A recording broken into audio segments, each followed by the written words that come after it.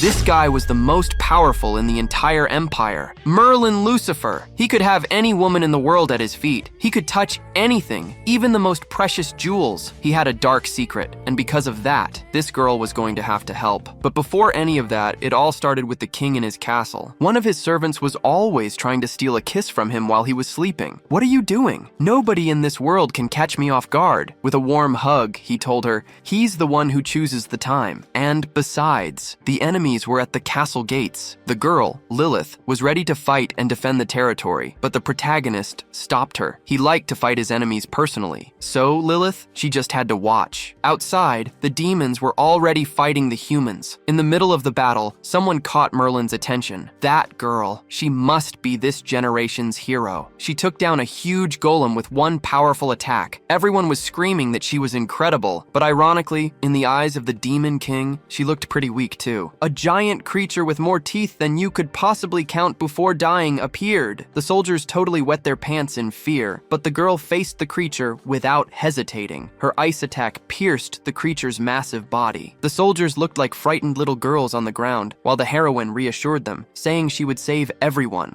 Her name was Alice, the current hero, and she was there to defeat the Demon King and bring peace to the world. Commanding her cowardly soldiers, the girl continued the attack. In the distance, they could see the Demon King's castle. One of the army's main funders was the church. The holy fat guy was annoyed with how long the battle was taking. He yelled that he was doing all the hard work, while the soldiers were taking way too long with the easy part. He was confident in victory this time, because now the powerful heroine was on their side. Back in Alice's battle, she noticed something while fighting. The Vanguard squadron wasn't holding its own against the bizarre monsters. She decided then to turn back and help them. But before she could get close to the fray, something in the sky caught her attention. The chubby bearded man roared that was the secret weapon the church had been cultivating for 100 years. A colossal whale-like creature descended from the heavens, the most fearsome weapon ever created on the entire continent. Both humans and monsters ceased their fighting, stopping everything to gaze at the monstrosity in awe. Alice, too, couldn't believe what she was seeing. A truly horrific monster. The bishop raised his staff and declared that was the Maiden of Battle, the church's masterpiece. The creature possessed gigantic, sharp teeth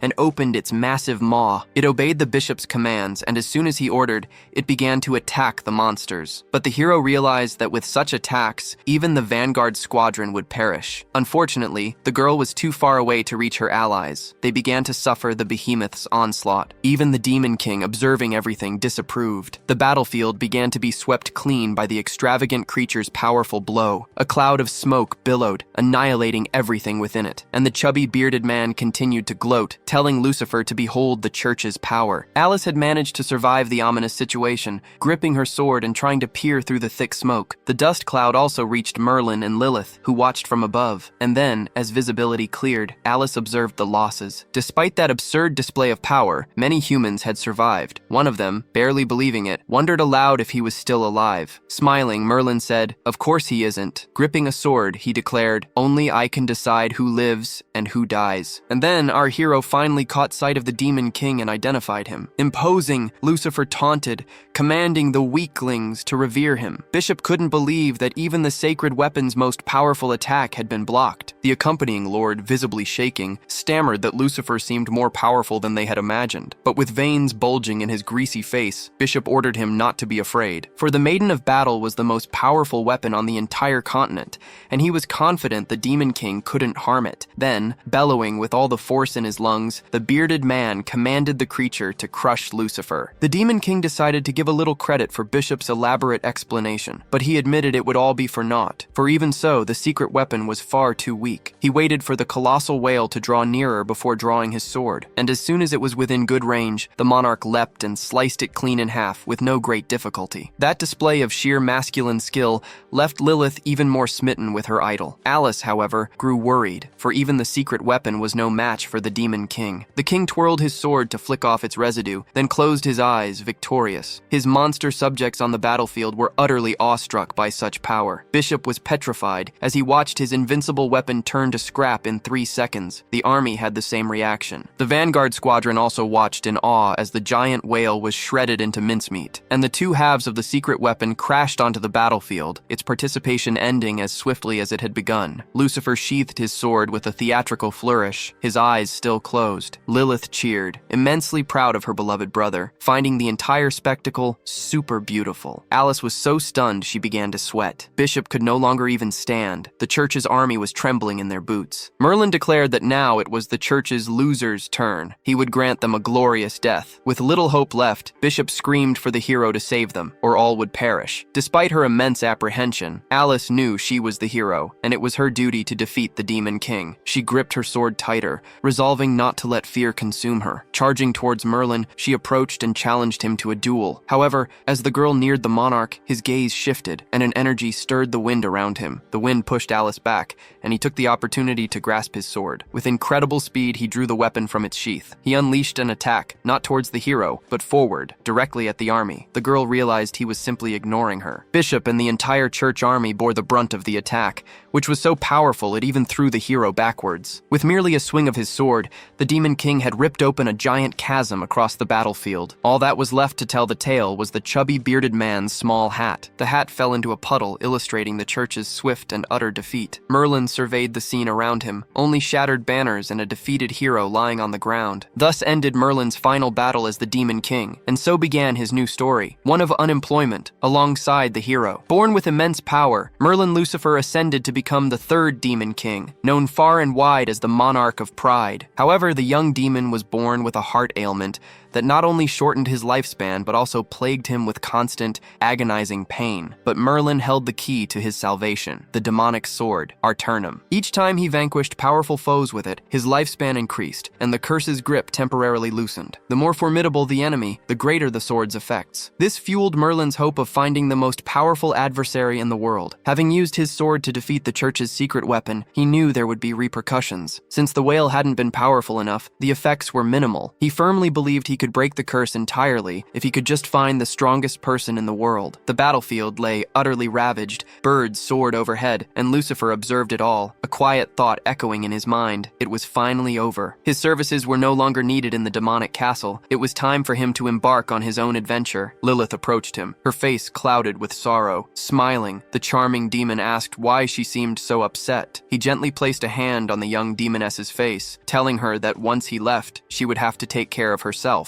Her eyes widened in alarm, and she tried to reason with her big brother. But knowing it was futile, she merely began to tremble. Tears streaming down her face, she cried that he had always been by her side, pleading with him not to leave her alone. He stroked her hair, knowing she loved to be pampered, but reminded her that she was a young lady now. Merlin's hand instinctively went to the left side of his chest, and the atmosphere grew heavy. He explained that if he stayed, sooner or later, the curse on his heart would surely kill him. He then asked if that was truly what she desired. The little girl threw herself into his arms, crying that she didn't want her big brother to die, but she didn't want to be left alone either. Placing her own hand over her chest, Lilith began to stammer. She declared that if necessary, he could take her life to extend his own lifespan, should the curse flare up. Merlin's eyes widened in shock at her declaration. He flicked her forehead, leaving a small red mark. He called her an idiot for such an absurd idea. Gently stroking her hair once more, he leaned closer and told her he would never do such a thing. But Lilith insisted, clasping the former monarch's hands, and said she wouldn't mind taking care of him, even if he became a useless neat. The words neat and useless pricked deep at Merlin's ego, but he still smiled, his gaze soft as he looked at the girl. With a warm, reassuring look, he told her he loved her, but he had to go. He promised that once he was free of the curse, he would return to stay by her side. He even added that when that day came, not even death would be able to tear them apart. His declaration of love made her completely lose her composure. She even let out a little squeal afterward. She admitted that after hearing that, it was impossible to keep acting like a pampered child. But Lilith still had an important piece of advice for him. In a serious tone, she warned him that there were many cunning hussies in the world, and he should be careful not to fall for their charms. She was prepared to kill every single one of them, pulling out their hair strand by strand, flaying them alive, throwing them into lava, and then eating their flesh. Faced with such a horror movie scenario, Merlin wondered if his little sister was, in fact, a yandere. So, without further ado, he set off on his path and bid Lilith farewell. As he walked, he came across Alice's body lying on the ground. Merlin observed her, trying to discern if she was alive or dead, but the girl was drooling, muttering incoherent words about eating more. Looking at her, he mused that after being knocked out, she had simply fallen asleep. So he decided to carry her, a decision that left Lilith in utter shock as she watched it all unfold. The girl shrieked, asking if a hussy had already appeared, but he calmly told her to quiet down, explaining that Alice would merely be a slave. He knew very little about the world outside, and a guide would be useful for this new journey, even if this woman was too weak to be a hero herself. Still, her willpower and resilience would prove to be useful tools by his side. Pouting, Lilith didn't much agree with the situation. In her opinion, Merlin should have just killed her. As he carried Alice on his shoulders, he stated that once the sun set, he would no longer be a demon king. He said that was all, and that he and Lilith would see each other again soon. As he bid the young woman farewell, he told her not to worry, because he would never fall for a hero. With that final warning, Merlin and Alice faded into the horizon. With a heavy heart and tears in her eyes, Lilith watched the love of her life disappear, but she vigorously shook her head to banish the intrusive thoughts from her mind. She tried to focus only on the promise he had made her, that when he returned, not even death would be able to separate the two lovebirds. This thought made her face flush as red as her hair. She was certain it had been a confession of his love for her, and she could barely wait to see him again. So, with a heart brimming with hope and anticipation, she decided to return. Lilith made her way back to the castle, her thoughts consumed by her beloved. She began to set mental goals. By the time he returned, she would have completed her bridal training and would be an excellent wife. Meanwhile, Merlin walked on, Alice still unconscious on his back. A former king, now without a kingdom, and a captive hero, an unlikely duo in search of adventure. Merlin and Alice continued their journey toward the former demon king's next adventure. Still unconscious but slowly regaining awareness, Alice wondered if she had truly lost. She recalled how, ever since leaving the mountains, she had found herself in one predicament after another. She had fallen for the church's sweet talk and empty praise, and the thought of defeating the demon king was her only way to stay optimistic. But after witnessing him defeat the church's secret weapon without even breaking a sweat, she finally realized the abyss of power between them was simply too vast. Alice remembered her master's words, how she was still slacking off in her cultivation. Her master had warned her that far beyond the mountains, much stronger individuals existed, and someone at her level would face immense difficulties. Now, after that disastrous defeat, the girl understood her master had been entirely right. Merlin paused his steps, something having caught his eye. It was a wooden ship, shattered into pieces on the seashore. Carefully, he placed Alice under a nearby tree. Scratching his head, he mused that he would need to figure out a way to find another boat. The former monarch moved away from the heroine, who remained unconscious, but slowly she felt her consciousness return, and her thoughts begin to organize. Something slimy and warm began to drip onto her. It ran down her cheek, soiling her face. She startled awake, realizing she wasn't alone. A sinister wolf was staring right at her. The girl quickly jumped up in a fright, scrambling to get away from the beast. Desperate, she screamed with all her might that it was a demon wolf. The hungry, deadly canine approached, its mouth full of razor-sharp teeth. Alice closed her eyes, wishing only for a miracle, as the beast was far too close. A sudden sound cut through the wind, interrupting the tense moment. The gloved hand of a gentleman grabbed the large wolf's greedy snout. Merlin placed himself between the girl and the monster, protecting her. With a firm voice and a calm yet commanding gaze, he ordered the demon wolf to lie down. Despite still looking rather sullen, the wolf obeyed like a trained puppy. The blonde-haired man explained that the human belonged to him,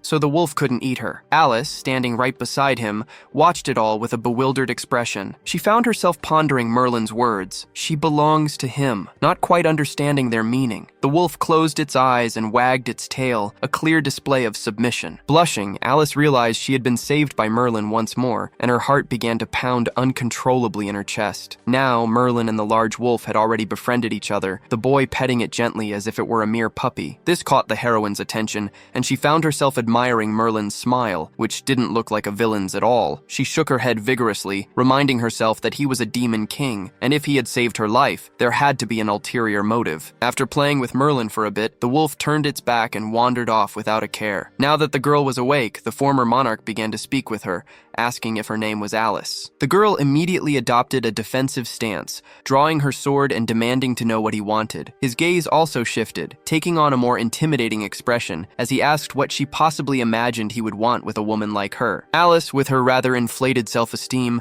imagined he had been captivated by her innocent gaze and now wished to corrupt her. But Merlin simply continued to boast about his position, declaring himself the former demon king, and so on. Determined, the heroine vowed not to let him do anything to her, and she froze her sword. She didn't let him finish his sentence and charged at the arrogant former king. With fierce determination, the girl prepared an attack with her frozen sword, but Merlin's expression didn't even flicker. He simply watched the sword approach, and without needing to expend much energy, he stopped her attack with just one hand, holding the sword's frozen blade with merely 2 fingers. Alice watched, barely able to believe such power. Merlin, now closer to the girl's face, widened his eyes as he noticed something. He placed his hand on her chin, realizing she was even more beautiful than he had first perceived. Leaning in even closer, with an alluring gaze, he whispered that she now belonged to him. Alice forced herself to remember she was in a fight, not some forbidden fan fiction scene. She slapped Merlin's hand away, pulling back from him. The fearless heroine shouted that she wouldn't bow down to an evil being like him. Merlin's expression turned serious as he slowly withdrew his hand, his gaze fixed on the girl. Then he merely shrugged, realizing it was all futile. The former monarch explained that she had misunderstood. This wasn't a request or a negotiation. She needed to face reality, for he was officially her captor. Merlin began to walk towards the girl. He pinned her against the tree trunk, placing a hand beside her head to block her escape. The blonde man stated that she was his prisoner, and he expected her to understand that clearly, because in reality, he could be a very gentle person. Alice might have hidden her racing heart, but she couldn't disguise her completely crimson face. Turning her face away,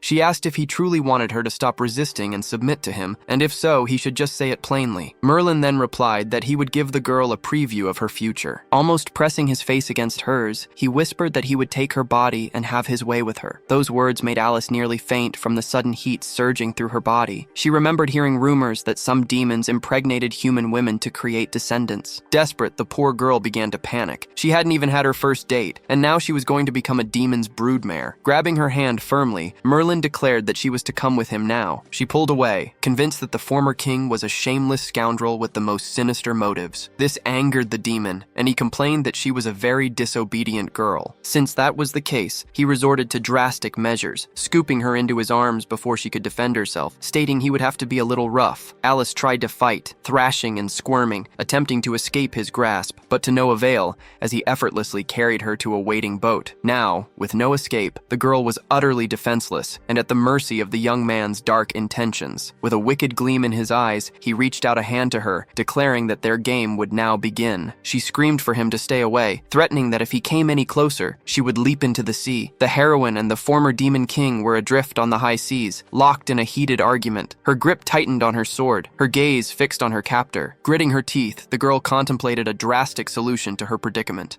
Pressing the blade to her own throat, she declared that if he dared to take another step closer, she would end her own life. The boat's oars lay stacked, one atop the other, unsettlingly close to Alice's feet. Merlin's eyes took in the scene, a plan quickly forming in his mind. He subtly stepped on the tip of one oar, causing it to pivot upwards. The opposite end swung up, striking the girl sharply on the head and throwing her off balance. With a yelp, she dropped her sword, which clattered onto the boat's wooden floor. Alice clutched her head, wincing at the throbbing pain from the oar's impact. Merlin let out a slow breath, inwardly marveling at how such a naive girl could have ever become a hero. Tears welled in Alice's eyes as she finally gave up. "Get it over with already," she pleaded, resigning herself. "There's no point in fighting it, but please don't be violent." But Merlin scoffed, a look of pure disdain on his face. He'd encountered countless women in his time, and she, he declared, was not even remotely his type. The demon king wasn't finished, though. He pressed his advantage, mocking her strategy of using a metal plate to compensate for her noticeable lack of assets. Alice flinched, mortified, and quickly explained, That's mithril armor." The realization that she was using mithril armor as padding sent Merlin into a fit of uncontrollable laughter. Now truly enraged, Alice demanded to know why he had kidnapped her in the first place, if not to produce an heir. He simply raised a finger, gesturing to the oars. "Do you see these?" he asked. They lay right beside her, within easy reach. Merlin explained that they would be navigating through the treacherous Strait of Orkney. From there, they would cross the churning seas to enter the territory of Great Britain. Alice stared, dumbfounded. She immediately burst his bubble. "Don't be stupid," she snapped. "That's impossible." Even the church's massive fleet struggled to navigate those waters, requiring hundreds of men and complex camouflage to evade unseen enemies. Countless creatures lurk beneath the waves, practically invincible. It would be utterly impossible for the two of them to take turns rowing alone, let alone at the mercy of those beasts. A wicked glint entered his eye. "You must be mistaken," he purred. "I never said we'd take turns." He'd explained that he'd take her body and make her do certain irrational things, by which of course he meant she'd be doing all the rowing by herself. With that, he turned his back to her, gazing out at the vast sea horizon. He planted his foot firmly on the prow of the boat, leaning forward to get a better view, and declared he would simply stand there, chilling out and enjoying the sea breeze. Alice's face contorted into a baffled expression, utterly bewildered, like a blind man caught in a crossfire. She stared at the lonely oars, then at the endless churning sea surrounding them. They were virtually adrift, and the terrifying realization of her predicament finally sank in. 3 days crawled by. The sky above them hung heavy and dark, swollen with rain clouds. Just as Merlin had planned, Alice was the one straining at the oars, while he merely lounged at the prow of the boat, observing. The girl remarked how strange it was that they'd been sailing for 3 days without a single creature attacking them. Merlin explained that the ocean was a place brimming with peril, and getting too close to a more powerful entity often led to one's demise. He added that a very large creature was currently tracking them, which was why all the other smaller fish gave them a wide berth. He casually instructed her to hold on tight, explaining that since he couldn't swim, if the boat capsized, she'd be entirely on her own. But Alice retorted that she'd once heard he'd split a sea demon in half with his bare hands. He clarified that that particular sea demon had ventured onto land, seeking to steal one of his precious delicacies. Naturally, he'd killed it. Alice's eyes widened as she noticed a colossal shadow rising from the dark depths, swiftly approaching. Even as Merlin spoke, the waters around their small vessel began to churn violently. He calmly explained that this creature was far larger than the sea demon he'd once faced. And then, the beast revealed itself. Their boat was tossed skyward as a terrifying sea monster erupted from the waves. Without hesitation, Merlin leaped straight towards it. Alice, meanwhile, was sent tumbling, on the verge of plunging into the churning water. The former Demon King noticed her predicament, and mid-air twisted his body back towards the boat. With a powerful kick, he managed to right their small vessel. It splashed down perfectly, hull side down, onto the waves. Alice landed with an undignified thud on her backside within the boat, safe for the moment. The sea monster let out a deafening roar, its colossal form dominating the horizon. Shocked, the heroine wondered if this could be the legendary ruler of Orkney, the very beast said to have sunk the British royal fleet. She knew Merlin Lucifer was powerful, but against the ruler of Orkney, she gravely doubted his sword would be enough. Merlin, for his part, remained utterly silent, his gaze fixed on his new foe. Lightning flashed behind the monster, illuminating it in a terrifying cinematic tableau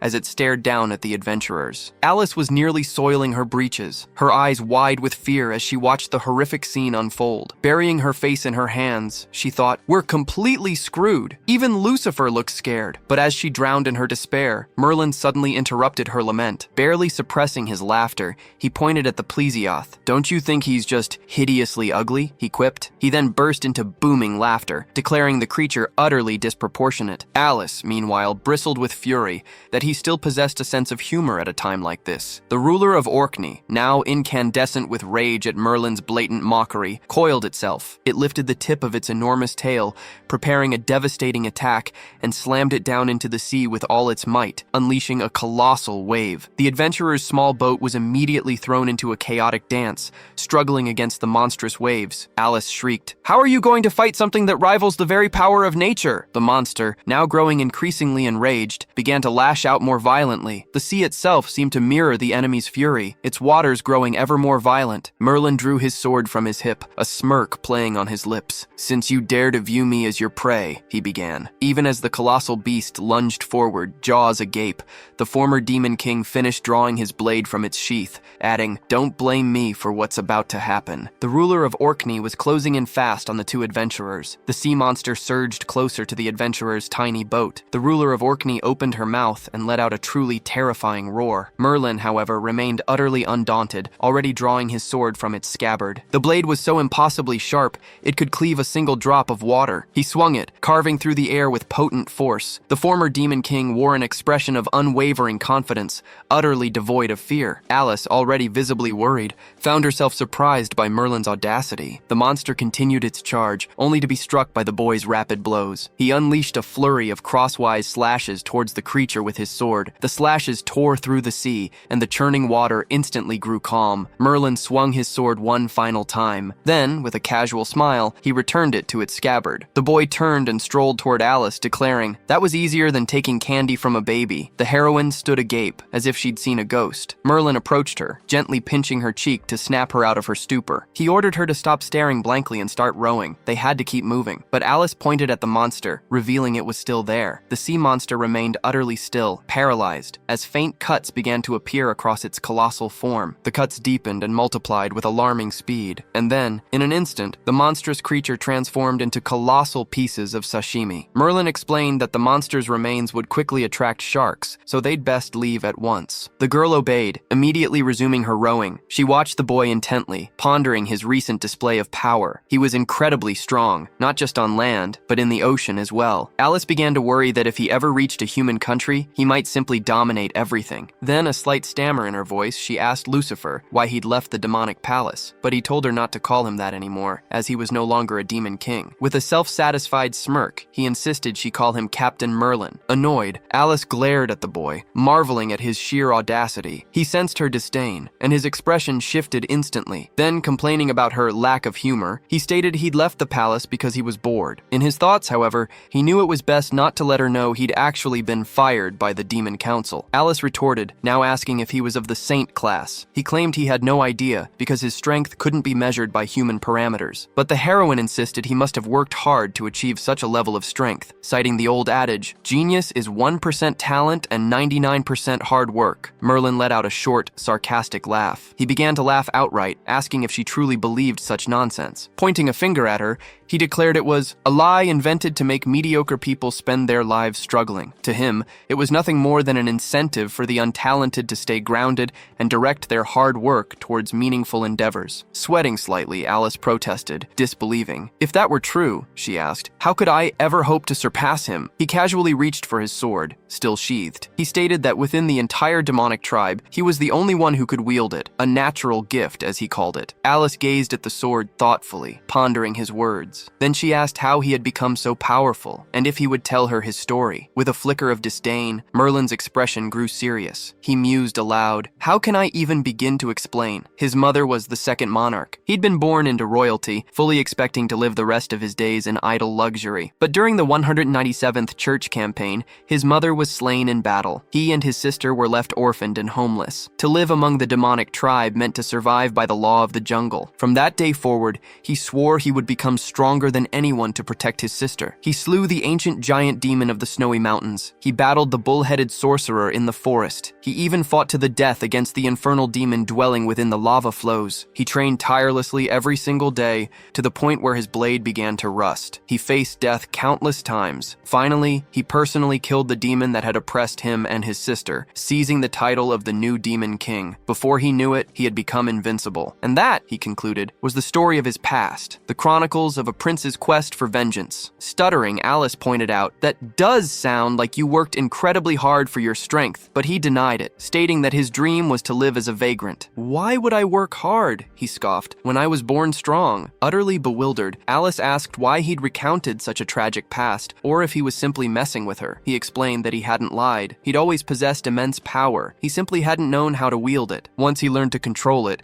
he truly became mighty. The girl's face registered overwhelming disappointment. Merlin scoffed again, claiming that even if he explained it, she wouldn't understand. He then ordered her to resume rowing. As he lay back, completely relaxed, Merlin mused that leaving the palace had been an excellent choice. Defeating the Plesioth had eased his heart's curse. He even wondered if it was some kind of illusion, given how much calmer his heart felt. And it seemed to happen most often when he was near that stupid heroine. The day was clear, the sky a brilliant blue over the coast. Seagulls soared overhead, their characteristic cries echoing through the air. The adventurer's boat finally reached the shore, gently coming to rest on the sand. Merlin disembarked and surveyed the island, a question forming in his mind. Was this truly Great Britain? Towering mountains rose sharply from the sand, their peaks so high that even the circling seagulls disappeared from view. The crystal-clear sea provided a soothing soundtrack with the gentle lapping of its waves. A hint of unease in his voice, Merlin turned to Alice. "What is this place? I told you not to stop until we reach Great Britain, and I don't see any villages here." The girl girl remained on the boat, which sat unmoving on the shore. A small hand could be seen gripping the edge of the vessel. The poor heroine was utterly exhausted. "Can't you see for yourself where we are?" she grumbled, her voice strained. She simply slid off the boat, collapsing onto the sand in a heap of exhaustion. Merlin had indeed made her row the entire journey alone. Fury simmered within her. She swore that the moment she mastered her teacher's secret ice arts, she would make him pay. Merlin approached the girl, who remained sprawled on the sand. Placing his hands on his hips, he stated, "You'd do well to remember your place. You're my slave now. You can't just throw tantrums like a spoiled child." He then moved his hand, reaching towards her face. Alice's eyes widened. Was he actually going to strike her? Instead of hitting her, however, he pinched both her cheeks, pulling them outwards. The girl cried out, demanding to know what he was doing. He began to playfully jiggle her cheeks, pulling them with a comical squelching sound. She swatted his hands away. "Is Great Britain," she exclaimed a little too loudly. "It's just not the main port, but somewhere near the north coast." Merlin finally released his slave's cheeks, a smirk playing on his lips. Adjusting his clothes, he conceded, "So you were working hard, rowing the boat. You deserve some praise for that." Still fuming, Alice retorted that she wanted no compliments from him. He merely waved her off, saying, "Well then, perhaps we'll meet again another time. It was a pleasure sailing with you." Alice, however, strongly disagreed that it had been any pleasure, mentally cursing the former Demon King with every foul word she knew. Merlin began to walk away from the girl, heading inland from the coast. But suddenly he stopped, a thought striking him. He realized he would undoubtedly need money to survive in a human country. As a former member of the demon tribe, he currently didn't possess a single coin. A malicious glint sparked in his eyes. He turned, looking back at Alice. That unsettling gaze sent a shiver down Alice's spine. He remembered carrying her on his back earlier, feeling the mithril plate beneath her clothes, an artifact likely passed down through generations. This armor served not only for protection, but also to enhance her figure. Its interior was probably etched with runes for all manner of magical resistance, and the back pain it had caused him was a testament to its immense value. If he could get his hands on that armor, he could make a fortune. Alice watched the blonde man mumbling to himself, completely oblivious to what was about to happen. Suddenly, he darted towards her, catching her completely off guard. As he neared, he cleared his throat delicately, hand held politely near his mouth. Then, extending a hand to her with exaggerated politeness, he declared, "Parting from you in such a situation would simply break my heart. So perhaps you could give me something truly precious." Crossing her arms defensively, she eyed him suspiciously. "What do you want?" Pointing at her with an intense, unwavering gaze, he simply said, "Take off your clothes." Alice let out a desperate gasp, completely blindsided by his demand. She tumbled onto her rear, sputtering, "But you said you weren't interested in me." He merely shrugged. "I've changed my mind now." She instinctively crossed her arms over her chest, backing away and pleading with him not to come closer. A sinister, almost maniacal grin spread across his face. "You just need to do as I ask." The sheer desperation of the moment sent her heart racing. She screamed as loudly as she could, but the deserted coast offered no one to hear her plea. Tears welled in her eyes. "Please," she choked out, "be gentle. I've never done this before." But now, holding her armor in his hands, he chuckled, making a jab about her lack of curves. "What I wanted is already right here," he stated. Alice was still processing Merlin's request, slowly realizing that taking off her clothes had only ever been about the armor. He explained that a mithril hero's armor was worth a fortune. Calling her Miss Flatchest, he then turned his back and bid the girl farewell. Alice was now stripped of both her armor and her dignity. She raged, screaming curses at Merlin, calling him despicable, shameless, and an utter idiot. The poor heroine couldn't contain her emotions, tears streaming down her face and wetting her hands. She wailed at the top of her lungs that she never wanted to see that man's face again. She continued to sob there on the sand, utterly alone and abandoned. Meanwhile, Lilith was concocting a bizarre potion from crocodile bits and other strange creatures. Back with Merlin, he continued his journey, whistling a cheerful tune. He mused aloud that he hoped to encounter more interesting people from now on. A year had passed, and we now find ourselves on the outskirts of Wales in Britannia. A man held a piece of wood, seemingly surveying the area. They were petty thieves, light-fingered rascals, lurking in wait for someone to ambush. One of the thieves announced he'd spotted someone approaching, but the person was practically dressed in rags and didn't look like a very profitable target. The man perched in the tree seemed to find the approaching figure familiar. He held a leaflet, and a chuckle escaped him. The other thief asked what was so funny. With a sly grin, he declared that appearances could be deceiving, because this guy could be worth a fortune. And just then, the leaflet slipped from his grasp, fluttering away on the breeze. Merlin, ragged and famished, leaned heavily on a walking stick. He saw a piece of paper fluttering above his head. The paper landed right on his face. He managed to read it, realizing it was a wanted post poster, with his own face plastered on it, offering a hefty reward and everything. He didn't seem surprised, merely lamenting that he'd become a wanted man over a few dinners and minor mischief. Merlin found the human world incredibly dull, his money was gone, and there wasn't a single easy job that paid well. The thieves interrupted Merlin's contemplative walk, ordering him to halt. They announced that unsurprisingly, the road belonged to them. The former king merely glanced at them, utterly disregarding their claim. He played deaf,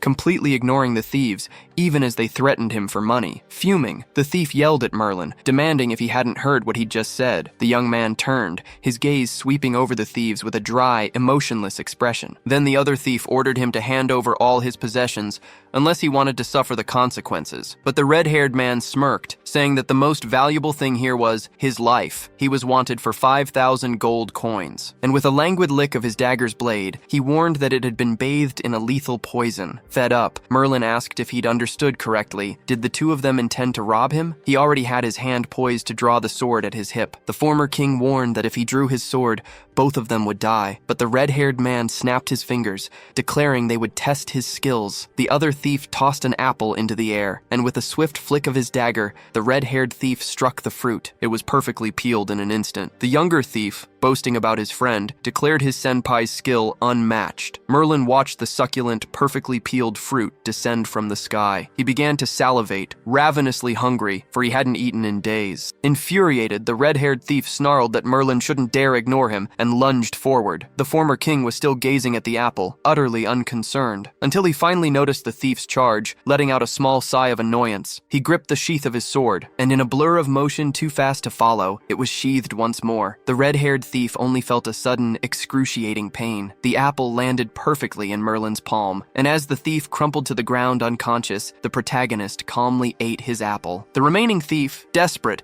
cried out, asking how such a thing was possible. He decided to flee, scrambling away and begging Merlin not to kill him. Sighing, Merlin declared that opponents like these were truly tedious. On the ground, the body of the other red-haired thief seemed to be evaporating. The vapor intensified, as if his body were undergoing some kind of transformation. This caught Merlin's attention, and he gazed down at the corpse. He realized that the thief he'd just dispatched was, in fact, some kind of goblin. Presumably, this goblin had been in disguise, fearing persecution by the Imperial army. Merlin continued to munch on his apple, observing the dissolving body. He tossed the apple core over his shoulder, thinking it wasn't his concern, and decided to go look for more food. But nearby, nestled into the mountainside, was a cave, and from that opening emerged a goblin clutching a spear. The thief who had earlier fled from Merlin appeared at the cave's entrance, and the goblin guard demanded his business. The bandit then revealed his true identity, stating he wished for an audience with Your Majesty. The goblin guardian allowed him entry, but warned that if his matter wasn't urgent, he would face the consequences of disturbing their majesty. A gigantic goblin sat enthroned, demanding to know where the money was. Bowing deeply, the petty bandit apologized, admitting he hadn't managed to steal a single thing. The king began to roar, bellowing that he shouldn't have returned and threatening to devour him. But the thief quickly interjected, saying he actually had important information to report. He recounted that Regu-senpai had been decapitated by a human. He further explained that the human hadn't even properly drawn his sword. It was just a flash of the blade, and his friend was already dead. The goblin king let a mischievous smirk creep onto his face. He mused that it seemed humans wanted to provoke a war with the goblins, even employing high-level experts. The city market buzzed with activity, people walking and buying without end. Merlin strolled through, taking in his surroundings and eyeing the various wares. His coins had run dry, and he mused that he'd need to find another job that allowed him to live as a carefree drifter. Just last year, he'd amassed a small fortune and indulged in a life of luxury after appropriating Alice's armor. Living in a sprawling mansion and hiring a full staff, he'd squandered every last coin. Every meal was prepared by renowned chefs, and on top of it all, he frequently gambled on horse races, never once winning. By the time reality hit, he'd blown through his entire fortune and completely ruined his reputation in the city square. Yet, so accustomed to his pampered lifestyle, he continued to frequent fancy restaurants even without money, inevitably causing a scene. Before long, wanted posters bearing his face were plastered across every corner of the city. The soldiers declared he had truly managed to stir up quite a mess in Scotland. As a wanted fugitive, he'd had to vanish from the area to escape the relentless debt collectors. Now, in the middle of the street, he drew a crowd, announcing he was about to put on a spectacular show unlike anything they'd ever witnessed. The former demon king, once accustomed to a life of opulence, had now become a humble street performer. He solicited money from any passing otakus and fujoshis, adding, "And if you're broke, at least come and applaud." The most unbelievable part was that he actually managed to capture people's attention, who began to gather, intrigued. A confident smile on his face, he prepared to display some of his skills. With a theatrical flourish, he demonstrated a sequence of nimble, sidestepping footwork. The onlookers were thoroughly impressed, wondering aloud if he was a martial artist. But he merely scoffed, declaring it was only the beginning, and the true spectacle was yet to unfold. Then, he launched into a breathtaking tap dance routine, and striking fabulous poses,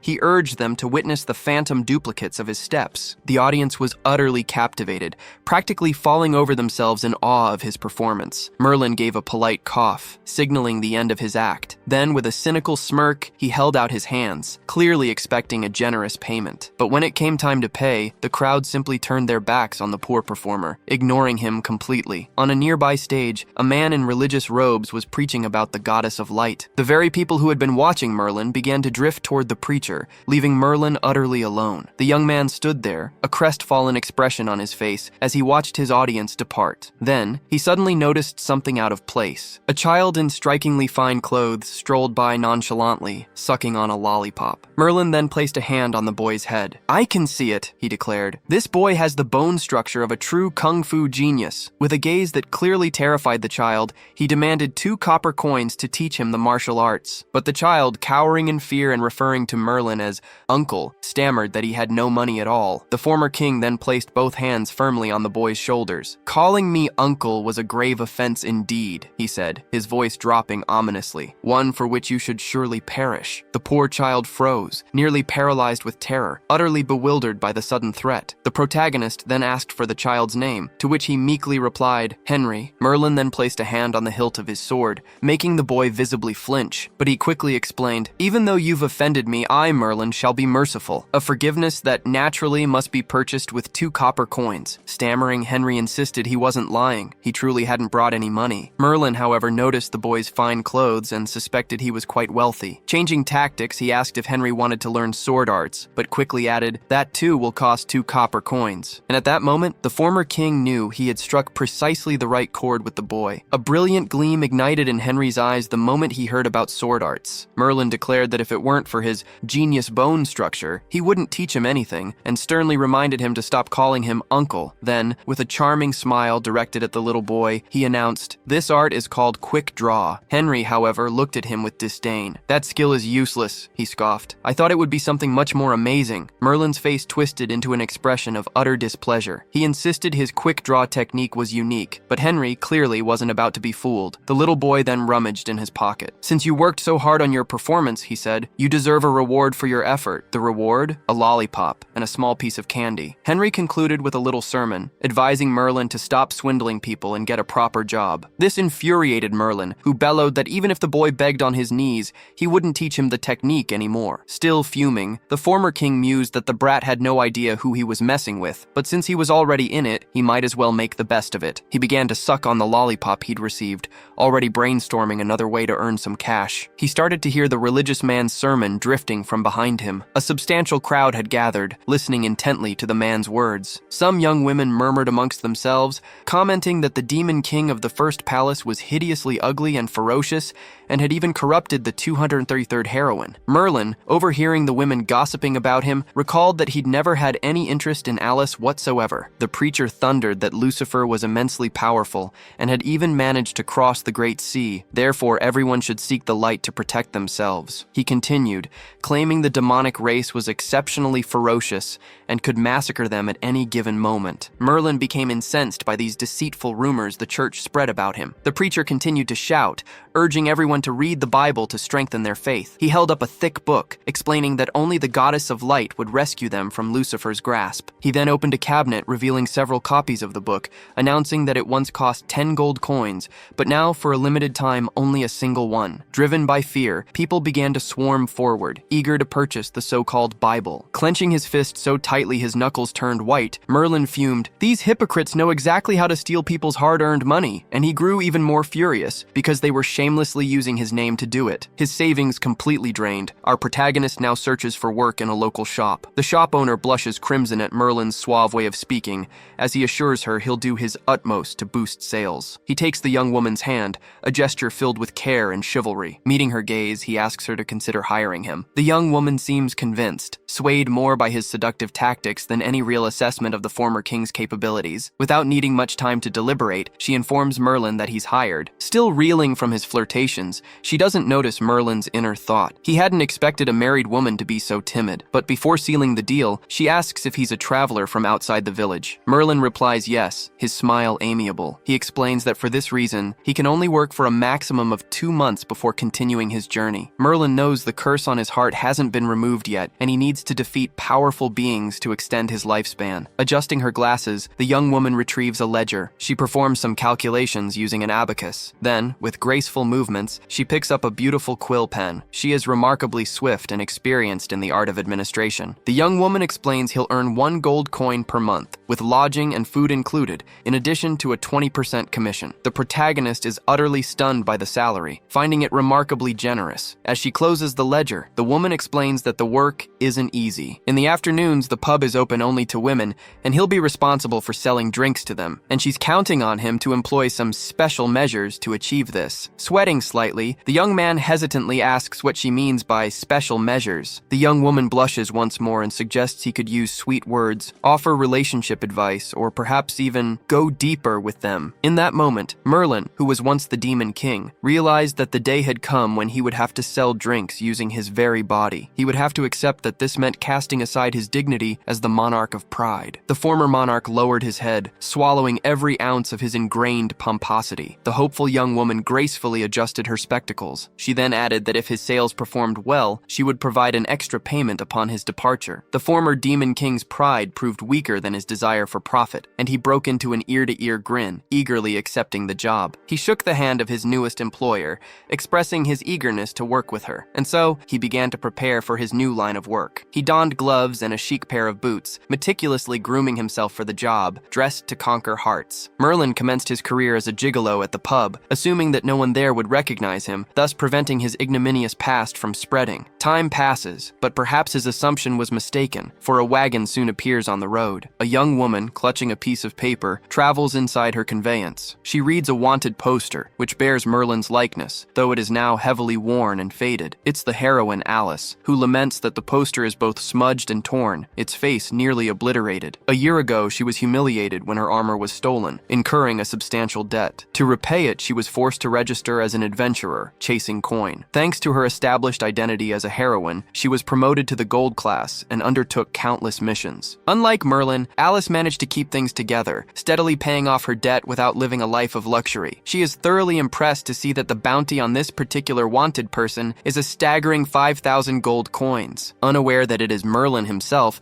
she decides to accept this highly lucrative mission, to apprehend the gigolo from Scotland. She believes it will be an easy task, and with the money, she'll finally be able to buy beautiful new outfits and pay her rent. She and her little donkey, Sweet Tart, continue together along the path. But little does she know, the man she's pursuing is the very person she wouldn't wish to lay eyes on again. Not for all the gold in the world. Night falls, and our scene shifts to the pub where our protagonist is now employed. Within, 2 figures partake in a dancing spectacle, their shoes keeping pace. It's Merlin the Charmer, accompanied by a lavishly dressed client. With an irresistibly tempting expression, the man asks if the young woman would drink that wine for him. With cheeks flushed crimson, the young woman declares she'd even die for him, calling him her little daisy. The other women in the hall grow excited, clamoring for hugs of their own. Seductively placing a finger to his lips, Merlin asks if they might all buy a drink then. The women instantly form a line, vying for the protagonist's attention, all eager to splurge a little money on him. The bar owner had, it seemed, already anticipated his immense success with the female clientele. A child's voice calls out to the woman,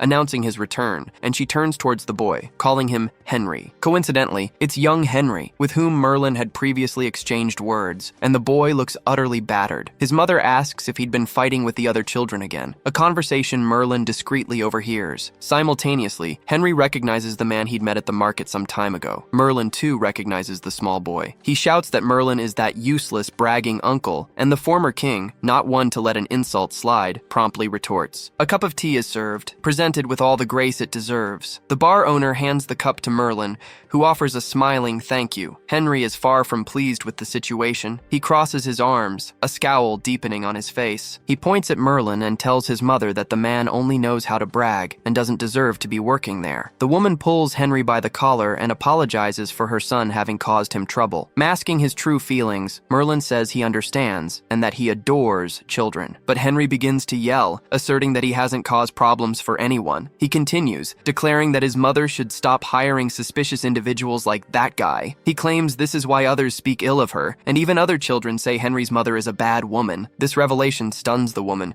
leaving her speechless at her son's blunt declarations. Sipping his tea, Merlin muses that it's indeed to be expected for a single mother to be subjected to such malicious rumors. He notices Henry's clothes are likely soiled because he was fighting with the children who had spoken ill of his mother, and indeed the boy's once somewhat fine attire is now reduced to tatters. Merlin begins to reflect, deciding to take a stance on the entire situation. He tells Henry that if he truly wishes to protect someone, then he must grow stronger. If he wants to protect his mother, he needs to strive for strength so that people will think twice before daring to provoke him. Pointing an accusatory finger at Merlin, Henry retorts that he's merely an opportunistic gigolo with no moral standing to say anything at all. He flails his arms, declaring that even if he has to die out there, he refuses to learn the useless quick-draw technique Merlin has to teach. And with a furious glare, the small boy slams the door and bolts out. His mother tries to go after him, but he's already sprinted too quickly into the street. With a look of sheer distaste, Merlin merely watches the situation unfold, thinking, that brat is truly an utter nuisance. The Moonlight Pub was a truly bustling spot after dark. Merlin was polishing a glass, observing the evening's lively bustle. An armored warrior, Logue, asked if there really were goblins in that village. Another warrior confirmed it, and a young woman chimed in, mentioning they'd found a goblin corpse on the road not long ago. The man who had asked the question downed his drink in a single gulp. Turning to Merlin, he requested another. The protagonist, Merlin, confirmed the order with a charming smile. With an extravagant, graceful flourish, he poured the drink into a cocktail shaker. He then shook it vigorously to prepare the concoction. Putting on a show, he tossed the glass behind his back with theatrical flair. Next, he deftly juggled it from one hand to the other. Finally, he poured the meticulously crafted drink into a fresh glass, a smile still gracing his lips. He then served the drink to his customer, inviting him to enjoy it. Logue was visibly impressed by such masterful bartending. The other man, a red-haired young man, also requested another drink, and Merlin, still smiling, replied that it was his pleasure to serve them. Night deepened, and time slipped by. The conversing warriors continued to order drinks and some appetizers. Logue, the spiky-haired warrior, was nibbling on a snack. The red-haired young man explained that his share of the mission's reward would be 2,000 gold coins, but Logue shook his head, asking why the young man was giving him a larger share. The red-haired young man blushed and started scratching his face. At the same time, the young woman accompanying them at the table also looked embarrassed, and then the two decided to admit something. The lovebirds announced they were getting married and would return to their hometown after completing this mission. Logue was shocked by the announcement, especially that it would be right after this mission. Merlin, who had been discreetly listening in on their conversation, made a face as if he'd just smelled something rotten. Logue congratulated his companions, but Merlin inwardly thought, that's a death flag if I ever saw one. He decided to approach and interrupt their conversation, politely asking for a moment of their time. In a calm, friendly voice, he inquired about the details of their mission. Logue explained that it was to kill 100 goblins and collect their ears. Logue then asked if Merlin fancied becoming an adventurer himself, but Merlin denied it, saying he was simply curious if it was a dangerous mission. The red-haired young man reassured him that he needn't worry, as they were silver-class adventurers. Scratching his chin, Merlin mused that it really didn't sound that dangerous. He then thanked the adventurers in advance for protecting his town. Later, far from the bustling pub, Logue was battling a group of goblins with his trusty axe. He managed to defeat several of them with just a few swift swings. Wiping sweat from his brow, he looked quite pleased,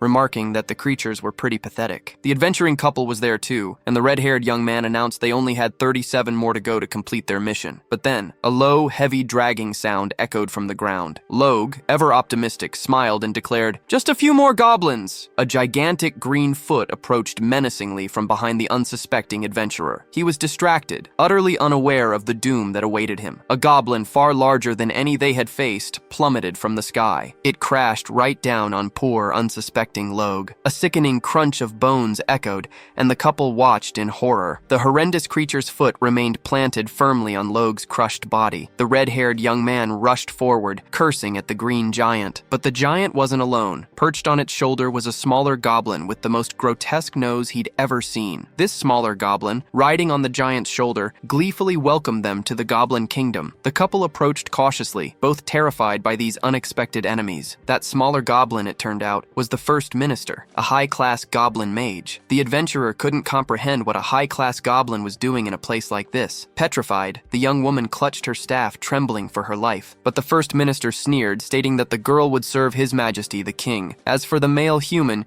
he would be of no use to them, and thus he would perish. He quickly conjured a massive fireball and launched it directly towards the young man. The swordsman yelled for the mage to cover him, declaring they would fight. The young woman gripped her staff tightly and began to channel multiple spells through it. She formed a shimmering portal of light and energy, conjuring several powerful spells at once. The swordsman, for his part, was channeling his strength into his sword. He focused all his energy into his blade. It pulsed, wreathed in crimson flames. He unleashed his attack, an explosive cross slash, straight towards the fiery projectile. The flaming blade met the very edge of the fireball. Concentrating intensely, the swordsman was filled with profound worry. In his heart, he hoped and prayed that both of them would manage to escape. But while he was preoccupied with the fireball, the giant goblin that had stood beside the First Minister suddenly appeared before him. With its massive club, it delivered a powerful blow straight to the adventurer's body. The strike was so forceful, it sent the warrior flying from the impact. He crashed headfirst onto the ground with a sickening thud. The young woman despaired, crying out her fiancé's name. Then the goblin First Minister ordered his minions to capture her. She screamed desperately for help as the goblins seized her. Troon, who had survived the giant goblin's attack, yelled for the bastard goblins to leave her alone. Chuckling maliciously, the First Minister said he had a chance to save his beloved if he agreed to a small deal. The sign for the Moonlight Pub, where our protagonist works, came into view. Alice stood outside, gazing at the sign. She'd heard it was the best inn in town. The girl peered through the doorway, trying to gauge the activity inside. She spotted several lively women, one of them calling out for Little Daisy. Alice quickly concluded that the place was indeed quite popular. The pub owner approached, asking if it was her first time here. Judging by her clothes, she looked like she was from out of town. Alice displayed her adventurer's crest and stated she was looking for a room for the night. Smiling, the owner confirmed she had accommodations and asked Alice to follow her. The two ascended a wooden staircase that creaked with every step until they reached the door to room 206. Pointing to the door, the owner explained that this would be her room. She added that if Alice was looking for entertainment,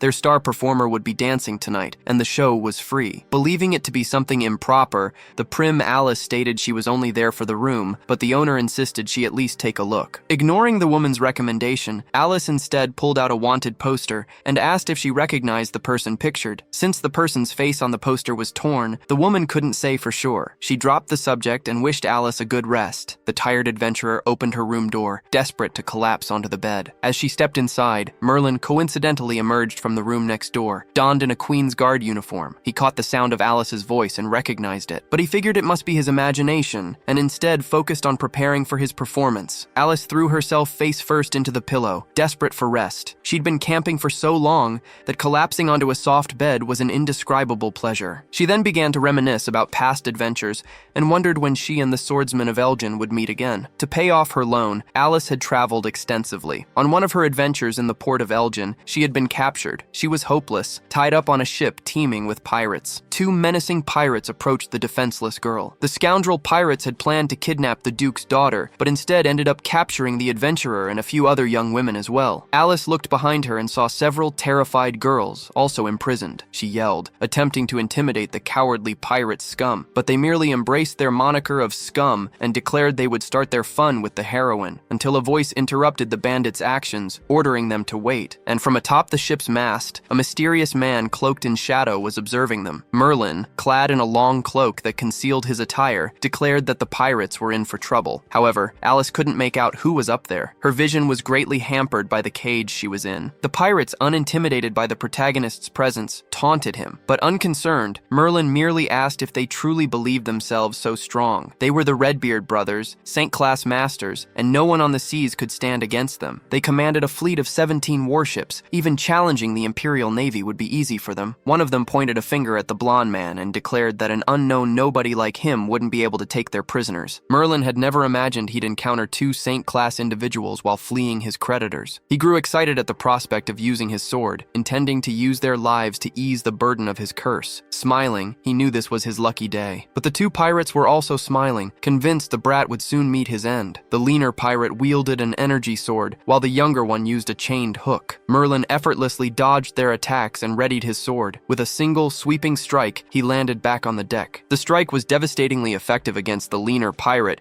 who screamed in agony, and equally so against the heavier one, whose chains shattered into pieces. The blow, in fact, was so powerful it split the vessel in half. Then, in a heroic pose, his cloak still concealing his identity, Merlin landed victoriously. Only then did Alice get a glimpse, and even to this day, she doesn't know the identity of her savior. But that single act was enough to steal the naive girl's heart, and she clutched her pillow, utterly smitten. She mused that even without seeing his face, she knew he must be a very generous and calm person. And then she remembered she needed to write to her mistress. The heroine picked up a beautiful quill pen and dipped it in ink. She then began the letter, stating that she was well and so incredibly rich she'd never have to worry about owing money to the church again. She had even entered a relationship with the legendary master swordsman of Elgin, and a brilliant future lay ahead of her. She concluded the letter by asking her mistress not to worry about her, promising to visit soon. After penning all those lies, Alice still looked up at the starry sky, a smile playing on her lips. The sky was clear and teeming with stars. Alice began to pray, as she did every day. She prayed that she would never again have to encounter that bastard Merlin for the rest of her life. Alice also asked God to turn Merlin into a wretched bum with no choice but to work as a gigolo, and just as the superstition goes, our protagonist sneezed the moment Alice began to speak of him. Adjusting the mask of his uniform, he mused that he sneezed every day at this exact hour, wondering if someone was indeed cursing him. The young women in the audience were practically swooning, eagerly calling out for the famous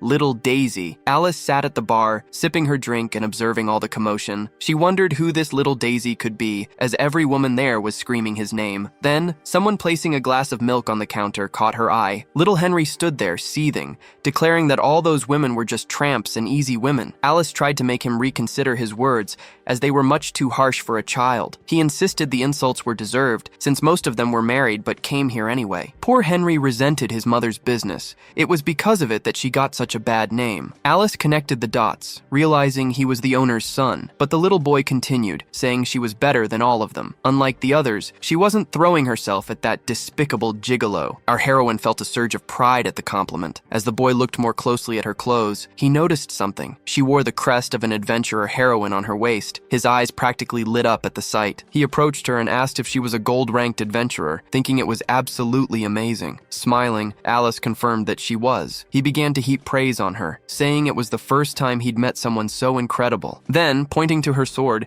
he asked if she could teach him how to use one. Awkwardly, Alice turned to look at her sword, still sheathed at her side. She knew that without the proper lineage, it was impossible for anyone to learn the ice sword arts. Seeing the little boy's overwhelming enthusiasm and unwilling to disappoint him, she had an idea. She gently patted his head to soothe him. She promised to teach him, but only if he drank more milk to make his body stronger. Henry beamed with excitement at the proposal. He gripped the glass of milk with gusto and determination. He then proceeded to chug the entire glass in one go, hoping to instantly become stronger. After finishing it, he declared she was very clever, comparing her to his useless uncle who only knew how to use the quick draw technique. Alice asked who this useless uncle he was talking about was, and just at that moment, Merlin began his show, apologizing for the delay. The audience of frenzied women erupted in cheers. He appeared on stage, radiant with splendor and charm. Unimpressed by the spectacle, Alice realized this was the infamous Little Daisy. Henry chimed in, confirming, "That's him, the useless quick-draw uncle I was talking about." He added that even if he was useless, his uncle was a complete ladies' man, the very picture of a gigolo. Gigolo, the magic word our adventurer needed to hear to know that that he was her target,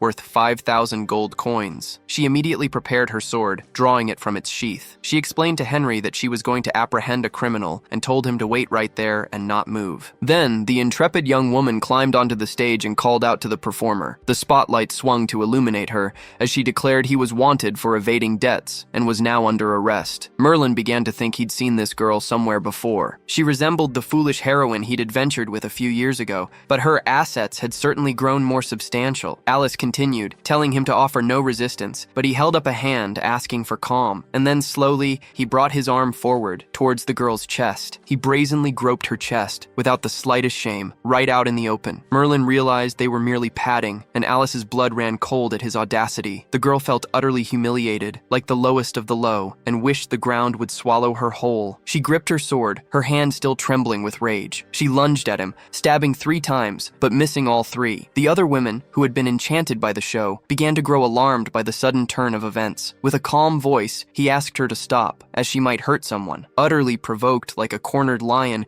she roared back that she wouldn't stop until she'd cut off his hand. The protagonist took a deep breath and prepared for his next move. He executed a nimble leap, dodging a thrust of her sword. He managed to step on the blade, using it as a foothold. Finally, he landed, knocking the sword from her grasp and pinning it between his foot and the ground. He cupped her head with his hand, preventing her from moving. Then, he asked her to let it go. A year had passed, but her temper had only worsened. She should consider their relationship. Alice looked confused by the man's words and asked who he was. As he took off his mask, he asked if she had already forgotten the tender nights they'd spent together on the boat. He claimed he still remembered her wildly smitten form, undressing and begging for his embrace. And then our adventurer realized who the man standing before her was. With a seductive smile, he introduced himself and said she had been so young and pure back then. Then, like a lightning bolt to her brain, the unpleasant memories of Merlin humiliating her resurfaced in her mind, and she let out a scream so shrill and loud it could make a street cat die of a heart attack. It's a beautiful waning moon night, and we see the entrance of the Moonlight Pub. Merlin holds the mask that had concealed his identity, gazing deep into Alice's eyes. He asks if she has already forgotten the lovely nights they spent on the boat. With a hateful glare, recalling everything she endured back then, she stares him down. Gripping her sword, she declares that because of him, she had to live in shame for an entire year. So, without hesitation, she lunges at the former king,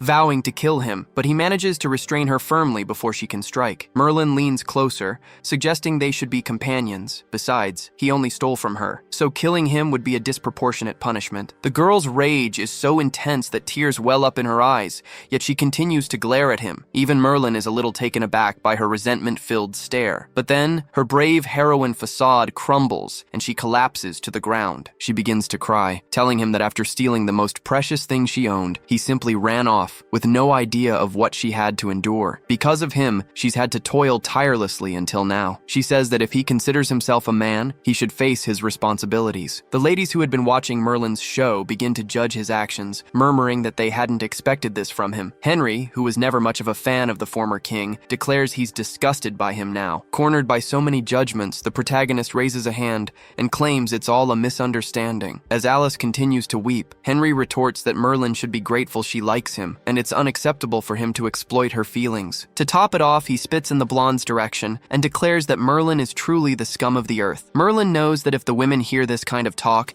it will utterly destroy the persona he has so carefully crafted. So he makes a decision. He won't let everything go down the drain. He approaches Alice and gives her a tender embrace, surprising everyone present. Merlin asks her to calm down and promises to buy her a drink. And while they drink, they can talk and sort things out. Time passes and the common room slowly empties until only the quiet tick-tock of the clock can be heard. Alice and Merlin sit at the bar in an uncomfortable silence. As she finishes her drink, Merlin says that the customers have all left, and now they can finally talk. Wiping her mouth, she exclaims that iced milk is the best drink and orders another. Merlin finds her rapid drinking inelegant, teasing that she'll end up a spinster at this rate. She retorts that she's already in a relationship with Elgin's master swordsman, to which Merlin scoffingly suggests the man must be blind to like her. The bar proprietress muses that Merlin is truly good with women, seeing as he's even been acknowledged by a high-class adventurer. And from an outsider's perspective, she thinks they look like a couple deeply in love. The bar proprietress tidies the glasses, all the while observing the situation. Then she approaches Merlin and calls his name. She explains that she's going to put Henry to bed and ask them to make themselves comfortable. With a wink, she wishes him good luck in making amends with Alice. Merlin thanks her as the woman ascends the stairs towards the rooms. Alice then gets straight to the point, demanding demanding he return what he stole so they can be quits. Playing cynical,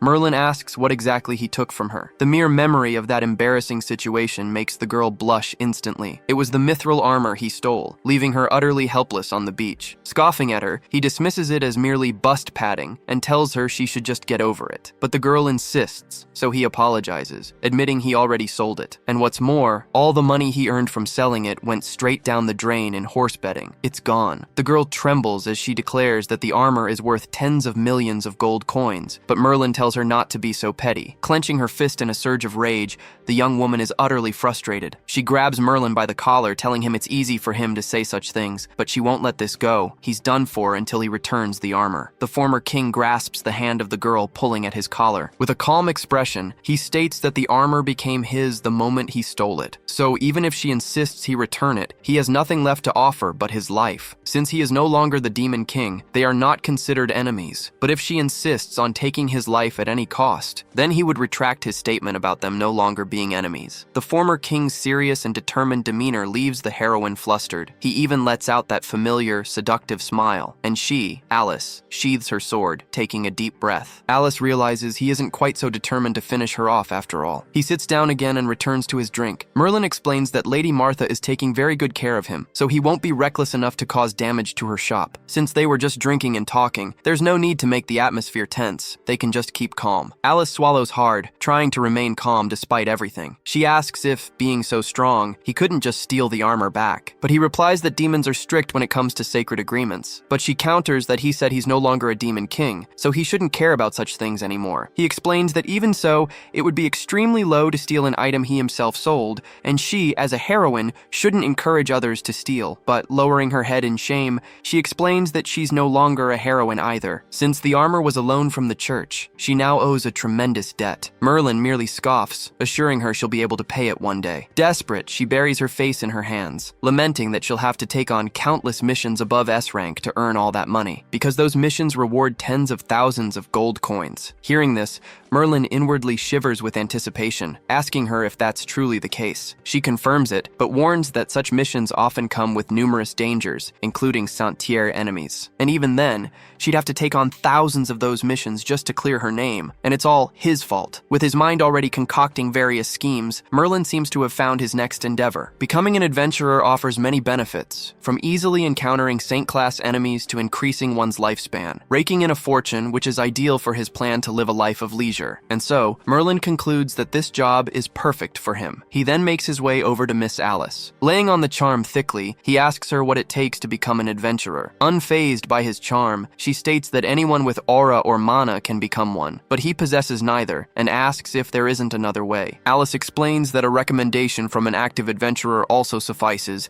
and asks why he wants to know. Armed with this information, he approaches her with puppy dog eyes, sweet-talking her about them being soulmates. He suggests she could recommend him to be an adventurer too. His bizarre proposition leaves the girl with a mix of astonishment and disgust. Alice asks why she would do that for him, and he retorts that they're both in the same boat. She practically screams that he shouldn't even consider it because she would never recommend a loafer like him. The argument quickly devolves into a fierce spat, with Merlin calling her a stingy flat chest, and her retorting with gigolo. Thus, the night ended with them parting on bad terms, both thoroughly miffed. A few days later, still at the midnight pub, Merlin is working as usual, cleaning the bar's glasses. He sighs thoughtfully, pondering everything that has been happening to him. Martha approaches and asks if he's seen Henry. He replies no. She's worried because she hasn't seen him since morning and wonders where he could have gone. As she slowly descends the stairs, she holds onto the handrail. She approaches Merlin, asking why he looks so downcast. The former king asks her what she thinks about the adventurer profession. She delivers a beautiful speech, saying it's a profession where danger and hope coexist, but an excellent one for those who seek freedom. Then it dawns on Martha, and she realizes what's happening. She asks if he plans to become an adventurer, just like Miss Alice. He explains that he wants to, but possesses neither aura nor mana, and that cursed Alice refuses to recommend him. But Martha gets angry with him for speaking that way, telling him he might wound her with such words, and that she's rooting for both of them. But bringing a hand to her mouth, she becomes thoughtful about something. Merlin notices that the mood of the conversation has shifted, and the girl seems sad. She grasps his hand with both of hers, and asks that if he becomes an adventurer, he not accept overly dangerous missions. Since he has no mana or aura, it could be very risky, but he insists he's still quite strong. Bolts of lightning begin to strike and thunder claps. It seems a storm is approaching. approaching the city. The lightning strikes are incredibly loud and bright, shattering the night's silence. Soon, a few raindrops begin to fall upon the ground. Martha goes to the PUB's entrance and grabs an umbrella. As the weather is turning, she becomes apprehensive and decides to go look for Henry. After his boss leaves, Merlin falls into thought about becoming an adventurer, remembering the 3 silver-ranked adventurers he met at the bar. The weather truly is terrible. Heavy rain pours down as an adventurer approaches. He is wounded and weary, and shouts, asking if anyone is there. Other men who were eating hear the shout, and one of them stands to see what it is. He warns that the gates are closed at night and orders him to scram. The adventurer is Troon, who begs to be let in, explaining that all his companions are dead and he is badly injured. Since the guards see that he is truly wounded and in need of shelter, they decide to open the gates for him, and those giant wooden gates quickly swing open. But instead of rushing in to take shelter, Troon remains frozen, kneeling on the ground. Then, trembling, he apologizes in a weak voice. He apologizes repeatedly and says he only wanted to save his fiance's life. The guard approaches him, asking what he's babbling about, and fails to notice a goblin approaching. It's that gigantic goblin, accompanied by the Prime Minister, who declares that it was quite easy. The guards there spot the enemies and scream, "Goblins!" But it's already too late. An army of repulsive creatures is already upon them. The Prime Minister orders them to kill all the men in the village and steal the women. The goblin warriors begin to advance, eager to offer precious riches to their king. Then the poor guards try to run and warn everyone that the goblins have invaded. Just as the powerful goblin duo is about to enter the village, Troon announces that he did what they asked, so they must return his fiancée. The Prime Minister turns to the poor adventurer with a sarcastic grin and says he did indeed do them a great favor by opening the gates, but he shouldn't even dream of getting the girl back because she is now a slave of the king. He conjures a fireball in his hands. The fireball strikes poor Troon dead on and begins to incinerate his body. Without a shred of mercy or pity, the powerful goblin looks back, watching the man burn. And now the village is in peril, overrun by goblins. The village bells tolled incessantly, warning all residents of the impending danger. A section of the village was already engulfed in flames, a direct result of the goblin attack. The civilians were largely oblivious, unable to fathom the grave risk their lives were truly in. One resident, opening his window, heard the frantic clang of the bells and wondered what chaos was unfolding outside. But before he could even react, a goblin leaped from the rooftop, hurtling straight at him. It plunged its crude dagger squarely into his chest, taking his life in cold blood. Other civilians nearby noticed the monstrous creature and began to scream in terror. But quickly, more goblins swarmed into view, immediately falling upon the men to slaughter them and abducting the women. The village was plunged into utter chaos, countless people screaming in agony, pleading for their lives. The bell continued to toll, a desperate plea for help, hoping to alert someone, anyone, to their plight. Not far away, Alice was walking, carrying a heavy box of apples. She noticed flames and thick smoke billowing from a section of the village. A knot of concern tightened in her stomach. What was going on? She decided to quicken her pace, breaking into a run to investigate. She soon encountered several civilians, panicked and screaming for everyone to flee. Utterly confused, the girl tried to ask what was happening, but the panicked villagers offered no answers, only continued their frantic flight. Finally, a terrified elderly man stumbled towards her, yelling for her to flee immediately. She thought it might just be a terrible fire, something she could perhaps quell with her ice magic or at least help contain. But before she could even complete that thought, an arrow whizzed through the air, aimed directly at them. It struck the elderly man squarely in the chest, right before the adventurer's horrified eyes. Stained by the horrific sight, Alice stood frozen, utterly shocked by what had just transpired. The old man crumpled to the ground, dead, with no chance of survival. Then a horde of disgusting goblins appeared, emerging from the shadows. One of them, armed with a bow, watched them intently, but the hand clutching his bow suddenly began to freeze, frost spreading rapidly across his skin. Desperate, he shrieked, watching in horror as his arm cracked and fractured under the relentless ice. And before he could do anything, his entire body shattered into 1,000 icy fragments. Alice, her eyes ablaze with power, was controlling the ice magic, directing it towards her enemies. Her gaze was grim, fueled by vengeance, and the adventurer clearly meant business. Undeterred, the remaining goblins snarled and rushed at her. "Come on then," she taunted. "Don't blink, or you might miss what hits you." As if on cue, a flurry of razor-sharp ice crystals began forming around her. Several enemies lunged at her, daggers glinting in their hands, but Alice deftly positioned herself, raising her sword. With a surge of magic, she conjured more jagged ice crystals. The crystals shot forth, impaling the goblins and ending several of their lives instantly. But her back had no eyes, and a cowardly goblin had already positioned himself behind her, knocking a bolt into his crossbow. He fired the bolt before the adventurer could even register his presence. chance, but an impromptu wall of ice materialized, blocking the bolt and shattering it mid-flight. This stunned the cowardly, large-nosed goblin, for it was the magic emanating from Alice herself, swirling around her, that had formed the protective ice barrier. The girl gathered momentum and leaped gracefully into the air. Crystalline wings of ice burst from her back and she cried out, "In the name of justice, I will send every one of you monsters back to hell." The enemies were clearly stunned by this sudden, powerful display of ice magic. They knew they had to finish her before they all froze to death, and so they began to unleash a barrage of arrows. But our agile adventurer soared through the air, deftly dodging the incoming projectiles. As she weaved through the barrage, she flew through the skies, her sword flashing, striking down goblins with every graceful movement. Those who escaped her blade found themselves encased in ice by the chilling beat of her crystalline wings. While this brutal battle raged back at the Moonlight Pub, the young man, Merlin, was being thoroughly fawned over by three very eager young ladies, but sudden screams of desperation ripped through the otherwise cozy, flirtatious atmosphere of the pub. He stood, offering his apologies, stating he needed to check on something outside. The ladies clung to him, trying to convince him to stay, assuring him it was probably just a quarrelsome couple. But it was no lover's spat. The screams heralded the approach of goblins. With a brutal kick, one of them shattered the pub's door, effectively invading the establishment. The ladies shrieked in desperation at the sight. The cozy pub was now being overrun by those disgusting creatures. Three of them, two armed with crude weapons, swaggered into the room, evil grins plastered across their grotesque faces. The women were paralyzed with terror,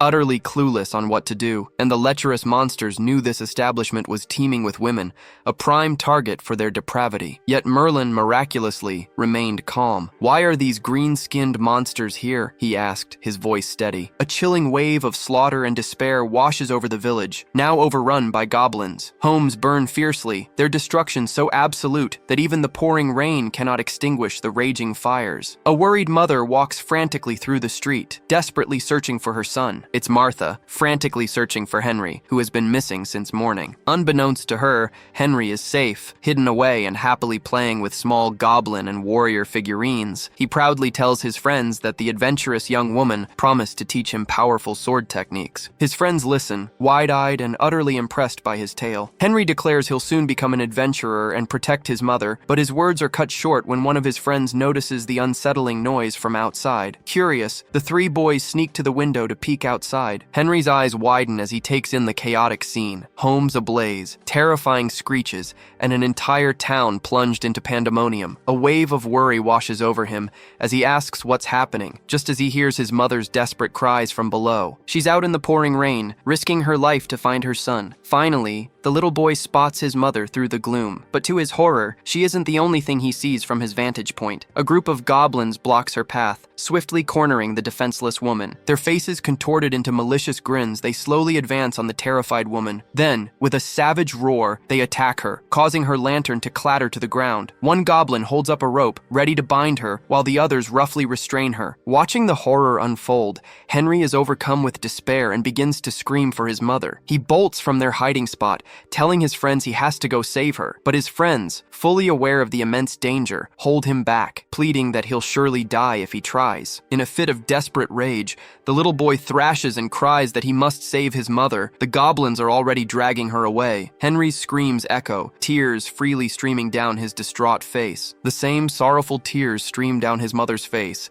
as she is now utterly at the mercy of the horrid creatures. Her umbrella, once a shield against the rain, now lies abandoned on the wet ground. Meanwhile, back at the Moonlight Pub, the situation is far from tranquil. One of the invading goblins is unceremoniously hurled through a window. A second follows, soaring through the air like a crumpled paper ball destined for the trash bin. Merlin strides purposefully toward the miserable green-skinned wretch. Gripping a sturdy bar stool, he wields it like an improvised weapon. With a sardonic smirk, he remarks that these green-skinned creatures really shouldn't interrupt when he has guests to entertain. Such impudence makes them insolent little creatures he'll have no qualms about eliminating. The goblin is already a broken mess, thoroughly pummeled by our protagonist. But Merlin doesn't hold back, bringing the stool down again and again to finish the job. The insolent invading goblin was undoubtedly done for after such a brutal thrashing. Merlin casually adjusts his hair, which had become slightly disheveled from the rain. But before our former king could even take a breath of relief, the sounds of approaching footsteps betray betray the presence of more goblins. He turns his gaze toward the source of the footsteps. A horde of those grotesque creatures stands silently observing him. Each of them wears the same wicked grin, their sharp fangs glinting, and their eyes holding a malevolent, mischievous glint. One, wearing a crude helmet, barks an order for them to kill Merlin. A wave of goblins charges the protagonist,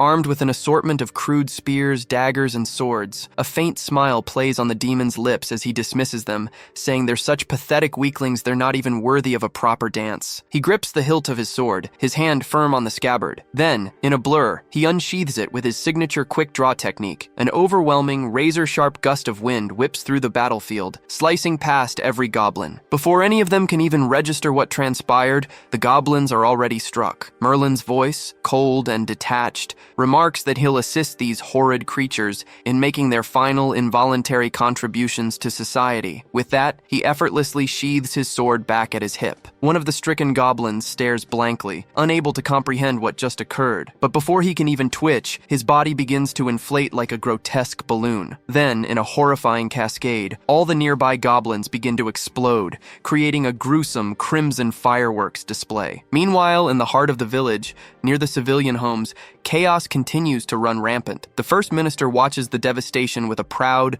sinister smirk, knowing it's only a matter of time until the humans are utterly eliminated. A subordinate goblin approaches him, reporting that all the Western troops have been annihilated. The superior goblin recoils in disbelief, demanding if there was anyone of higher class among them, but the minion explains that he sensed no aura from him. He merely appeared to be a handsome, unassuming man with blonde hair and red eyes. The first minister snarls in fury, declaring he didn't ask about the man's appearance. They needed the captured women. Stroking his chin thoughtfully, the superior goblin begins to ponder a crucial question. He knows it's impossible for an ordinary person to wipe out an entire Western troop. Something is terribly wrong. But the minion insists he witnessed it himself. The man didn't even fully unsheath his sword, yet he eradicated the entire army. Furthermore, the soldiers dispatched to the main street were also annihilated. Many were impaled on grotesque ice spikes, and the swordswoman responsible is now approaching. The superior goblin growls that these are consecutive and devastating losses. They need to regroup and relocate immediately. He then orders all troops to begin an immediate retreat. The first minister cackles maliciously, sneering that their numbers can easily be replenished if they utilize all the women they've kidnapped this time. Scattered goblin troops begin to flee the village,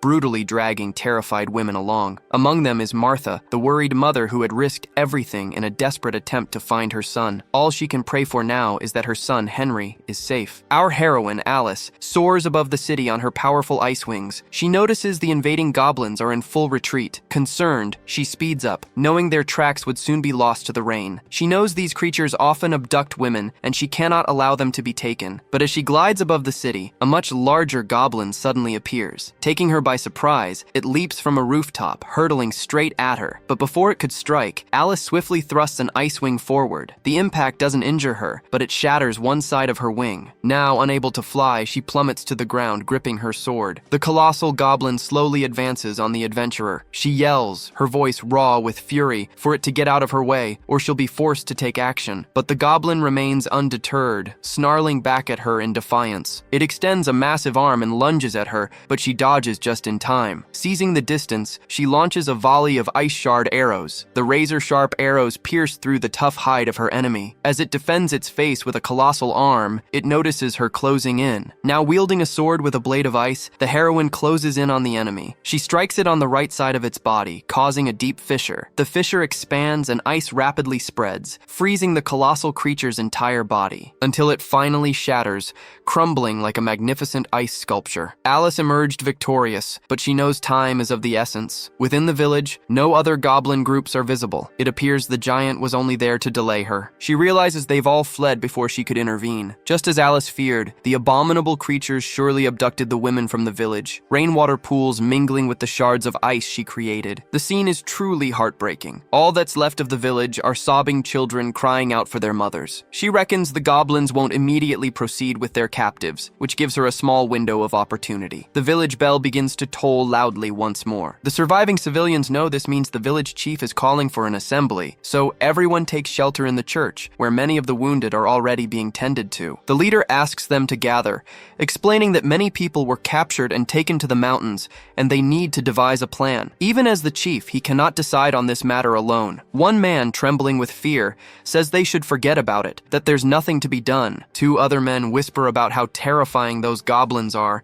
and how impossible it is to save the kidnapped people. But Henry steps forward, interrupting their chatter, and declares that his own mother was taken by the goblins. Everyone here has had family taken, and he's certain they are waiting for rescue. This is the moment to fight for those they love. If they do nothing, they will surely go to hell. But an older man sharply cuts Henry's speech short, calling it all nonsense. It's the pastor, who arrives displaying all his pomp with an air of self-importance. He raises a hand, declaring that no one will go to hell, for the goddess of light will show mercy to the wise. The village leader kneels, asking if the pastor has a solution to this predicament. All the remaining civilians follow suit, clamoring for the pastor's aid. The pastor reassures them, stating he will free them from their sins in the name of the goddess of light. Then everyone there begins to pray to the goddess, obediently. Raising his holy book, the pastor declares them too weak to do anything against those who kidnapped their families, so they must remain there and pray. He then recommends that everyone whose loved one was kidnapped should take a copy of the holy book and pray. One of the civilians asks if their loved ones will truly return if they start praying. Another man claims he was once captured by goblins, and by praying fervently, he is now safe. Everyone crowds around,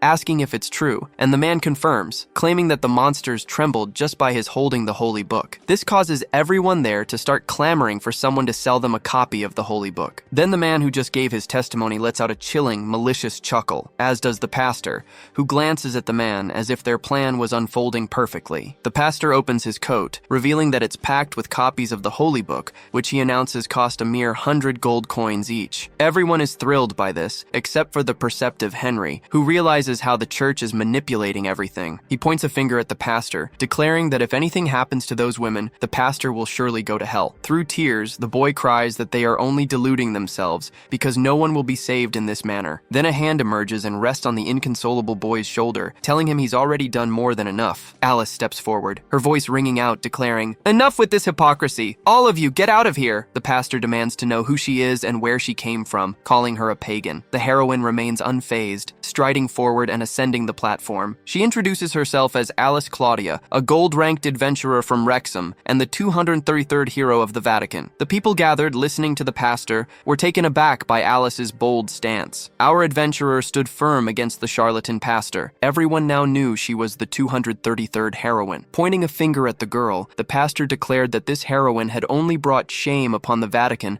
by failing her mission and for the rumors of her having laid with Lucifer. But she didn't even bat an eye, stating she wasn't there to discuss her past, but to put an end to lies and manipulation. She was certain that if the Pope heard what he said, he would be sorely disappointed in the pastor, but he retorted, warning her not to dare criticize him. Then, her eyes fixed firmly on the pastor, Alice made a decision. She deftly swung her sword towards the false pastor and pressed the tip of the blade against his neck, barely a hair's breadth from piercing him. The old man began to sweat profusely, terrified of what the girl might do next. Alice taunted, "If you truly believe the goddess of light always saves, you should be praying right now, but you're not even worthy of risking your life." The man crumpled to his knees, utterly defeated. He bowed repeatedly, begging her for forgiveness, but she simply ordered him to disappear. Then the young woman took on a voice of leadership, declaring that she knew they feared death and had retreated into something as futile as prayer. But now, that was a cowardly decision, and the gods would never aid the foolish. In life, there were situations where one couldn't give up just because a task was difficult. People had been abducted and were awaiting rescue, so they had to fulfill this duty. Henry watched it all, awestruck by the adventurer's words. She raised two fingers and told the civilians they had two options at this moment. They could choose to remain in the village and live with the guilt until the day they died, or they could take up arms and fight for the people they loved. Then she requested the village chief to provide her with the location of the goblin nests. Their leader, the Goblin King, was a very powerful saint-ranked being, but Alice wasn't deterred by this. She simply wanted to know their whereabouts. Back at the Moonlight Pub, the situation wasn't looking good. Merlin used his coat to warm one of his still terrified customers. He reassured them not to worry, for as long as they stayed by his side, they would be safe. One of the young women clung to his shoulder and pleaded for his protection. The protagonist then realized that too much time had passed since Martha had left to look for Henry, and he began to worry. Then, hurried little footsteps echoed through the pub, stomping loudly. badly. Henry was back and quite out of breath. He barely acknowledged Merlin, rushing upstairs without a word. The blonde man called after him, asking about Martha, but Henry ignored him, simply slamming open a room door and grabbed a sword that hung on a wall mount. Sword in hand, he told Merlin that it was none of his business, but he was going to save his mother. The protagonist had already suspected that something might have happened to Martha. The little boy then rushed downstairs, telling Merlin not to bother him because he was too busy right then. But Merlin grabbed the boy by his clothes and told him he couldn't be busy, since all he knew how to do was cause trouble. Enraged, the little boy ordered him to let go, because he needed to rush and save his mother. Merlin explained that he was too young to do anything, and asked him to provide details of what was happening. But crying, the boy said it was his fault his mother was taken, and now he would use his father's sword to save her. The protagonist told him to know his place, as a weak brat couldn't do anything. Henry wouldn't accept hearing such things in silence, and slapped Merlin's hand away. He gripped the sword tightly, and declared he had made a promise to his father. He was the man of the house, and since his father was no longer present, he had promised he would protect his mother. Merlin heard that, and his eyes widened. It seemed like a very noble promise. It brought him back to forgotten moments in his past, when Merlin was still a little boy, safe in his beloved mother's arms. He turned to her and called out, a determined gaze in his eyes, and said he would definitely protect her when he grew older. His mother heard those words, which sounded like an innocent promise, and couldn't help but give a true, proud smile. Merlin was lost in his memories, and something in Henry's posture reminded him so much of himself when he was little. He smiled, observing the little boy's perseverance and courage, and when he came to, Henry was already gone, walking with difficulty, clutching that sword almost his own size. Merlin thought, honestly, these hot-headed idiots really know how to cause trouble for everyone else. The young women who were with the protagonist were worried and asked about him. He looked at them and earnestly requested that they only leave the premises. When dawn broke, the green-haired young woman asked what he was going to do, as it was very dangerous outside now. But Merlin began to adjust his clothes, a smile gracing his face. He took his coat that was hanging on the wall and put it on, leaving the pub and saying that perhaps he was a hero and could actually do some good. The village gates stood open, signaling the start of the rescue mission for the kidnapped women. Alice immediately took the lead, her resolve burning bright as she focused on her mission. But then, something along her path caught her eye. A faint voice reached her, and a wounded, trembling hand lifted from the ground. It was Troon, badly wounded and sprawled on the ground. Alice urged him not to waste his precious energy speaking, assuring him that the villagers would arrive shortly to save him. The man seemed visibly relieved by her words, turning his gaze upwards. As he did, a small detail about the girl caught his attention. She bore the adventurer's crest, and he recognized her immediately. Alice, the golden adventurer. Mustering his last ounce of strength, he clutched her hand. Troon then painfully knelt, pleading with the heroine to save his fiancée. He confessed he'd had no other choice and was deeply ashamed, but he begged the young woman for her forgiveness. With a firm voice, Alice told him to raise his head, reminding him that adventurers must always carry themselves with dignity. She took the insignia from Troon's body, declaring she would hold onto his crest for a time. Then she asked the name of his fiancée, and he replied, Afra Cecile. With a reassuring smile, she promised that his fiancée herself would return the insignia to him later. Impressed, Troon watched the determined girl continue on her path. As a final warning, he called out that the Goblin Emperor was a saint-class being, urging her to be careful. A flicker of insecurity crossed Alice's face. She knew she was no match for an enemy of such a high class. Merlin's harsh words echoed in her mind, that those without exceptional talent must keep their feet firmly on the ground. She refused to give in to fear or abandon her quest. She gripped her sword tightly, prepared for any and every challenge that lay ahead. Our adventurer knew that above all else, she needed to believe in herself. Sometime later, our scene shifts to the interior of the Goblin Palace. Many women swept up in the village raid were now bound and imprisoned within its walls. Among them was poor Martha, deeply worried about her grim fate. Heavy footsteps approached, signaling the arrival of someone important. It was the Goblin Emperor himself, proudly surveying the results of his hunt as he ordered his soldiers to throw the captives into the dungeon. His vassal heard the command and confirmed, assuring his lord it would be done. Praising Gargamel, the emperor asked what reward he desired, but the prime minister demurred, claiming that serving his majesty was reward enough. The sycophantic minister declared it an honor to have his majesty's trust, and the chieftain dismissed him. Now, our focus shifts to the cavern where the goblins made their lair. A contingent of soldiers awaited orders, their ears catching the prime minister's voice. He commanded commanded 2 of them to gather more soldiers and prepare for an ambush. Since they had captured many humans that night, their leader knew that more villagers would surely arrive, necessitating their swift preparation. A small goblin soldier scanned the perimeter through a crude spyglass. He noticed something unusual nearby. A group of white figures was approaching them, and Gargamel guessed they were magical beasts. But upon closer inspection, the soldier quickly reported that he didn't believe them to be beasts at all. A sudden wave of fear rippled through all the goblin soldiers. A blade, shimmering with frost and small shards of ice, swung ominously near them. It was Alice, the fearless ice swordswoman, who had appeared as if from thin air. Gargamel immediately ordered his soldiers to summon the 4th giant goblin to stop the girl. But the very soldier who had been aiming at Alice was already enveloped in ice.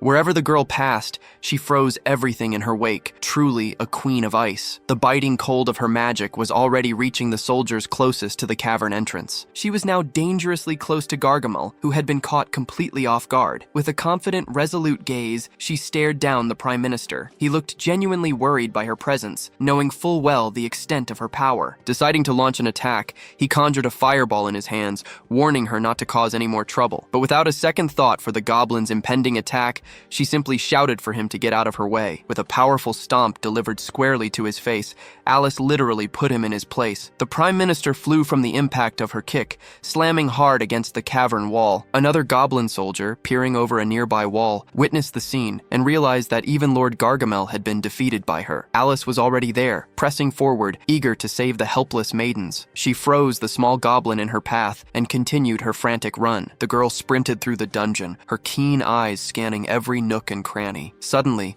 one of the bricks in the wall began to crack. The heroine noticed it just in time, her gaze snapping towards the crumbling section. 2 goblins, far larger and more imposing than the common soldiers, burst forth. One of them wielded a crude weapon, already poised to launch an attack against the girl, but Alice deftly dodged, avoiding the blow. With incredible agility, she ducked low, striking a blow without exposing herself to their attacks. Her icy blade flashed, cutting deep into the monstrous goblins. Their arms and legs froze solid in an instant, but Alice remained intensely focused. She flicked her blade, shaking off any lingering ice. Though frozen, the monstrous goblins were still alive, beginning to let out pained groans. Pointing her sword at them, she warned, "If you value your lives, get out of my way." Night descends, and murmurs drift from the edge of the forest. A makeshift arsenal of spears, torches, pickaxes, and farming tools is raised high. A crowd has gathered, determined to rescue the abducted women. Every man had grabbed whatever he could find at home to arm himself, ready to face the unknown. But the night is perilous, rife with lurking traps. These men are not warriors. They must summon courage from depths they never knew existed to face their enemies. What's more, the goblins have already sensed the approaching humans on their rescue mission. And so, the villagers brace themselves for their first charge against the terrifying goblins. Meanwhile, in the goblins' dungeon, Gargamel is rousing from his forced slumber. His nose is broken and severely bruised, and a goblin soldier celebrates his leader finally waking up. They warn him of a grave problem. The villagers have launched their attack. With his nose a beet red, bruised mess,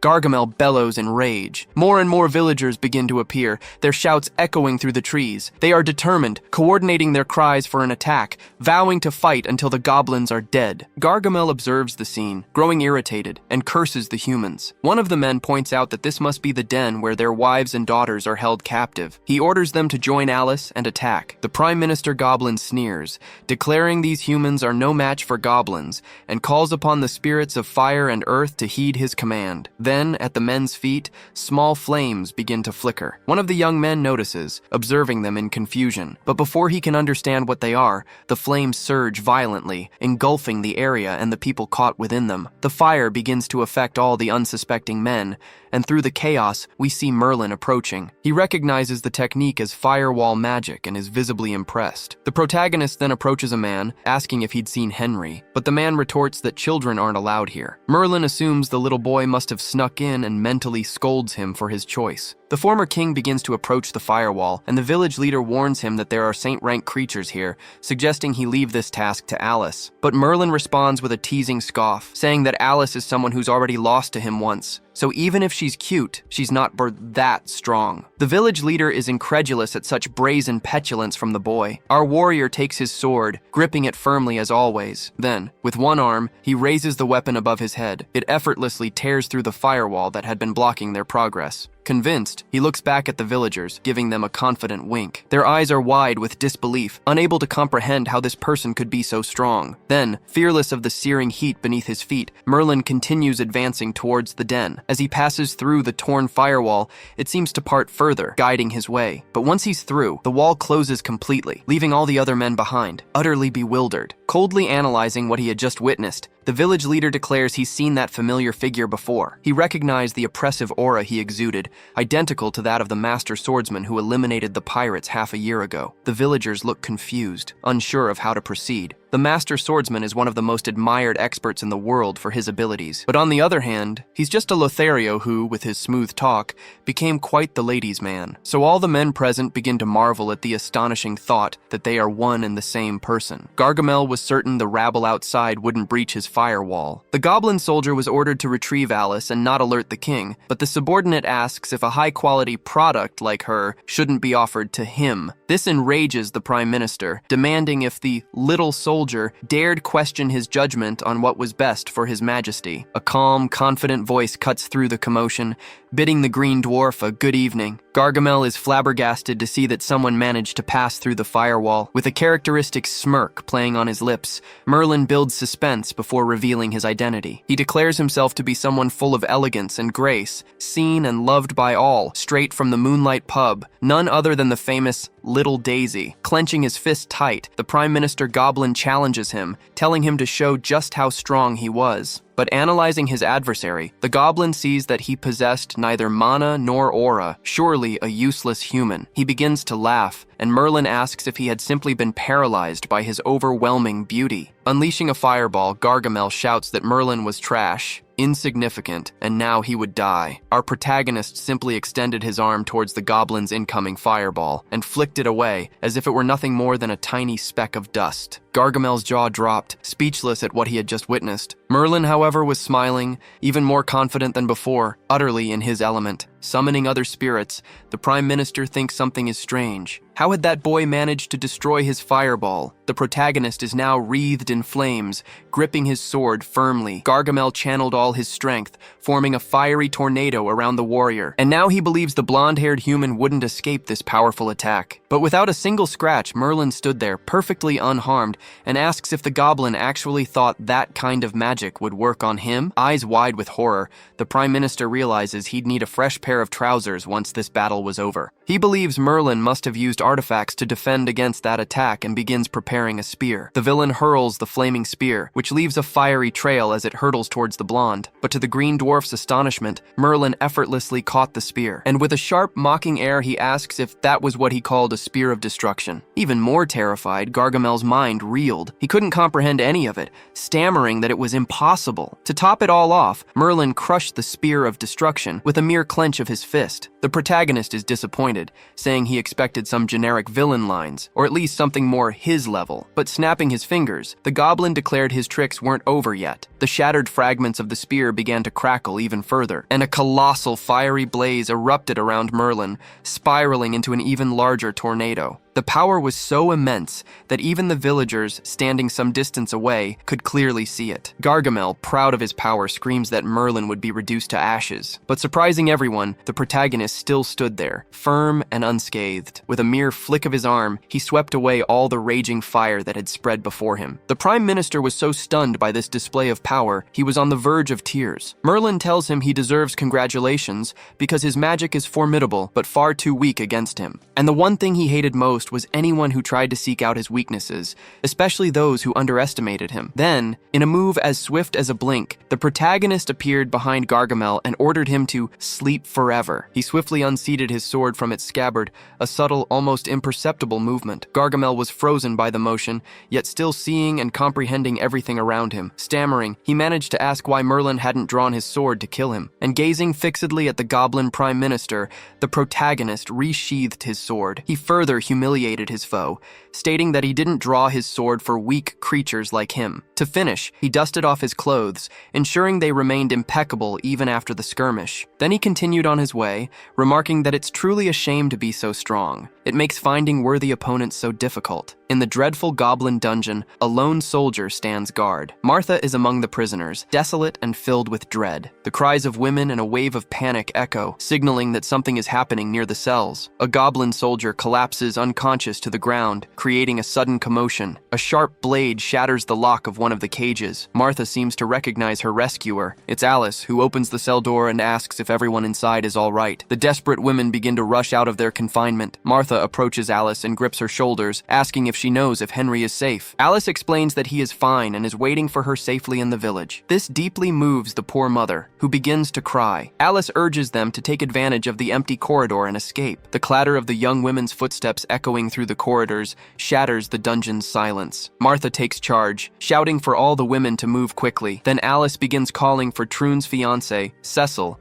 asking if anyone knows her. A young blonde woman approaches the adventurer, identifying herself as Cecil. Alice explains that she was looking for her on behalf of her fiancé, Troon. Cecil seems to be paying attention to the heroine, but then notices something strange behind her. In that exact moment, she widens her eyes, startled by what she sees. A gigantic shadow, much larger than Alice, looms right behind her. The heroine senses something strange and turns to look. Quickly, she shoves Cecil's body with all her might, pushing her out of danger. But she ends up being struck by the brutish goblin's gigantic weapon. The force of the impact sends her bouncing from the floor to the ceiling. This severely injures our poor heroine. The young women who were prisoners, including Cecil, worry about Alice's well-being. The weapon that struck our girl is dragged across the floor, and its owner declares that she must be the rat who infiltrated while he was bathing. It is the Goblin King who badmouths Gargamel for letting her pass and leaving him to deal with it. He strides past the women gathered there and casts an evil gaze upon them. Then, extending his hand towards them, he warns that if they attempted to escape, he would torture them. The young women are utterly terrified by that threat. They shriek and shrink back in fear. But suddenly, His Majesty is surprised by an ice cage forming around him. Even injured, Alice is using her ice power, declaring she won't let him hurt the girls. Her face is marred with several wounds, but the heroine remains firm and determined. Alice's defiant posture excites the king. He easily destroys the ice cell, declaring her far too optimistic, and asks how she intends to leave his palace alive. Alice places her hand on the ground, conjuring more magic, and says she doesn't intend to leave his palace. A beam of ice erupts from the ground and shoots towards the giant, binding him. Then Alice calls for Cecil, who looks in her direction, and the heroine throws Troon's insignia towards her. Cecil catches the insignia carefully. She then examines it, initially not understanding what it is. After a moment, she realizes it's her fiancé's adventurer crest. Alice shouts for her to hold on tight because Troon isn't dead yet and is waiting for her outside. Gathering her ice energy, the heroine declares that this whole nightmare will end once she escapes and everything returns to normal. Cecil clutches the crest with both hands, pouring all her love into it, letting a few tears fall. The heroine says that the two of them will be able to marry and have children, so she needs to gather all her courage and escape. Finishing her speech, Alice closes a wall of ice around herself, isolating Cecil, who remains outside the wall, far from the king's dangers. The enemy realizes that he is now trapped with the heroine. With one of her eyes closed due to her injuries, Alice watches him. He says she's risking her life to stop him, and as the Goblin King, he sees humans in a different light. His Goblin Majesty says he will be merciful and offer her two choices. Either she drops her sword and becomes his comfort, or she fights him to the end. Alice isn't fooled by the king's false kindness. She says she'll take the second option. The king smiles and says he'll teach her a lesson once he captures her. But Alice strikes a pose as if blowing a kiss and exhales a breath of ice from her mouth. The icy breath rapidly shoots towards the brute. He begins to freeze slightly and asks if this is her final move, as he expected something more powerful than a cold breeze. The girl says she won't give him any opportunities and tells him to be good and die by her sword. We see a dark mountain covered by a freezing wind. A training dummy is almost frozen, being struck by a wooden sword. Little Alice wears her usual expression, fearless and determined. She complains that she's tired and asks what the point is of practicing this direct thrust so many times. Her master says this technique helps in desperate times. Looking at her master, the little girl asks if this technique can defeat a a saint-class expert. The master explains that if she can strike the heart,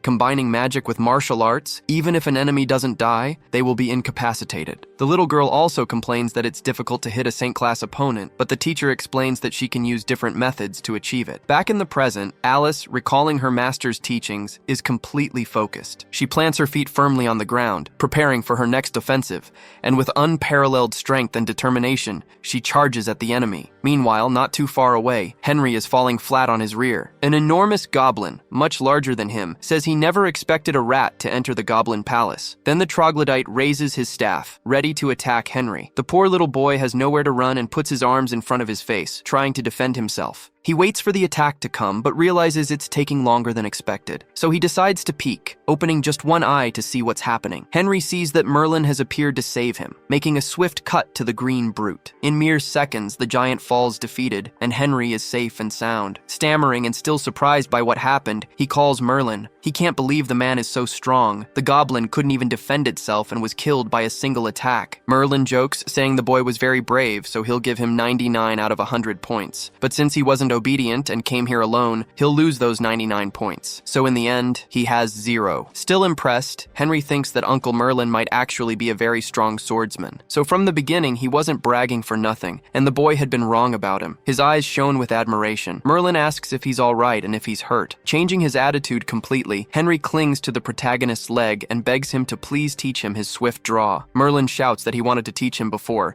and Henry had disdained it, so now he won't teach him anymore. But Henry begins to plead repeatedly. A voice calling out to them both interrupts that comical scene. It's Martha, with a group of other young women, and Henry gets super excited upon seeing her. He runs towards his mother and gives her a hug, saying that Merlin brought him and saved him, a deed that might reduce the protagonist's salary. Martha isn't thinking about that at the moment. Instead, she asks him to go help Alice, who is fighting the Emperor alone. Merlin's expression changes upon hearing that request. Meanwhile, our heroine's sword falls to the ground, making a shrill clang. The Goblin Emperor is laughing, looking at the girl with a carefree expression. Alice is desperate. She wonders what is happening and how the enemy found her. The brute says he knew that Blizzard was just a cover and was waiting for her. He adds that it's very annoying to see her jumping from side to side and wants to see where she'll run now. And without mercy or pity, he begins to tightly squeeze the girl's body. Causing Alice immense pain, she begins to scream, and her cry can be heard echoing through the palace corridors. Martha was trying to convince Merlin to help Alice, but he was playing hard to get. A thought then crossed his mind. Perhaps saving Alice would grant him a chance to become an adventurer. In an ingenious plot to persuade him, Martha offered him triple his usual pay if he agreed to go. Raising his hands in mock indignation, Merlin asked if she truly believed he was someone who could be swayed by mere money. Both Henry and Martha shook their heads, silently agreeing that, yes, he was indeed a shameless, greedy scoundrel. Still trying to maintain his tough guy facade,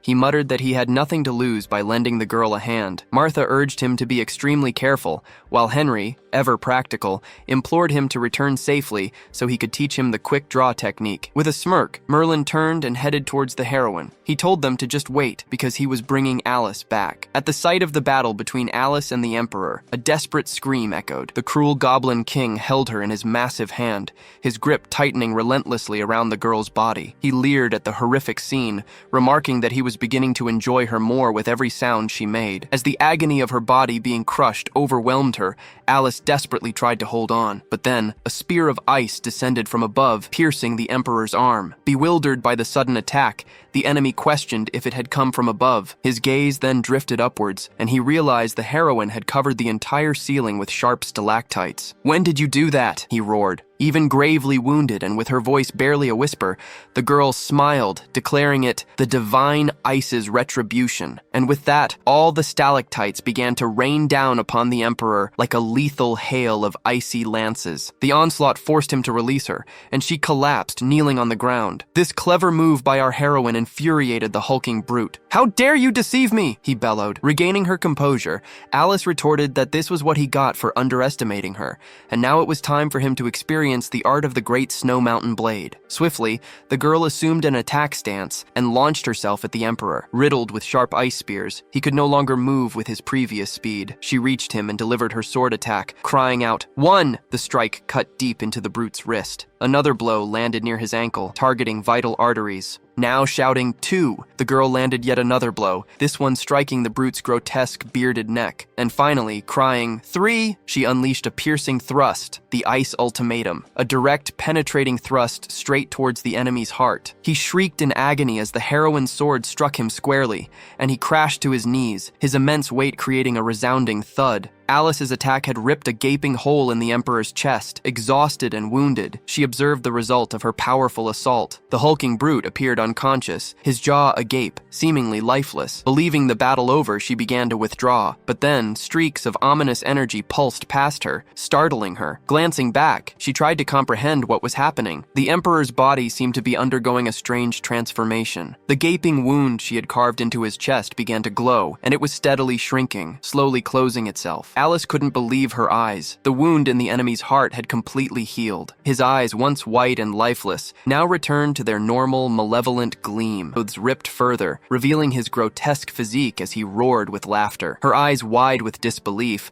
Alice couldn't fathom why he hadn't died, especially after she'd pierced his heart. Still laughing, the Goblin King fixed her with a cynical grin. Pointing to the right side of his chest, he declared, "A goblin's heart lies here, not on the left. Knowledge can change destiny," he sneered. "I underestimated you before, but I'll show no mercy now." Alice was far from peak condition, the battle having left her with injuries she could no longer ignore. The gigantic goblin grabbed his massive club and began to raise it, aiming to strike the heroine. But, unyielding, she instantly conjured a wall of ice. The hulking brute roared that a mere wall of ice wouldn't stop his attack. He struck it squarely with his club, shattering the ice and sending her flying. The blow was so powerful that it hurled the girl into the palace pillars, reducing them to rubble. Alas, the heroine's body bore the full brunt of that devastating attack. She collapsed to the ground, racked with searing pain as the enemy slowly advanced. He lifted her by her head, declaring she would be his slave forever. The girl's face was badly bruised, and she whimpered in pain as he held her. But then, a sudden gust of wind swept past him, snatching the girl from his grasp. Baffled, the giant goblin looked behind him. There stood Merlin, who had scooped Alice into his arms and whisked her away. But before he could react, the Emperor realized he had just lost an arm. He began to curse Merlin, staring at the wound he hadn't even noticed he'd sustained. Holding the girl gently in his arms, the former king asked if she was truly serious about risking her life for people she didn't even know. Glaring angrily at her, he declared she shouldn't have gone to such lengths or risked her life for it. The protagonist knew she had a stubborn streak, but he carefully seated her on a broken pillar and told her to stay there if she didn't want to die. He promised he wouldn't mock her, then told his flat-chested heroine to rest up and leave the rest to him. Alice was almost out of strength, her vision blurring, yet she recognized his confident and unwavering demeanor. Struggling to make sense of things, she believed it was her promised swordsman who had come to save her. She closed her eyes, thinking her master swordsman of Elgin was her hero once more. And barely conscious of her words, a sweet and heartfelt declaration spilled from Alice's lips. Surprised by what the girl had said, Merlin glanced back. He was utterly puzzled by her words, even as the enemy began to close in. Reaching the blonde man, the bearded Goblin King snarled, "Are you ready? Shall we continue our game?" Merlin met his gaze, his expression that of a hero ready for any challenge. Alice lay unconscious in the corner by the pillar, exactly as Merlin had left her. The Goblin Emperor sneered, claiming he'd thought only a single rat had dared sneak into his palace, never imagining there was more than one. He gestured to the gash Merlin had inflicted, admitting the former king seemed remarkably strong, but suddenly, the wound on his right arm began to seethe, and as if by magic, the villain's arm was whole again, completely restored as if nothing had ever happened. He explained that in his berserk mode, he could instantly recover from any damage, and he declared that Merlin would surely meet his end if he continued to fight him while this power was active. But the hero merely countered that he typically defeated all his adversaries with a single move, so what he truly desired was to finally be defeated himself. The boy's audacious words twisted the goblin's face into a dreadful smile, as if he'd just accepted a personal challenge. Without another moment's hesitation, he unleashed a fierce blow with his weapon directly at the demon. The strike was powerful enough to shatter the very ground where they stood. Yet despite the devastation to the surroundings, our protagonist remained utterly unscathed, still holding the enemy's weapon with an insolent smile on his face. Surprised, but still brimming with confidence. The emperor conceded that he truly was different from the others, then demanded to know the boy's name. With a dismissive flick, Merlin sent his opponent's weapon spinning away, stating that he hadn't earned the right to know his name with such a paltry display of power. The enemy, unfazed, decided to introduce himself first, declaring that he was one of the 13 goblin emperors and fully intended to become the new master of humanity. He extended a hand towards Merlin, offering him the position of prime minister if he would only agree to join his ranks. Our protagonist did nothing but flash an extremely sarcastic smile. Then, with a brazen, mocking laugh, he asked where the goblin had found the audacity to make such a preposterous offer. He raised a commanding hand high, declaring that no one in this world, not even the goddess of light herself, could bear to look directly upon a millionth of his true glory. Furthermore, he added that he would feel utterly humiliated to use the emperor even as mere fertilizer for his garden. This utterly immodest declaration made the veins bulge on the creature's face, throbbing with unbridled fury. He slammed his gigantic foot to the ground, gathering momentum for his next move, and with a single colossal leap, he shattered the very ground he'd stood on, launching himself forward. Charging at Merlin with all his fury, he bellowed that the boy had brought this upon himself. With a dismissive tone, the protagonist merely scoffed, "You're as fat as a pig, yet you can fly so high? Truly spectacular." The emperor, incandescent with rage, decided his sole mission now was to send the arrogant boy straight to hell. And now, in addition to the momentum from his powerful leap, the monster channeled immense energy, concentrating it into his formidable staff. But our protagonist seemed utterly unimpressed, merely observing the hulking foe's movements. The villain completed his strike, unleashing an incredibly powerful slam with his staff onto the ground, a blow capable of ripping stones from the earth and creating a deafening roar. The blow was so devastating that smoke actually billowed from the goblin's staff. He laughed maniacally, claiming that even a high-ranking individual would meet a horrible end from such an attack. But our former monarch never ceased to surprise. He reappeared completely unharmed, calmly asking if that truly was the emperor's strongest move. The enemy was utterly incredulous, but Merlin didn't give him an inch, simply stating that now it was his turn. Then, with sudden, overwhelming speed, he charged straight for the gargantuan enemy, his sword flashing in a swift, deadly arc. This left the emperor momentarily stunned, but before he could even comment on Merlin's blinding speed, something unexpected happened. A sharp, searing pain tore through his body, one he couldn't possibly ignore. A horrifying gash appeared precisely down the middle of the villain's body, a testament to the former king's lightning-fast assault. What's more,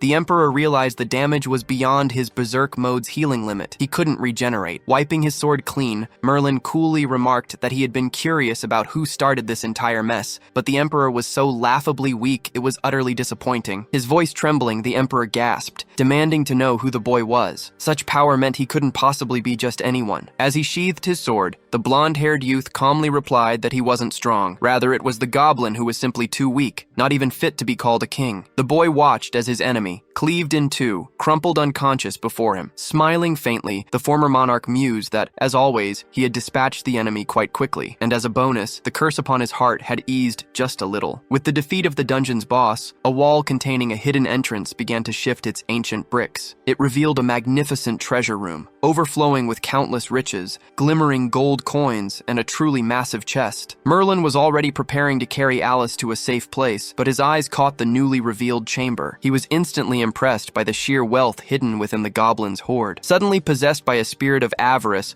our protagonist found the sensation of being blinded by the shimmering gold coins utterly marvelous. But just as he stepped closer to lay his hands on those glistening beauties, a brick crashed down, landing squarely on his head. The entire palace was collapsing. Parts of the ceiling began to rain down like a deadly shower of stones. Merlin muttered that their battle must have destabilized the entire underground city, causing it to collapse. He quickly calculated that if he acted fast, he could snatch a portion of the treasures, but there was no way he could escape with Alice in tow. He himself could probably withstand the collapsing debris, but she wouldn't survive. She would undoubtedly be buried alive. Our former monarch's mind raced, his gaze flicking between the endless cascade of riches, but at the same time, he looked at unconscious Alice, completely unable to escape on her own. With time rapidly running out, he had to make a choice. The entire structure continued to collapse and crumble at an ever-increasing pace. And so our protagonist made his decision. He scooped up the girl, holding her tightly in his arms, determined to escape. A disgruntled shout escaped him. "Alice, you truly are my nemesis! Instead of millions of coins, I'm saving you!" Outside the palace, the men who had been been waiting for their women could barely believe their eyes. They were back. The young women, overjoyed, sprinted towards their families. It was a heartwarming reunion that touched the soul of everyone who witnessed it. But just as the warm embrace settled, the village elder pointed towards the mountain, urging everyone to look. In the distance, a massive section of the gigantic mountain was visibly crumbling. The villagers immediately recognized the site as the former location of the goblins' underground palace. Henry's heart pounded in his chest as worry gnawed at him for his uncle Merlin and his big sister Alice, but a gentle hand settled on his shoulder, offering comfort. It was his mother Martha who reassured him not to worry. Uncle Merlin was too clever. He would definitely escape unscathed. Martha's confidence brought a wave of relief over the little boy, who smiled, agreeing that she was right. Through the billowing smoke of the mountain's destruction, silhouettes became visible, drawing closer and closer. As they drew close enough, it became clear. It was Merlin and Alice, having escaped the collapse. The crowd surged forward to check on them, ensuring they were both safe and unharmed. Everyone rushed to greet Merlin, admitting they had misjudged him. He wasn't just a useless gigolo after all. He was a true hero. But despite the outpouring of praise, the blonde man seethed internally, frustrated that he hadn't managed to snag all that magnificent treasure that had been ripe for the taking. Some time passed and our scene shifts to the Moonlight Pub. Alice lay resting in bed, still badly wounded and unconscious. Merlin approached her bedside, remarking that she'd only be in further danger if her injuries weren't treated. With a mischievous smirk, he mused that she used to be so defiant and treated him terribly, but now she was defenseless, and he could do whatever he pleased. As his hand hovered near her chest, he thought that he wouldn't get another chance to mess with her quite like this. He then clarified that he wasn't taking advantage of her. He was treating her, just as a true doctor would tend to a patient, with no ill intent. After a while, Alice slowly began to regain consciousness. She woke with a start, clutching the bedsheets tightly. Her hand flew to her head as she vaguely recalled being struck by the goblin's mace and the legendary swordsman of Elgin appearing. But beyond that, her memory was blank. Just then, Martha approached, carrying a basin of clean water and a cloth. She confessed that she hadn't slept a wink last night, so worried had she been, and was immensely relieved to see Alice was well. Martha added that Alice had been severely injured, and she didn't know what would have happened if Merlin hadn't gone to save her. At the mention of her nemesis's name, Alice turned pale, her eyes widening as if she'd seen a ghost. Noticing Alice's reaction, Martha, misunderstanding completely, began to offer her relationship advice as if she and Merlin were a couple. To top it off, she said she understood all the drama, but Alice was young and must just be feeling shy. With tears streaming down her face, the adventurer realized that the more they talked about it, the worse it became. Deep down, she knew that as a hero, it was utterly humiliating to be saved by a demon king. So she asked Martha to call Merlin so they could talk. After a while, Alice continued to rest, receiving visits from those who had been worried about her. Merlin climbed the stairs towards the room where Alice was resting. He then heard a familiar voice, sounding deeply emotional as it thanked Alice. The heroine, blushing, insisted they didn't need to thank her and expressed how happy she was to see them both safe. Troon and Cecil were together, having come to show their gratitude. Thanks to the girl, they were both alive. She had saved their lives. The young man declared that the couple would remember her heroic deed forever. Merlin heard it all from the hallway. He mused that people were respecting and thanking her. Perhaps being a hero wasn't so bad after all. He even felt a pang of jealousy towards Alice. He then watched the couple exit the room where they had been speaking with their heroine. The former king then entered the room, asking the girl if she was feeling better. Alice met Merlin's gaze with a cold, slightly angry look. He sat in the chair next to her bed, stating that he'd heard she'd called for him and asked what she wanted. Unable to disguise her disgust, she said she wanted to express her gratitude for him saving her. Then, turning her face away, she warned him not to misunderstand. She merely didn't hate him at this very moment, but she certainly hadn't forgiven him. Impressed by the girl's spirited attitude, Merlin hadn't expected her to feel she owed him her life, but he'd at least anticipated some genuine emotion and gratitude. He declared that he wouldn't accept that. She had to pay him back. He wasn't going to save her for nothing. Leaning closer to the girl, he asked if she would agree to recommend him to become an adventurer, but Alice shouted angrily that she would absolutely not do that. The former king remarked that this was disappointing, asking if she truly intended to treat the person who saved her life in such a way. Pointing her finger in his face,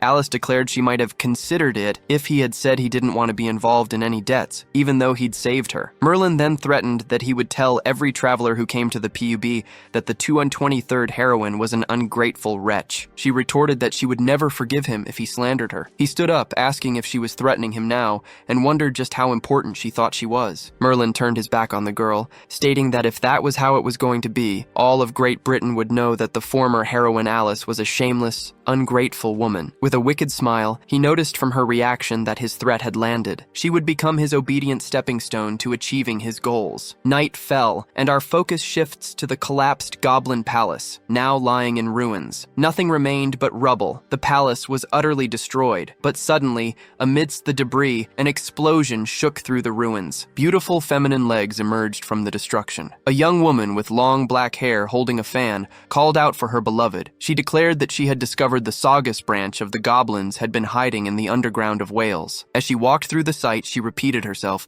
calling out for her beloved once more, until she stopped opening her fan and announced that she had found something. She raised her hand, and purple energy began to emanate into the air. A chunk of stone began to float under the mysterious woman's power. She then commanded it to reveal its true form. The stone block began to shift, its components starting to rearrange. They separated into several distinct cubes, floating in the air, and from within them, a key was revealed. The young woman began to laugh, reaching out to grasp the key. With a wicked smile, she declared that she had obtained the third key to the army of hell. Clutching the key, the mysterious young woman gazed at the artifact. She held it tight, remarking that she'd gone through so much trouble to find this key, yet acquiring it was surprisingly easy in the end. At that very moment, a black hole-like anomaly materialized in the ceiling, calling out to Calzona. The woman instantly dropped to her knees, bowing deeply to Her Majesty. A mysterious voice emanated from the void, asking if she had obtained the key, and added that Ramo Saugus had been protecting it. The young woman replied that seemed to be the case,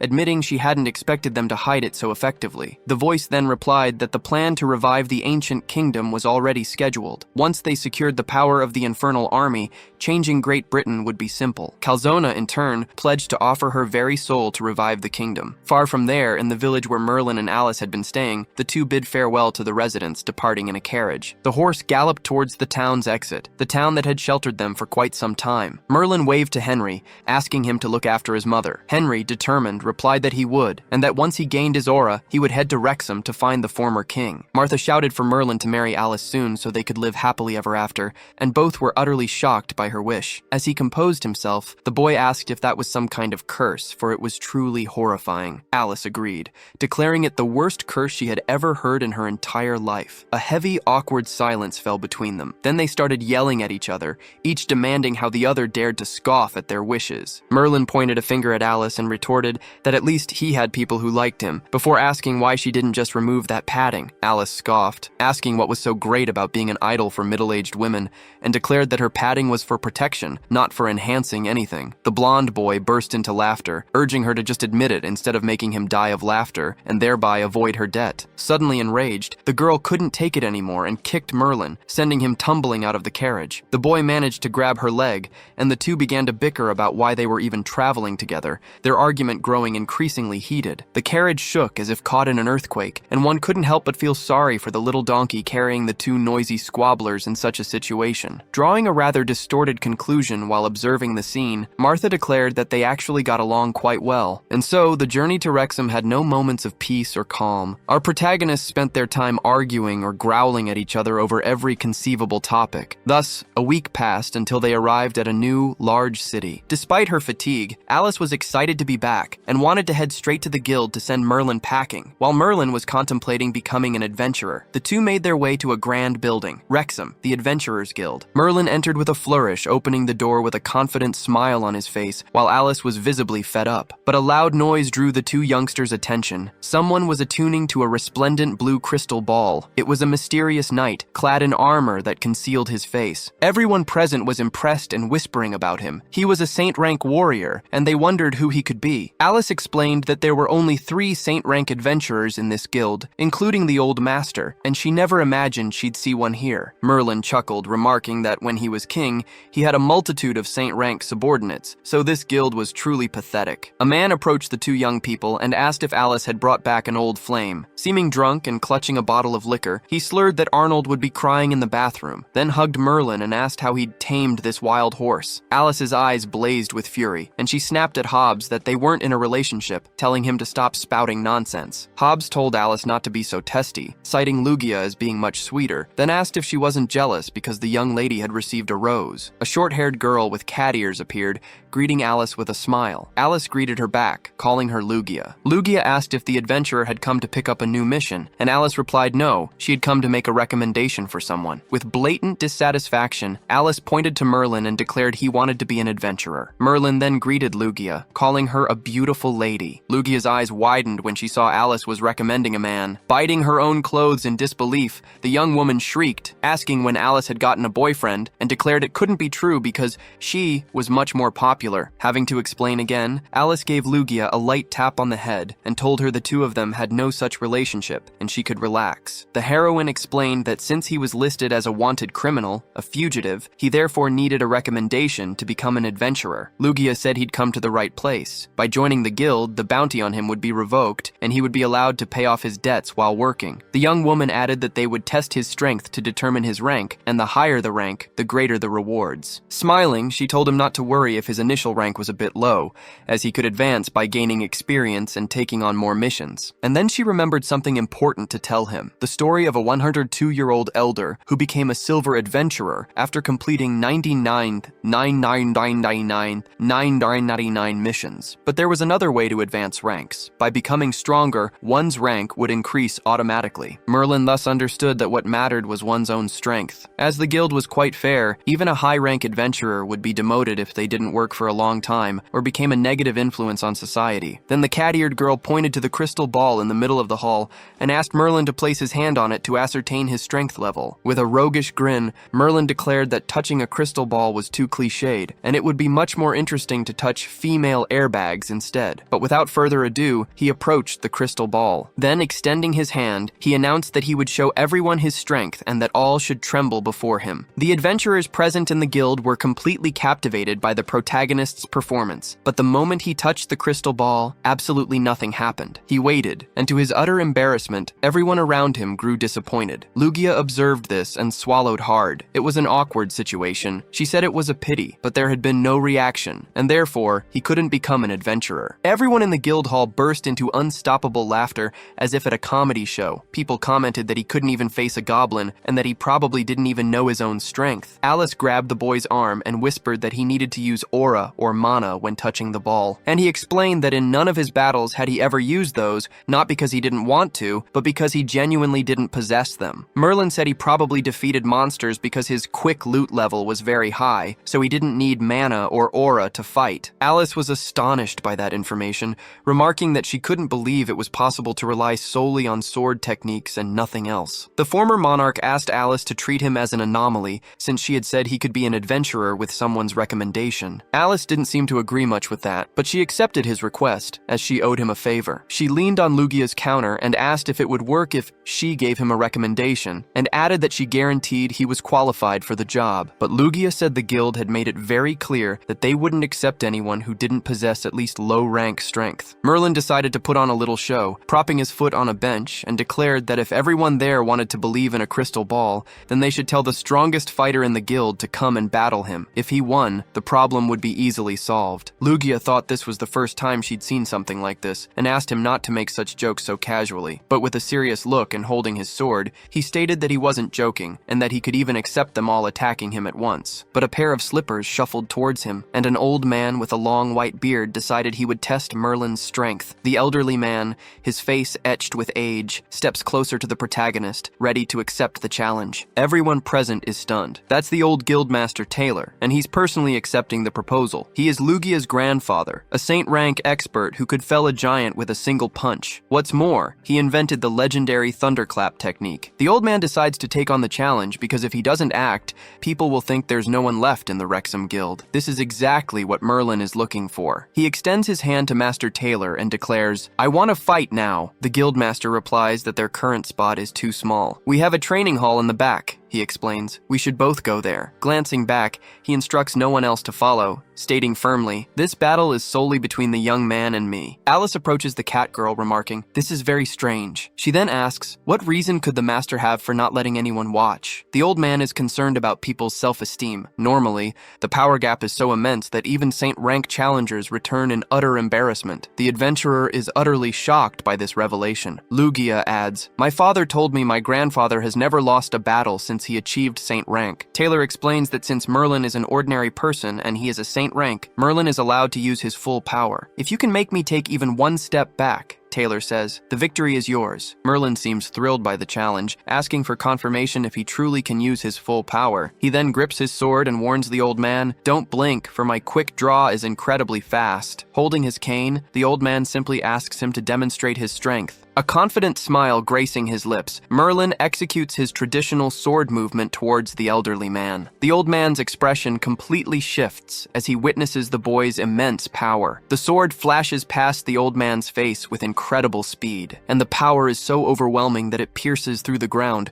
destroying everything in its path. The blade's impact slices through the village, tearing through homes and shattering everything in its wake. Subsequently, the entire wall of the training hall was utterly destroyed. The old man is utterly dumbfounded by such power, his jaw hanging open in disbelief. He loses his balance and tumbles to the ground, startled. Still bewildered, he asks, how could this happen? Merlin reassures him not to worry, explaining he merely used the blunt side of his blade. Had I used the sharp edge, Merlin adds, the old man would be dead right now. Taylor ponders if he could have defended with his full power, but even in that scenario, he knows he would still have been instantly obliterated. As the day fades into evening, within the Wrexham Guild building, Taylor finds himself pondering the true identity of that man. Alice and Merlin are now talking after Merlin's brief encounter with the guild leader. Lugia waves to them both. She, the guildmaster, and a few other members are observing everything from afar. The cat girl asks, why did your grandfather go out of his way for him? And was there truly a need to display such power, especially since he destroyed so many houses? The townsfolk, believing the master caused all that destruction out of anger at Merlin,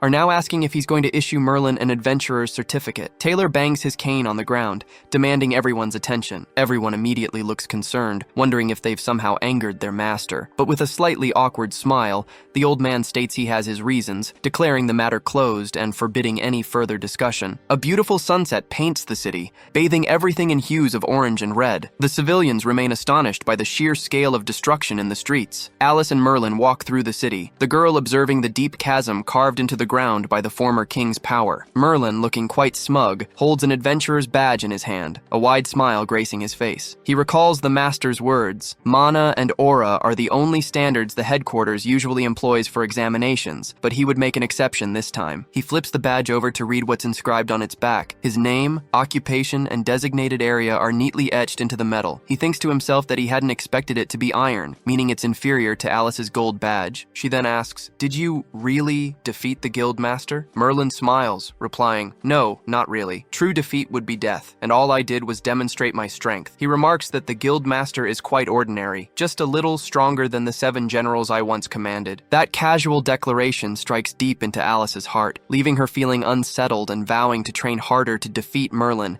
and avenge this humiliation. Our protagonist, however, doesn't even notice her sour mood. He's utterly ecstatic about his new badge. He shouts to the heavens that he's now an adventurer, declaring that with the money he'll earn, he'll buy the most beautiful house in Great Britain. To deflate his sudden arrogance, Alice tells him, you should stop boasting so much, especially since you're a weaker adventurer than me, and just go to sleep to dream whatever you wish. Those words pierce Merlin's heart like an arrow. He was called weaker than Alice. He yells back, only my rank that's weaker. I'll take a mission tomorrow and earn more money than she could in 10 years. The girl ignores him, declares they're finished, and simply walks away. The two part ways with a rather rude farewell. Merlin continues on his way, taking long strides to quickly distance himself from Alice. But suddenly, he stops, and a thought begins to nag at him. He digs his hands into his pockets, searching for something. He finds a horse racing ticket, but not even 2 coins to rub together. A chilling question washes over him like a cold wave. Where will he sleep tonight? To our protagonist's further misfortune, it begins to rain as night descends. A blue-haired woman passes by, holding a beautiful umbrella. He asks if she'd like a box of matches. Poor Merlin is now reduced to selling matchboxes, hoping to earn a few coins to survive. Using one of the matches to warm his freezing hands, he shivers with cold and hunger. He wonders if he'll end up sleeping on the streets tonight, regretting his horse race wager, wishing he'd known this would be the outcome. His match flickers out, and as he tosses it onto the street, an idea sparks in his mind. He stands up, deciding he'll just mooch a meal at Alice's house. Speaking of Alice, meanwhile, in a cozy shelter safe from the pouring rain, our heroine is enjoying a well-deserved premium bath she sorely needed. A radiant smile on her face, the girl is immersed in a bathtub filled with delightfully warm and clean water. She muses that Merlin would never manage to get a high-rank mission, so what could he possibly use to annoy her now? Once again, she offers her prayers, this time asking God to make Merlin sleep on the streets like a beggar. It would be even better, she thinks, if he were cold and starving, and no one had bought the matches he was selling. At that exact moment, our protagonist lets out a loud sneeze. The rain kept falling relentlessly that night. For Alice, the relaxing evening she had just begun was interrupted by a noise. She assumed it was the landlady knocking in a hurry, probably just back from her adventures. Slipping into her slippers, she decided to see who was at the door. Opening it, already imagining it was the landlady, she said the woman didn't need to come so late. But then she looked closer and saw who was actually at her door at such an hour. Merlin stood there, exuding all his charm, asking if she didn't need a man on such a lonely night, offering his shoulders for comfort. The girl froze, taking a moment to fully process the bizarre situation. But Alice, being quite hostile towards Merlin, wasn't swayed by his charms. She delivered a kick so powerful it sent him spinning through the air straight towards the gate. Shouting, she told him it didn't matter how he found her, just that he shouldn't bother her again. He rubbed his face, feeling the sting of the blow right across his cheek. But as he was trying to collect himself, a man behind Merlin asked who he was and what he was doing in front of his house. Alice returned to her lovely bath, but once again, someone started knocking at the door. So she decided to grab her sword, to show she wasn't fooling around. And after putting on her pajamas, she yelled for him not to push his luck. But instead of Merlin, a petite old woman stood at the door, the landlady. Alice was startled to see the old woman there, and even more so that Merlin was with her. Angrily, the old woman stated that the rental agreement clearly prohibited weapons inside the house. And then, on top of the scolding she'd just received from the landlady, she heard a grumble from Merlin. He remarked that she shouldn't make such a fuss and ought to know not to use a sword in someone else's house. Alice's eyes blazed with hatred as she demanded how he dared argue with her, and he just gave her a cheeky grin. The landlady continued her lecture, telling Alice to mind her attitude. She pointed a finger at the girl and said that even as a stranger, she felt the need to tell her off. She shouldn't act like this with her husband right after getting married. The girl's jaw dropped, unable to believe what she'd just heard, the word married. Stuttering, Alice insisted she had nothing to do with that man. But as she was desperately trying to explain herself, Merlin cut her off. With a helpless, stray cat look, he asked if she was still mad at him and how she could possibly claim they weren't married. The old woman said that if that was the case,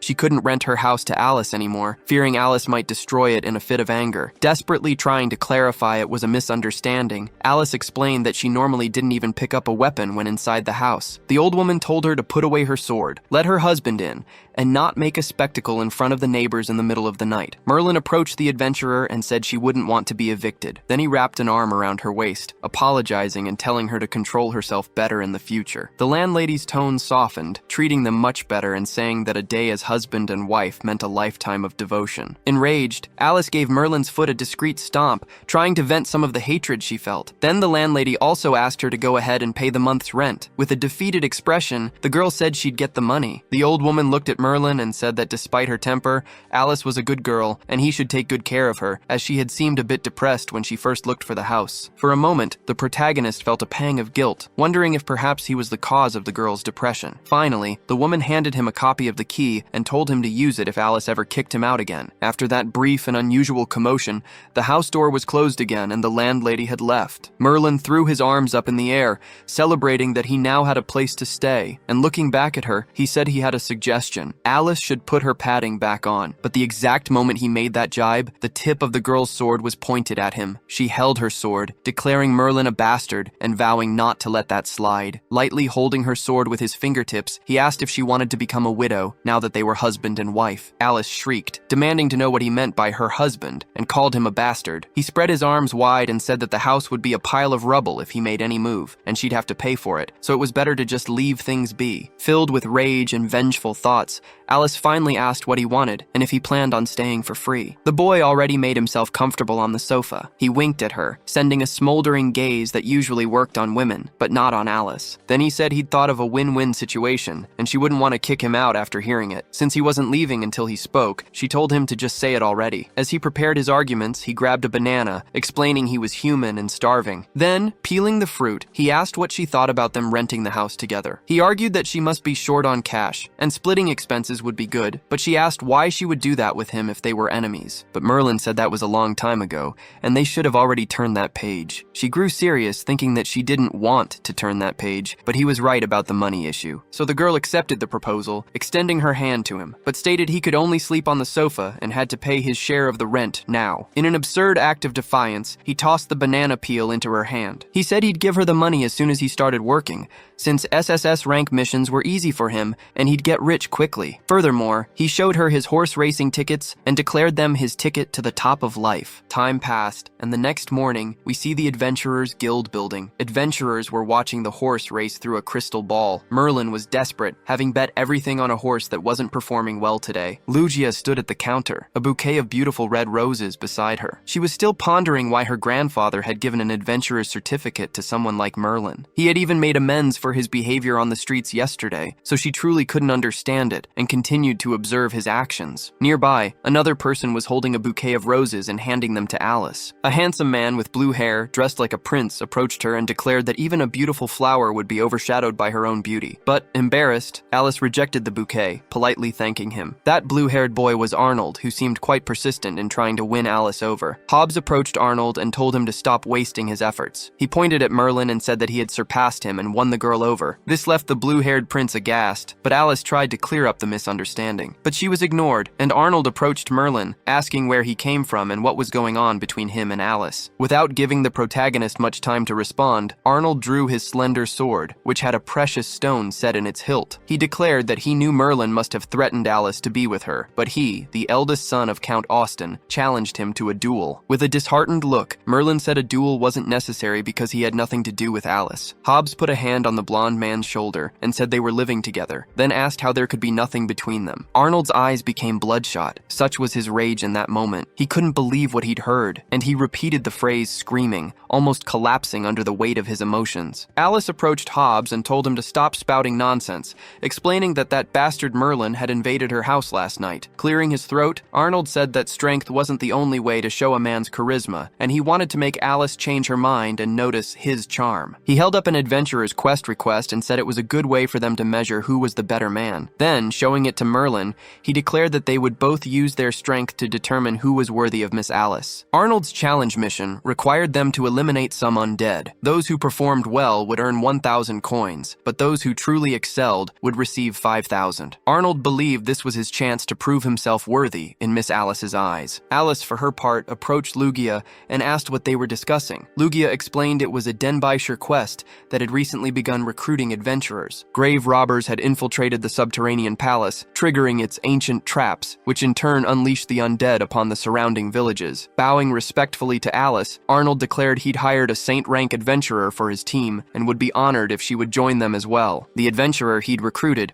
was the same pompous armored man who had appeared earlier, Sir Claude. Since Claude seemed interested in Denbaisher's undead, Arnold had bribed him with a hefty sum, securing his place on the team. With victory seemingly assured by such a powerful ally, Alice agreed to join, making the blue-haired boy absolutely ecstatic. Lugia stamped the quest document, officially registering Alice and Arnold's team. Tidying his silky blue hair, the self-proclaimed prince began to laugh. He started to address Merlin, but was utterly ignored by our hero, and even by Alice, who simply set off for the mission ahead. Just then, the ex-king approached the guild counter and requested to join the mission. However, as he was below gold rank, he needed at least 2 members on his team. The blonde-haired man began to consider his options, wondering who he could call upon. Hobbs, who was nearby, freely enjoying a beer with no restraint, was chosen by Merlin to be his partner. Lugia eyed the choice with suspicion, but her grandfather appeared behind her and told her to let them go. The girl was still unsure, but Taylor insisted she permit it. Giving the guildmaster a quick wink, Merlin thanked him for his understanding. In a luxurious and elegant carriage, our adventurers set off for their mission. Arnold introduced Alice to Claude, explaining her gold rank status, and asked them to cooperate to form the best adventurer team in Wrexham. But Claude, coldly and indifferently, stated they didn't need to cooperate. They merely had to leave the stronger enemies to him and handle the weaker ones themselves. Trying to put a positive spin on things,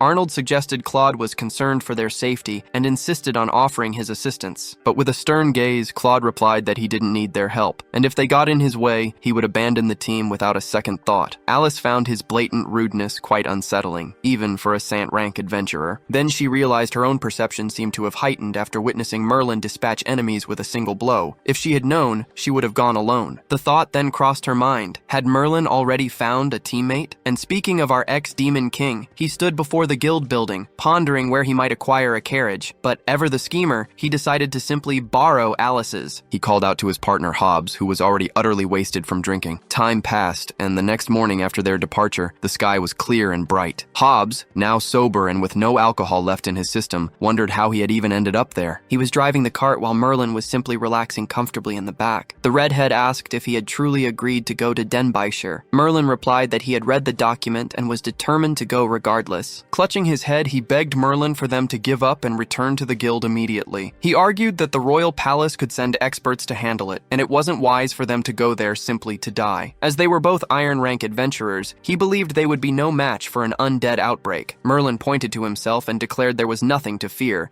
suggesting that in a desperate situation, Hobbs could simply hide behind him. Hobbs stared at the blonde man, wondering if the boy was truly stupid or just incredibly conceited. Desperate, he protested that he was merely a low-rank pyromancer, and Merlin was just a martial arts enthusiast. This combination would never work. The blonde man ignored him and pointed to the carriage ahead, remarking that Alice and her team were just up ahead, and they could surely gain some experience from them. Hobbs agreed, suggesting they could just kill a few monsters alongside them and then leave, as having a Saint Rank adventurer meant they wouldn't be in danger. Just then, the sound of hoofbeats could be heard right behind the adventurer duo. They watched as a contingent of cavalry approached rapidly. Leading them was a young man in shining armor, with blonde hair, mounted on a majestic, royal-looking horse. Hobbs immediately recognized them as Duke Rose's retinue. The Duke was the ruler of Wales, so the person in the carriage was likely a relative of his. The knight of the Duke's guard then approached the protagonist's cart. He asked the two if they knew the fastest route to Denbighshire. Hobbs explained a faster but narrower path, adding that their large carriage wouldn't fit. The royal guard, however, scoffed, asking if he was jesting. So the redhead explained they could head south, but warned it might be dangerous due to blazing rhinos. With a contemptuous sneer, the blonde knight asked if he had any idea who was in the carriage, asserting that such a person could not stoop to traverse muddy paths. Hobbs bristled at the young man's petulance, retorting that there was nothing wrong with walking a bit, if one had legs. This infuriated the prim and proper knight, who accused Hobbs of cursing his lady with ill health. But just as he was about to deliver a whiplash to the redhead, something stopped him. Merlin had caught the knight's whip with his bare hands, defending his teammate. The stuck-up blonde knight ordered him to release his whip, threatening that he would be punished too. But our protagonist paid him no mind, instead continuing to hold and pull on the weapon. Then, with a powerful yank, he pulled it back with all his might. This caused the prim knight's horse to lose its balance. Both horse and rider tumbled hard onto the ground. Merlin calmly told the young man to mind his manners, reminding him that he had asked for directions, and they had offered them amicably. Caked in mud, the prim knight was absolutely livid, still sprawled on the ground. Trembling, Hobbs crept closer, muttering that they shouldn't have done that. Those were knights of Duke Rose, and that Duke was the most powerful person in all of Wales. Merlin scoffed, declaring he didn't care if he was Duke Cabbage or Duke Radish. If someone offended him, they deserved a taste of their own medicine. The prim blonde knight scrambled to his feet, snarling that Merlin shouldn't dare to do that. This was the first time he had ever suffered such humiliation, and he challenged the two to a duel. Merlin merely taunted back, promising him a very good fight. Just then, a feminine voice could be heard shouting, demanding, "Kyle, stop!" as a young woman emerged from the royal carriage. The beautiful young woman asked if the honor of the Knights of the Rose was so cheap, and how he could possibly challenge someone so weak to a duel. The knight immediately knelt, apologizing to Lady Cecilia and claiming the adventurers had insulted her. She dismissed him, stating that commoners had never seen her before, so they shouldn't be blamed for their ignorance. Lady Cecilia then asked if they would stop if two ants blocked their path, a comparison that left the adventurers with matching looks of disgust. With a hand over her heart, she offered sincere apologies for her servant's incitement. Provocatively, Merlin retorted that it wasn't a serious apology unless she showed some cleavage, a comment that horrified Hobbs, who immediately tried to correct him. Kyle became incensed beyond belief at the protagonist's provocation and threatened to charge at him, but the young woman held out her arm, bidding him to wait. She declared there was no need to waste time getting angry with a low-rank warrior, then imperiously ordered them to continue on their way. His eyes blazing with hatred, Kyle glared at the two adventurers once more. Merlin, however, maintained his arrogant air, completely unintimidated by the scowl. The royal carriage moved on ahead, leaving the two adventurers in its dust. Our protagonist muttered that he didn't understand why all these royals were so annoying, and that they'd better pray they never met again. Alice, Arnold, and Claude's carriage rolled on, making steady progress towards Denbighshire. Albert, ever the showman, continued to put on a theatrical display, flaunting his immense wealth and lavish lifestyle lifestyle for Alice. Alice, however, remained entirely unimpressed, inwardly scoffing at his assumption that her poverty had limited her imagination. Arnold then spoke up, professing that Alice was the one who had reignited his hopes in life. He recounted the day he'd been traveling to Elgin to visit his uncle on his father's behalf. He'd gazed out the carriage window and glimpsed a truly wondrous sight. It was Alice herself, locked in battle with a colossal wild boar that was wreaking havoc upon the farmlands. The young man, witnessing her heroic resolve, instantly understood the meaning of love at first sight. He had already proposed to her once, only to be rejected. Since then, he'd joined the guild, determined to relentlessly pursue Alice. According to Arnold, it was divine providence that had brought them together to witness the birth of Elgin's master swordsman. Now, he simply needed Alice to do him the favor of falling in love with him. Their conversation was abruptly cut short by Claude, who calmly asked, "Who is this legendary master swordsman of Elgin?" Arnold looked utterly flabbergasted. "How can you not know the legendary swordsman?" he exclaimed. Claude simply explained that he had been training relentlessly, hearing whispers of the name but never delving deeper into the details. Alice, a fervent admirer of the Elgin swordsman, then understood. Claude's intense training had evidently kept him from truly learning about her future husband, the famed swordsman of Elgin. Arnold proudly elaborated, "The swordsman of Elgin defeated the Redbeard brothers. They were two infamous Saint-rank pirates who terrorized the seas for years." Completely unimpressed, Claude merely raised an eyebrow. "He became famous just for killing two Saint-ranks?" Both Alice and Arnold were stunned into silence by the warrior's casual dismissal. Claude continued, "Even within the Saint rank, there are the strong, the weak, and even the false. To my eyes, those pirates were nothing but fodder. True experts are becoming increasingly rare in this era. The royalty is truly incompetent for letting their people place their hopes in an unknown quantity." Alice found herself growing increasingly irked by the man, who sounded as if he were an ancient sage passing judgment. Arnold chuckled, challenging him. "If the swordsman of Elgin isn't considered a hero, then who in all of Great Britain could be?" Claude then spoke of the 4 heroes of the previous kingdom, asking if they were familiar with them. Alice seemed to find the names vaguely familiar, but Arnold appeared entirely clueless. He listed them: Calzona, the dragon tamer, the sword masters Zoe and Joey, and Bernard, the storm warrior. According to Claude, those 4 were truly worthy of being called the strongest. The rest, he scoffed, were nothing but riffraff. Alice, however, pointed out that those 4 were renowned figures, meritorious statesmen who had shaped the previous kingdom. Arnold, stunned, then questioned, "Aren't they from over 400 years ago?" Suddenly, the carriage lurched to a halt, stopping them in the middle of the road. The coachman called out, explaining that they had traveled for a long time and the horses were in dire need of rest. Arnold readily agreed, declaring he wished to step down and breathe some fresh air. Alice called out, "Mr. Claude?" He responded with a terse, "Yes?" She conceded that the names of those 4 heroes resonated with the force of thunder in her mind, but since they were all long dead, it made no sense to compare them to the living. Claude merely fixed her with a cold, calculating gaze, offering no reply. Alice was the first to descend from the carriage, with Arnold calling after her, "Wait for me." Claude, however, chose to remain seated, alone in the carriage. The sun was already setting, painting the sky in a breathtaking shade of orange. Inside the carriage, Claude quietly repeated Alice's earlier words, "It makes no sense." Outside,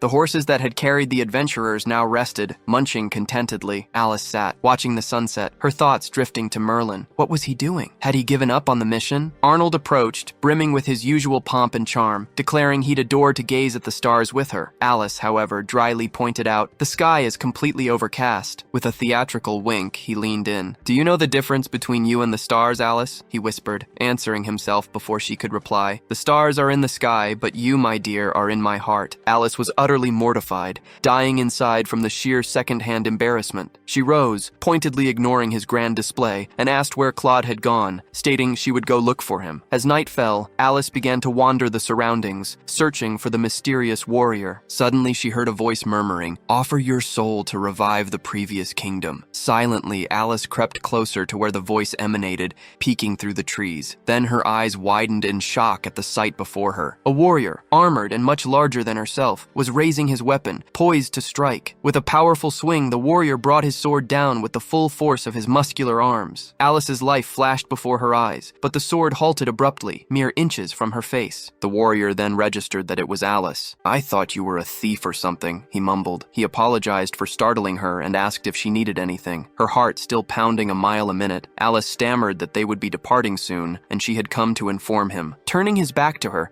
Claude thanked her for the warning, but then he looked into her eyes asking, "Did you hear anything just now?" Feigning ignorance, Alice replied that she hadn't heard a thing, then asked him if Had had said something. Claude ignored her question, instead telling her to get back to the carriage. With luck, he added, they might still reach Denbighshire that very day. But the cryptic words Alice had overheard continued to echo in her mind, leaving her to wonder what exactly Claude had meant. Arnold was already standing by the carriage when another vehicle approached them. It was Lady Cecilia, who greeted Arnold, expressing her surprise at finding him there. He returned her greeting with a charming smile, asking what brought her to this road. He inquired if the seminary was in recess, and why she'd chosen to travel instead of enjoying her time at home. Lady Cecilia replied that she was there to resolve the crisis in Denbighshire, taking her father's place. The blue-haired young man declared it a fortunate coincidence, as he was traveling with the very same intention, accompanied by a Saint-rank warrior no less. This information visibly surprised the lady. Their conversation was cut short as their coachman let out a panicked yell, urging Arnold to look in a specific direction. The pompous young man turned his head towards the indicated direction, and there, a flaming herd of creatures was rapidly bearing down on them. They were blazeflame rhinos, gregarious mid-rank magical beasts known to migrate south in the autumn. The monstrous beasts appeared enraged, spewing fire from vents along their backs and showed no signs of stopping. Arnold screamed desperately, "It's a horde of blazeflame rhinos!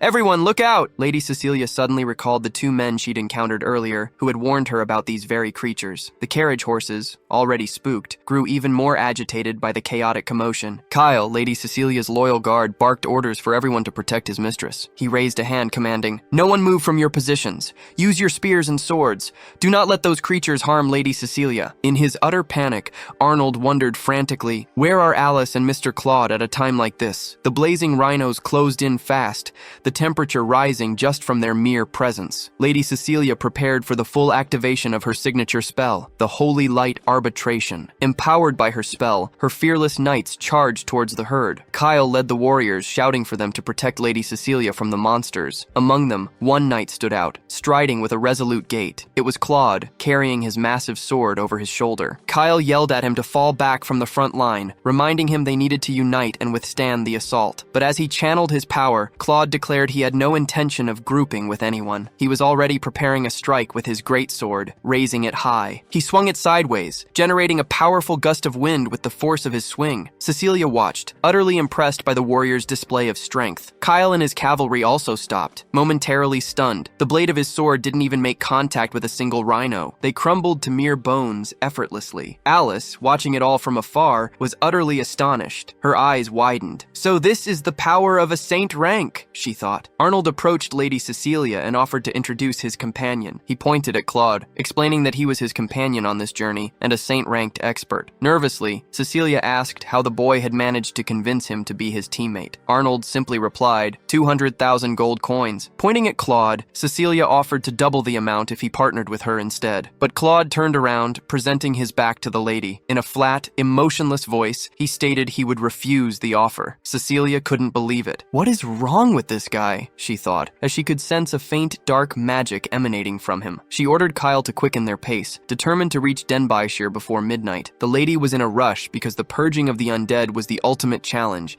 and she needed to resolve it alone to prove herself to her father. Kyle bowed to the lady, assuring her they would depart immediately. Later, in Denbighshire, at the permanent army camp, a bearded man hoisted a tankard of ale, proclaiming they should cherish the fate that had brought them to this mission. The other men nearby raised their drinks as he continued to thank them for accepting the mission, announcing that a grand feast awaited them that night. Alice stood near the celebrating men, holding a small cup and feeling a little awkward. Claude told Alice she could go enjoy herself. He would be resting. He then walked away from her, heading towards the camp's tents. The girl was highly suspicious of that man. She wondered if he might be a highly dangerous criminal, and if it was safe to partner with someone like him. The Adventurers Guild was known for its lax rules, meaning many adventurers harbored dark pasts, far worse than even Merlin's. Arnold interrupted the adventurer's thoughts with his usual romantic advances, pointing out that the two of them were all alone. But she shut down his advance, reminding him that they hadn't gathered any information yet, and were there to kill monsters, not to have fun. Looking like a dejected puppy, Arnold lamented the girl's serious demeanor. Alice distanced herself, thinking how great it would be if Hobbs were here, as he was an intelligence expert. And speaking of the devil, she ran right into Merlin's crew and Hobbs, chatting and drinking at a nearby table. She couldn't understand how they were already here, especially since they had departed after her. Arnold, meanwhile, recognized Merlin, calling him the rival who had stolen Alice's chastity. But the heroine punched the boy in the face, denying his claim and adding that enemies were destined to meet anyway. A dark-haired girl approached Merlin with a touch of familiarity already,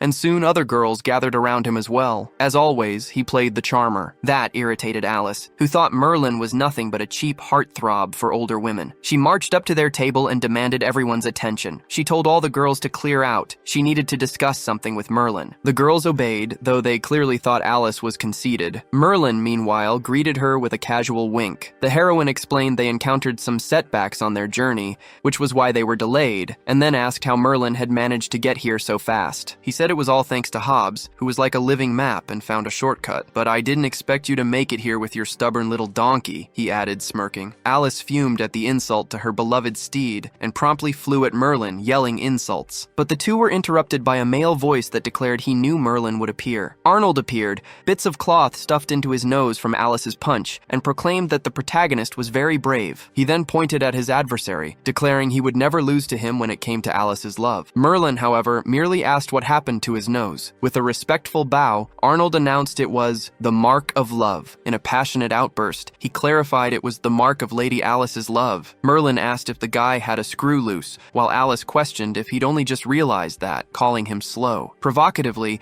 the blonde replied that he meant only people with problems would like her. Arnold continued his rambling speech, proclaiming that Merlin had proven himself a man by accepting the challenge, but also asserting that Sir Claude would single-handedly deal with all the undead. Alice couldn't take so much cringe-worthy talk from the blue-haired boy anymore. She told him she was going to look for information, and it would be very helpful if he didn't just go off to rest. His eyes sparkling, utterly smitten, Arnold asked if she was worried about him, then declared he loved her even more now. Hobbs, already half-drunk, slurred out a question about whether Arnold preferred small airbags, adding that rich people certainly had peculiar tastes. A swift hand shot out of nowhere, aimed straight for the drunkard's belly. Alice punched Hobbs squarely in the stomach, demanding if he had a death wish. Getting back to business, she asked if Hobbs knew anything about Denbighshire. He slurred that he did, but it would cost her a few coins. Alice paid him 3 gold coins, remarking that now she knew where all his drinking money came from. He then revealed that the tomb of the former kingdom's prime minister lay in the forest to the north, a 3-layered underground labyrinth. The ground there was unstable, and a powerful dark aura emanated from it. This prime minister had been a necromancer, so all the undead were likely summoned by him. The standing army had planned to contain the monsters within the forest and wait for adventurers to defeat them, but it seemed the task was proving quite difficult. Alice placed a hand on her chin, pondering the words, "former kingdom." Inside one of the tents, a faint light glimmered,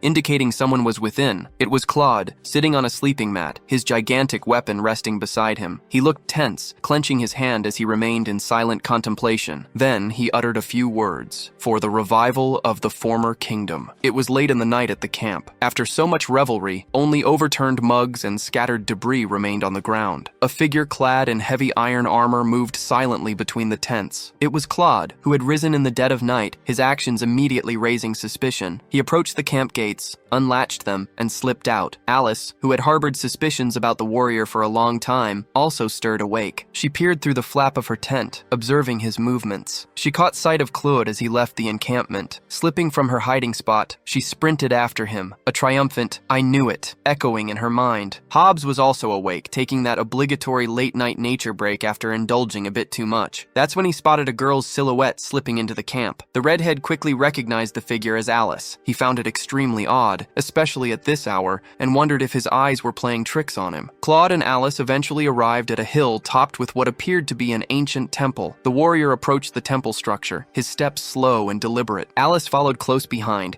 hidden behind a thicket. She wondered if Claude had lost his mind, intending to tackle this entire crisis by himself. The entrance before them looked like the gateway to the Linderground labyrinth. Hours later, dawn broke, painting the sky a clear, crisp blue. Soon, people began to stir within their tents. Arnold, however, did not seem pleased by what he saw. Merlin and Hobbs were fast asleep, snoring like a pair of jackhammers, but Merlin in particular appeared to be spooning someone. Fearing the worst, that it was Alice beside Merlin, the young man ripped back the covers and yelled, demanding Alice explain she'd been forced into such a compromising position. In reality, Merlin was alone, clutching a large pillow in his sleep. Arnold's face burned crimson. He wished the ground would swallow him whole, utterly mortified by his spectacular misunderstanding. Merlin shot upright, furious at being woken so rudely. He snarled that if Arnold ever did that again, he'd send him straight to the netherworld. But the blue-haired youth quickly justified himself. Alice was missing, nowhere to be found. Moreover, Sir Claude was also gone. Arnold fretted, wondering if he'd kidnapped Alice and fled. Hobbs chimed in, recalling he'd seen Alice last night during his bathroom break. He speculated whether she might have gone into the forest, hoping to claim a reward. Merlin bristled with anger. He declared Alice shouldn't break ranks and go behind his back for such a thing. Shedding his sleepwear, he revealed his usual attire already beneath, vowing that Alice wouldn't get away with this. Hobbs looked genuinely surprised by the young man's sudden resolve, and he confirmed he would be heading to this dangerous place as well. The redhead, however,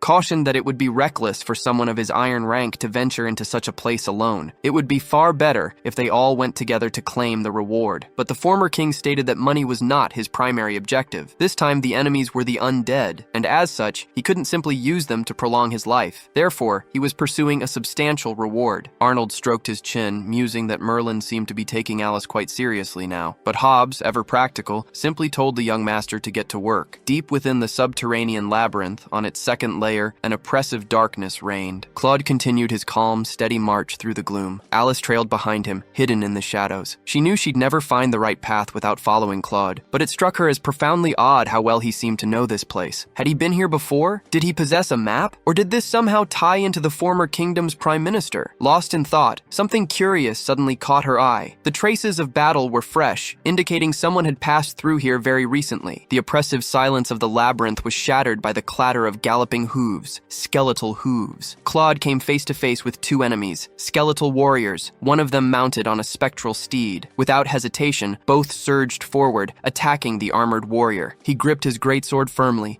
his gaze unwavering as he met his foes. With a single swift vertical swing, he brought his blade down. The attack cleaved through the skeletons, obliterating their forms before they could even draw near. The skull warriors crumbled into mere fragments of bone. Without so much as a bead of sweat, Claude continued his journey, leaving the shattered remains of his enemies in his wake. He extended his arm, and the previously impassable door swung open. A grand corridor, carpeted in crimson, revealed itself, and he stepped inside. Alice followed close behind, concealed amongst the ornate pillars. Now, flickering blue flames lining the walls cast an eerie light over the chamber. At its center, a skeleton in fine raiment and a crown sat upon a grand throne. Claude fixed the skeleton with a grave stare. "It has been a long time," he intoned. The skeleton's jawbone clicked. "Who are you, and why have you trespassed upon my eternal resting place? I shall allow you to explain yourself before I take your life." The warrior replied, 400 years, Sir Ian." Blue flames ignited in the skull's eye sockets. "Who are you?" Sir Ian rasped, clearly shocked. Claude planted the tip of his gigantic sword into the stone floor. He then asked, "Do you not remember the Empire's storm warrior? It seems age has truly claimed your memory." Sir Ian shrieked,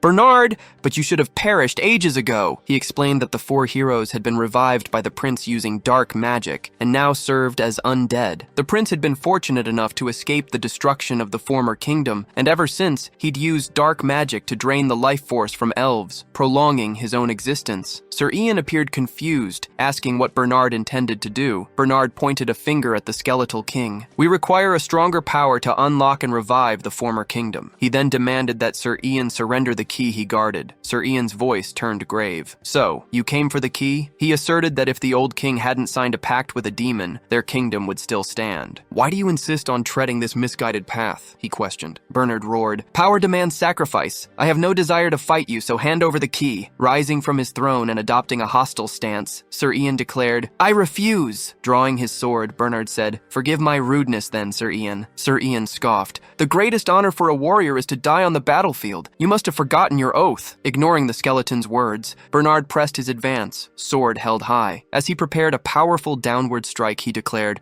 "Now the revival of the kingdom is all that matters." The two adversaries met in a devastating clash, unleashing a tremendous explosion of light and sound. Hidden, Alice watched the entire spectacle from her perfect vantage point, utterly awestruck. A figure moves through the underground labyrinth, navigating its first layer. It's Merlin, hurrying through the gloomy passage. He appears visibly anxious, beads of sweat tracing paths down his face. Finally reaching a chamber littered with skeletal remains, he muttered, "I'm lost." He fretted that his struggle to find the way meant someone else might snatch the reward he sought. But then, a memory of Hobbs's words surfaced. The labyrinth had multiple layers. His gaze dropped to the ground. An impulsive idea sparked in his mind. For Alice, he'd do anything. He reeled back a fist, preparing to punch through the floor and descend to the next layer. He slammed his fist down, a surge of energy crackling around it. With a resounding crack, Merlin ripped a hole through the floor, but on the layer beneath, skeletons stirred. Not satisfied with merely breaking through one layer, he extended the punch, tearing through the next floor as well, obliterating the enemies that lay lay beneath. Merlin had carved a gaping maw, a direct path down to the labyrinth's deeper levels. Dusting off his hands, he couldn't deny it. This was undeniably the quickest route. Elsewhere in the underground labyrinth, on the second layer, a radiant light pierced the oppressive gloom. Lady Cecilia, her staff held aloft, channeled her divine power, invoking the holy light to banish the encroaching evil. The sacred blast proved incredibly effective, skeletal forms crumbling to dust wherever it touched. Her accompanying knights, emboldened, charged forward to engage the remaining foes. But Lady Cecilia inwardly admitted their predicament. They were lost. Their informant had failed to provide any real details about the monster's strength. Her warriors, worn from incessant battle, were nearing their limits. All she truly wanted was her father's approval. But why did it feel so impossibly difficult to attain? Kyle tried to warn her of something, but she cut him off, sharply telling him to quiet down as she continued to declare they would escape. But he insisted that they had already circled back on the same path they'd taken earlier. Lady Cecilia held 2 spells ready, her voice firm as she ordered her knights to keep pressing forward. "We can escape," she cried, "as long as we figure out the labyrinth's structure. Trust me." But she also knew that even if the sacred light could burn these creatures, her mana was far from infinite. She began to pray, her lips moving silently. The moment her foot touched the ground, she felt it suddenly give way beneath her. A jolt of alarm shot through her. She looked down, her eyes widening. To her horror,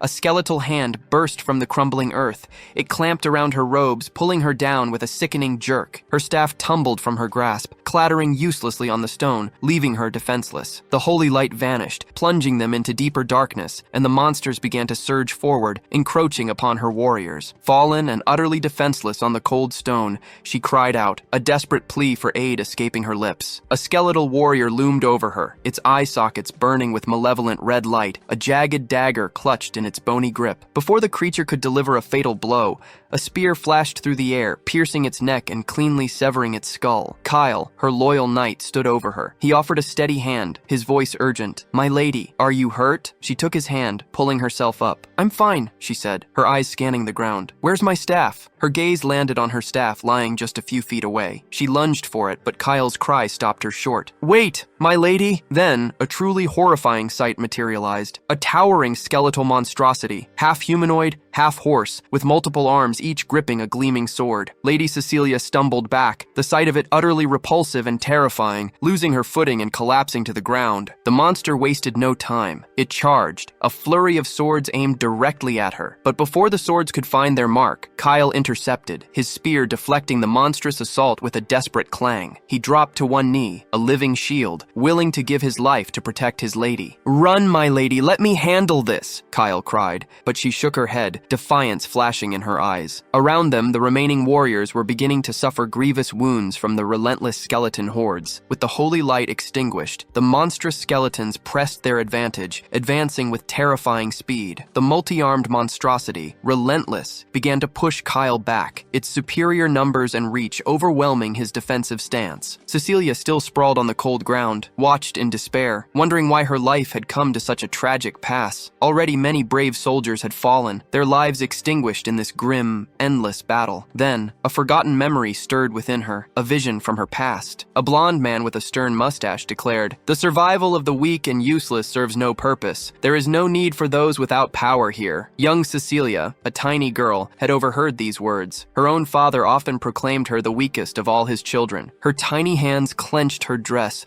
those cruel words piercing her young heart. Outside the grand mansion, a vast courtyard stretched out. There, Cecilia was often tormented by the other children, pushed and ridiculed. Her younger sister, in particular, would sneer, claiming she had surpassed Cecilia with effortless grace, adding that no matter how much Cecilia trained, she would never grow stronger. She would even declare that she no longer wished to acknowledge Cecilia as her older sister. Lady Cecilia's heart ached, and her tears flowed freely, unable to hold back the pain of such words from her own family. As she wept, a small boy approached her, asking softly, "How was your trip?" He extended a small hand towards her, his gaze full of concern. "Are you all right?" She took his offered hand, letting him help her up, and for a moment, they simply held hands. Later, in the training grounds for new recruits, various intimidating training apparatus stood. The same small boy was tied to a thick wooden post, enduring a barrage of blows. A bald, cruel instructor, brandishing a wooden stick, beat him mercilessly, roaring that anyone who failed to complete their exercises would suffer the same fate. Cecilia rushed forward,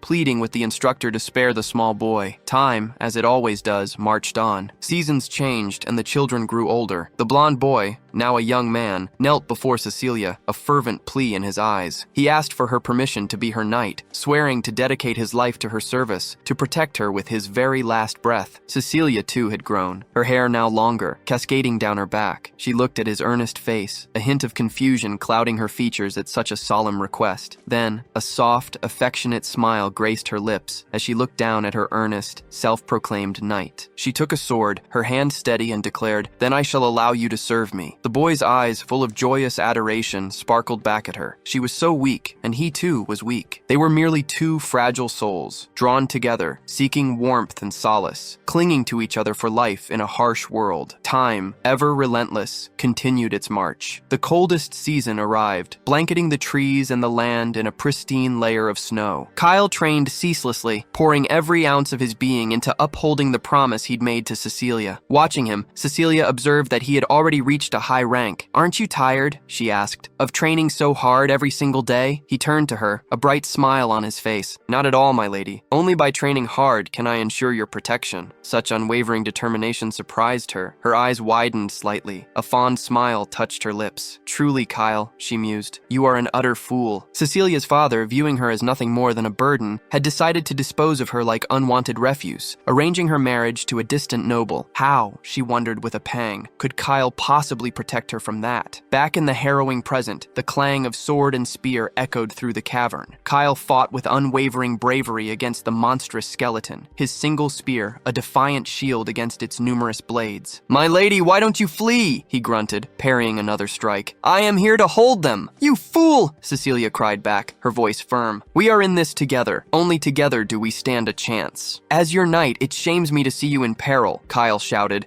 but Cecilia snapped, "This is no time for chivalry." The monstrous skeletons were closing in, a wave of death ready to engulf them both. Just as they were about to strike, a blinding yellow light erupted, slicing through the approaching horde. Kyle, unwavering, stepped forward, shielding Cecilia. "It is my greatest glory," he proclaimed, "to fight until my last breath for the one I love." The monstrous three-headed cavalryman, though wounded, lunged at the brave knight once more. He gripped his spear, letting out a defiant yell. "This is the final confrontation. I will be loyal until my last breath." With those words, he lunged, unleashing a flurry of thousands of spear thrusts into the monster's grotesque form. One of those strikes found its mark, piercing directly into the enemy's central head. A flicker of pride touched Kyle's lips. He allowed a small, triumphant smile. His spear was now deeply lodged between the two remaining heads. To his horror, the two heads began to stir again, and a malevolent third eye flared open between them. With a gasp, Kyle's grip slackened, and his spear clattered to the ground. He staggered, a dark crimson liquid gushing from his mouth. He was wounded, gravely. Despair clawed at Cecilia's throat as she realized her knight, her protector, had been grievously injured. Her horrified gaze finally focused, and she saw it. His body was riddled with wounds. Blood streamed from the poor warrior Kyle's body, struck by a devastating blow. The cruel monster lifted his body even higher, raising the very swords that had pierced him. Then, with a brutal sideways flick, it flung the boy away. Kyle crashed to the ground, his injuries worsening from the impact. Desperate, Cecilia screamed her knight's name and rushed to his side. She pleaded for him to get up, to protect her, demanding to know what he was doing. Tears streaming down her face, the girl reminded him of the oath he'd sworn. The skeletal monster's footsteps drew closer. It had no mercy, nor time for pathetic wails. Soon, the creature raised its swords once more,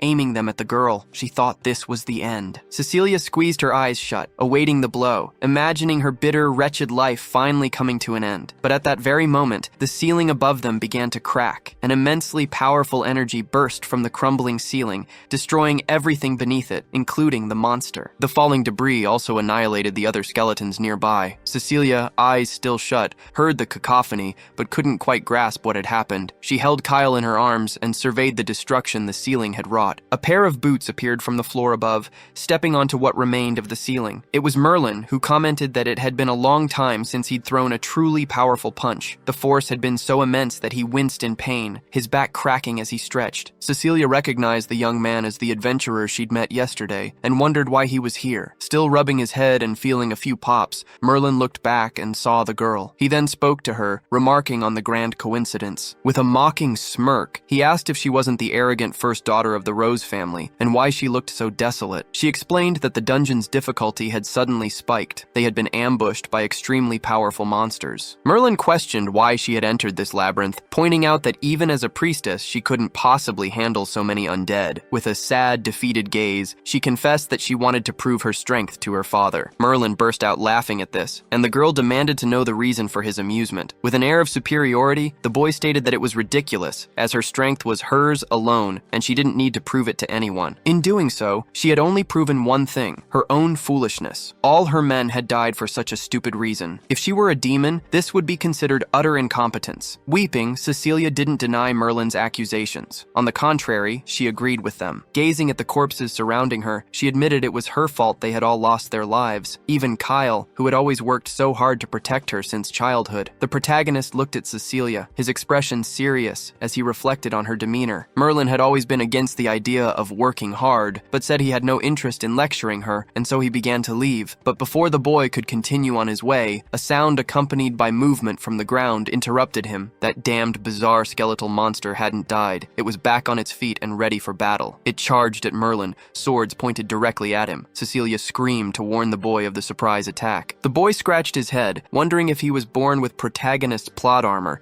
just to mess with everyone since someone was always causing trouble for him. And with an incredibly swift movement, he snatched his sword and performed his quick draw, a move that instantly blew the stubborn beast into 1,000 tiny pieces. A confident smile on his face, he questioned how a monster that had already died could insist on challenging him again. According to him, the undead were truly annoying. No matter how many times they died, they just wouldn't stay dead. Cecilia watched, utterly impressed by such power in a single movement. She doubted he was merely an iron rank adventurer. She knew that if she didn't ask for his help, both she and Kyle would surely die here. With a pleading gaze, she begged Merlin not to leave, but to rescue them. Merlin turned to her and asked why he should help her. The girl then offered a reward, which immediately piqued the greedy protagonist's interest. He mused that a noblewoman was likely wealthy, and he could probably fleece her for a hefty sum, perhaps around 5,000 gold coins. With a sarcastic smirk, he said, "What's the harm if the payment's good, if you catch my drift?" The young woman, thinking that such a powerful being wouldn't be interested in fame or money, concluded there was only one thing he could possibly want. The girl's face flushed crimson, and she squeezed her eyes shut tightly. She thought of Kyle, and how he had always fought to defend her, even confessing his feelings. But with tears in her eyes, she knew he had been willing to die for her, so she couldn't hesitate. Stammering, she said she knew what kind of reward he was talking about. Her face still scarlet, the young woman lowered her blouse to her shoulders, revealing her décolletage. She thought this would please him. Merlin scoffed. "I don't need that kind of reward. I'd prefer 5,000 gold coins." She stammered that she had nothing there but her body, to which he replied, "You can pay me later." A little annoyed, he gripped his sword and declared that this was utterly irritating. Even Alice's ironing board would be better. Cecilia gasped in alarm, crying out, "What are you planning to do?" The protagonist then gripped his sword firmly with both hands, just as he did for his quick draw. He swiftly moved his blade in a single arc around Cecilia,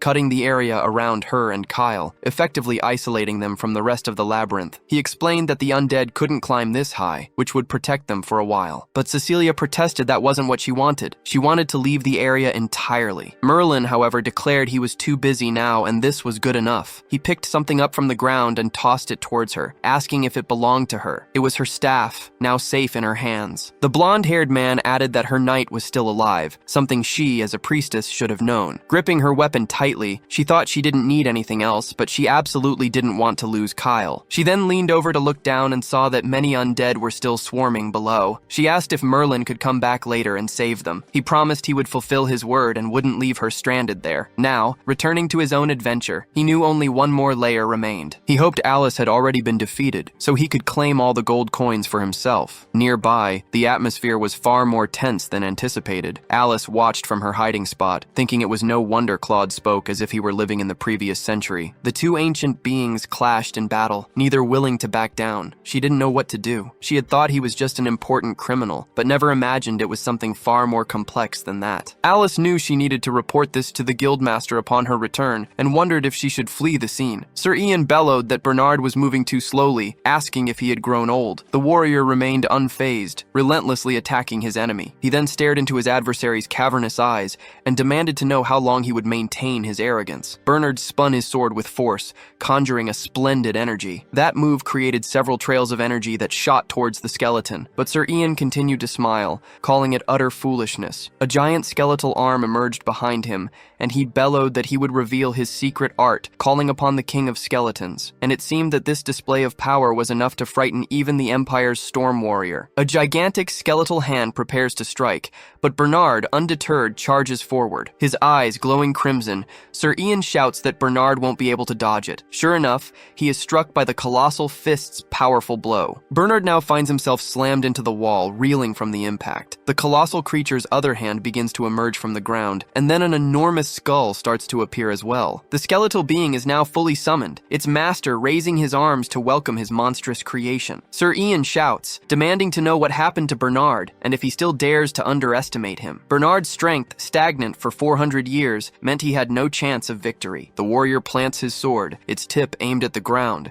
creating a deep crack in the floor. Now, the colossal skull, summoned by Sir Ian, stood fully formed, an immense presence, as Bernard declared he only needed a single strike. Focused, Bernard declares he will crush its skull and extinguish the flame of its soul with his secret weapon. Sir Ian tells him to cut the theatrics and try to get past his king of skeletons first. As a blue energy begins to emanate from his body, Bernard tells Ian to accept his fate, for he would no longer be able to lay a hand on him. Charging his power, he shouts the name of his attack, Secret Art, Storm Mode. Alice, still hidden behind a pillar, observes the battle and realizes this attack is special, drawing power from an enraged Saint-rank magic beast. Bernard pushes off with his feet, beginning his charge toward his enemy. He runs towards the king of skeletons, wielding his giant sword with both hands. But then, a crack in the ceiling begins to crumble, interfering with their battle. From this crack, an enormous power emerges, piercing through the ceiling and destroying everything in its path. A silhouette then falls, joining the others. Bernard is completely bewildered and asks what is happening. Sir Ian is also confused, demanding to know who the silhouette is. It's our protagonist, Merlin, who appears triumphantly and declares he arrived just in time for the chaos. He calls Bernard a heavy sword wielder and asks if Alice wasn't with him. The knight is bewildered, wondering if the undead in the first and second layers hadn't been enough to stop this iron rank boy. Alice further conceals herself, marveling at how Merlin managed to traverse 2 layers of the labyrinth and how he had the audacity to be so reckless. Bernard knows that to keep the kingdom's revitalization a secret, he will have to eliminate all witnesses. He grips his heavy sword firmly, tightening his fist around it. The king of skeletons approaches Merlin, and Sir Ian demands to know who he is and how he dares enter his eternal resting place. He then points a skeletal finger towards the protagonist, launching several ghosts at him and commanding him to be reduced to dust. The ghosts rapidly approach the ex-king, who remains in the same spot, unmoving. A golden energy shields him from all incoming blows. This impresses the king of skeletons, who cannot believe his eyes. Bernard's eyes also widen at the sight. Sir Ian realizes his magic cannot even touch the boy. The armored knight, Bernard, quickly understands that this boy cannot be underestimated in any way. Alice thinks Merlin's anti-magic is truly useful, remembering when the church suffered a great loss during an expedition because of it. Merlin asks why the skeleton attacked him when he hadn't even done anything, while Sir Ian demands to know who he is and what he did to defend himself. With a mocking smirk, the ex-king replies that Sir Ian doesn't need to know, since he's just a skeleton worth a mere 5,000 gold coins. This infuriates the skeletal monarch. He demands to know how the boy dares insult him. Using his summoned king of skeletons, Sir Ian commands it to attack Merlin with a punch, something physical this time. But that only makes our protagonist chuckle. The monstrous skeletal arm reaches its target, striking the spot with full force. Bernard has to use his greatsword to shield himself from the debris the blow created. He thinks the boy must be dead. Even Bernard himself couldn't withstand a punch from the king of skeletons, much less someone of Merlin's apparent rank. But he's forced to swallow his words as his eyes widen in disbelief. The gigantic arm is stopped dead in its tracks, right where it delivered its powerful blow. However, upon closer inspection, Merlin is seen holding the monster's hand, effortlessly, as if it weighs nothing. Alice peeks out to observe, thinking that even Merlin's physical strength is incredibly powerful. Bernard, bewildered, can't comprehend what he's witnessing. Sir Ian's jaw practically dislocates from how utterly aghast he is. In his convictions, he had been certain no one could withstand the king of skeletons' hammer-like punch. Merlin still holds the giant skeleton's arm, remarking, "This summoned creature is quite interesting, wouldn't you say, Sir Ian?" Then he clenches the hand he used to block the monster's blow, effortlessly shattering its wrist into 1,000 pieces. This causes agonizing pain to the gigantic creature, which begins to scream in desperation. Sir Ian is utterly terrified by the sight. As he draws his sword from its sheath, Merlin declares that a useless undead like Sir Ian deserves to go straight to hell. He delivers a powerful blow towards the king of skeletons, unleashing a gigantic golden light that illuminates the entire area. And before he can even utter the word monster, Sir Ian begins to dissolve. Only his crown and a few remnants of his clothes are left behind on the ground, along with a few scattered bones, once imbued with such immense power and wealth. Alice had expected this enemy to be a challenge for Merlin, not for him to dispatch it with a single attack, again. Then she pauses, reflecting on that very word, again. He had indeed killed his enemies with a single blow countless times now. With a proud expression, the boy sheathes his sword once more. Bernard watches the boy, thinking that probably none of the legendary 4 heroes could compare to this menacing individual. Malicious thoughts begin to brew in the knight's mind as he wonders what it would be like to have someone this strong in his majesty's service. Merlin boasts about his newly acquired 5,000 gold coins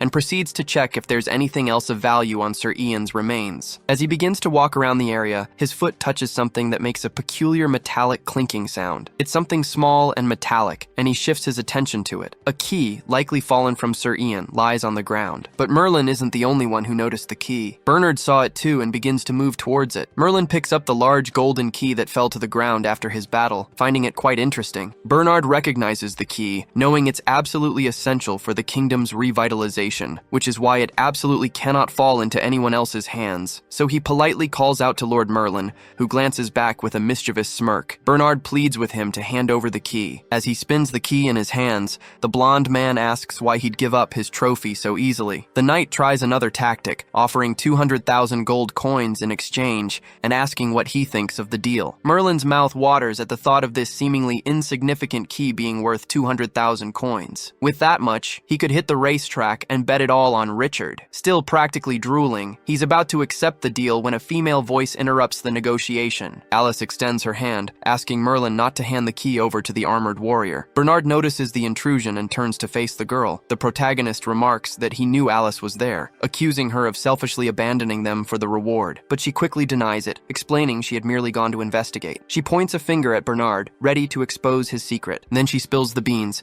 declaring that he is none other than Bernard, one of the 4 heroes who died long ago. Merlin stares at the knight, then asks if the man before them is, in fact, an undead. Alice confirms it, explaining that they were the guardians of the previous kingdom, revived by magic, and now they plan to revive the kingdom itself. Claude came after this key, and there must be a great secret hidden within it, making it dangerous to hand over. The ex-monarch is intrigued by the idea of a great secret being hidden within it. He suspects it's probably a truly valuable treasure, and if so, he could finally pay off all his debts. Bernard realizes Alice had been following him and overheard all his secrets. To ensure the success of his plan, he'll have to kill both of them right here and now. He grips his heavy sword tightly and begins to advance towards them, intent on erasing any and all witnesses to his actions. His first victim will be Alice, and he lunges at the girl mercilessly. His gaze holds no emotion, only the grim determination to fulfill his purpose. Alice barely has time to react to the sudden blow, her heart racing, but Merlin's strong hand catches the sword blade before it can fall upon the girl. Bernard is taken aback, not expecting such a thing to happen. Merlin looks into the young man's eyes and asks if he couldn't have held back a little longer. The armored knight is impressed that the boy can be faster than him, even in Tempest mode. Merlin quips that he can't let his ironing board kick the bucket, or he'd be stuck with the entire rent. Bernard tries to insist on their earlier deal. He takes the key, and they both walk away as if nothing happened. The protagonist retorts that this key surely holds an enormous secret, and besides, Bernard attacked them without a second thought, so now there's no reason for him to hold back. With a serious gaze,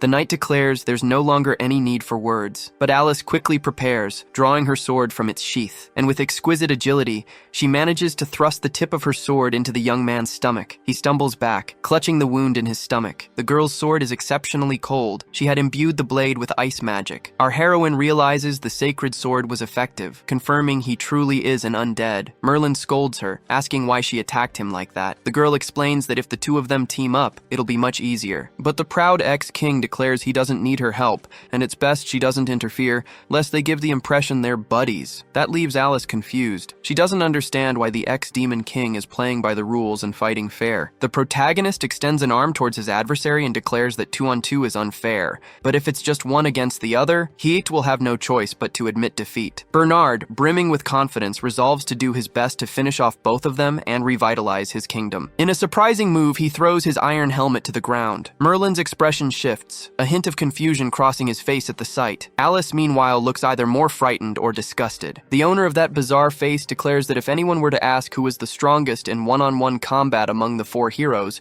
it would unquestionably be him. Raising his arms with a snobbish air, Merlin asks asks if he should really be relying on past glories. The protagonist remarks that it's a shame Bernard won't get a chance to talk about his regrets later, as not everyone is as lucky as Alice. But the girl retorts that she doesn't consider herself lucky at all, but rather unlucky to have crossed paths with Merlin. With no time for idle chatter, Bernard raises his arm and enters his Tempest mode. Alice feels the pressure intensify, likely because Claude has recognized the adversary's strength and will now fight for real. But the ex-demon king doesn't seem impressed by this. He remains with his arms still crossed. Bernard approaches, gripping his heavy sword, and declares he will kill him in the name of the 4 heroes. He uses the momentum of his feet, channeling all his energy into a charged sword slash. Merlin maintains his stance, hands on his hips, and a roguish smile on his face. The great sword warrior warns that if the boy keeps those openings, he'll take his head. Without a flicker of emotion, the protagonist glances to the side, and Bernard only has time to register a gigantic shock. Simultaneously,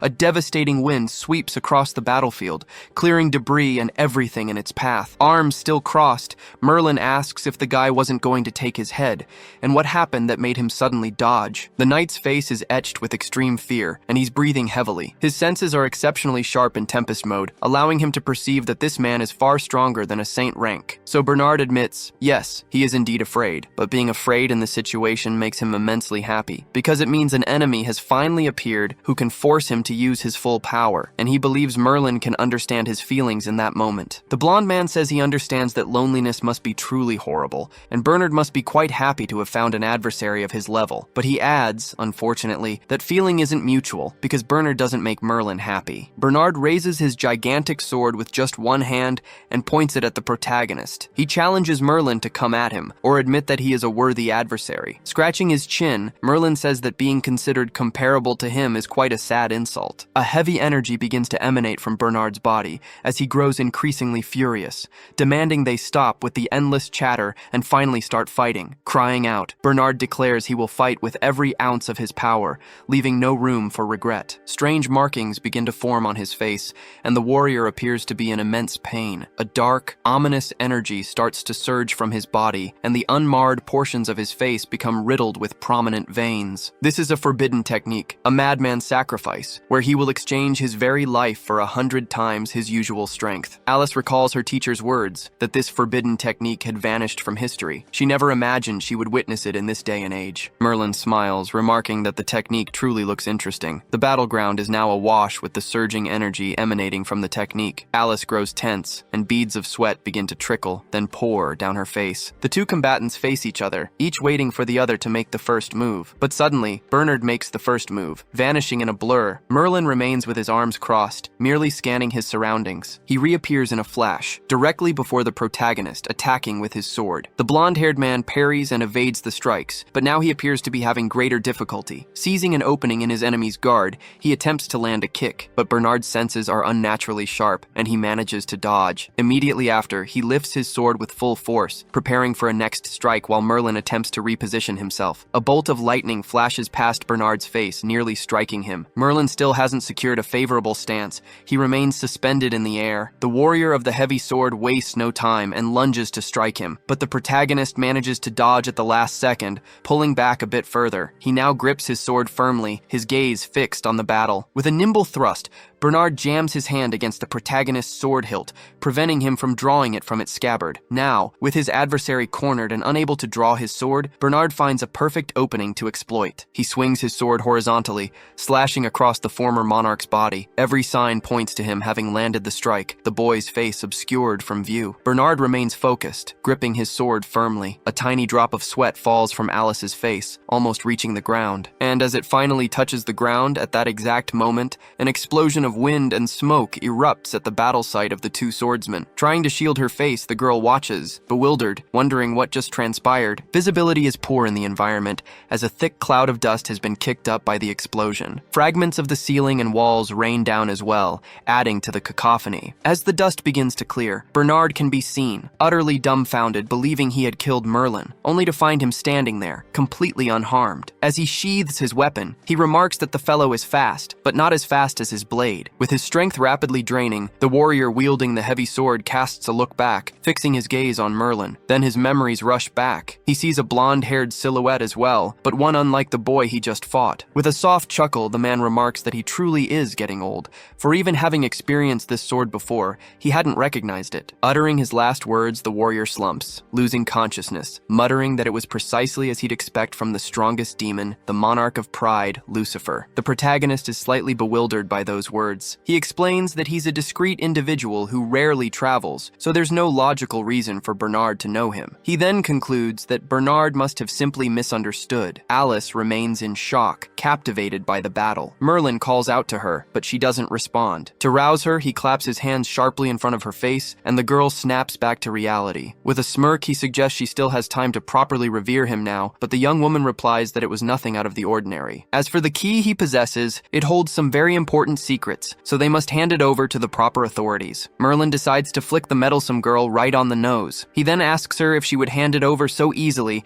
if this key opened a magnificent treasure. He places a hand on Alice's shoulder and asks what she thinks about sharing the treasure, since both of them fought, but she points out that perhaps this treasure isn't monetary. The protagonist questions how something coveted by a saint-ranked individual could possibly have no value. Like a true sly tempter, he begins to persuade her, mentioning her immense debt and how this could pay it off. She eventually relents. Feeling victorious, the young man lets out a laugh, while Alice feels utterly swindled. Merlin then raises the key in his hand and observes it with careful scrutiny. The only problem now is to uncover the secret of this enigmatic key. Alice mentions she has a friend who possesses vast knowledge and is also an adventurer in Wrexham, suggesting they could ask her. But as the two converse, a commotion can be heard coming from the hall. The protagonist wonders if it could be the undead, but the girl replies that it couldn't be, as the necromancer had been eliminated. But just as he suspected, a horde of undead begins to shamble towards them. The remaining undead troops are being drawn by the key's mana. Merlin tells Alice not to get in his way, and that he will protect her. Proudly, the girl declares she doesn't need his protection, and tells him to stop acting so high and mighty. The two adventurers will once again unite to defeat the imminent danger posed by the undead. Outside that labyrinth, just moments before, a bearded man roared, asking if everyone was ready to send those undead back to hell. The group of warriors responded in unison, a resounding yes, standing in formation, ready for battle. The undead gripped their weapons and began to close in on the hero's group. Arnold stood among the warriors, though he seemed far less enthusiastic than those around him. Hobbs quipped, asking if Arnold was so desperate for coin he'd agreed to fight. Arnold replied that many officials were eagerly awaiting his performance today. The redhead concluded that Arnold was there under duress and questioned why his family tolerated a loser like him. Arnold retorted that Hobbs simply didn't understand his reincarnation ability. They chatted about Alice and Merlin,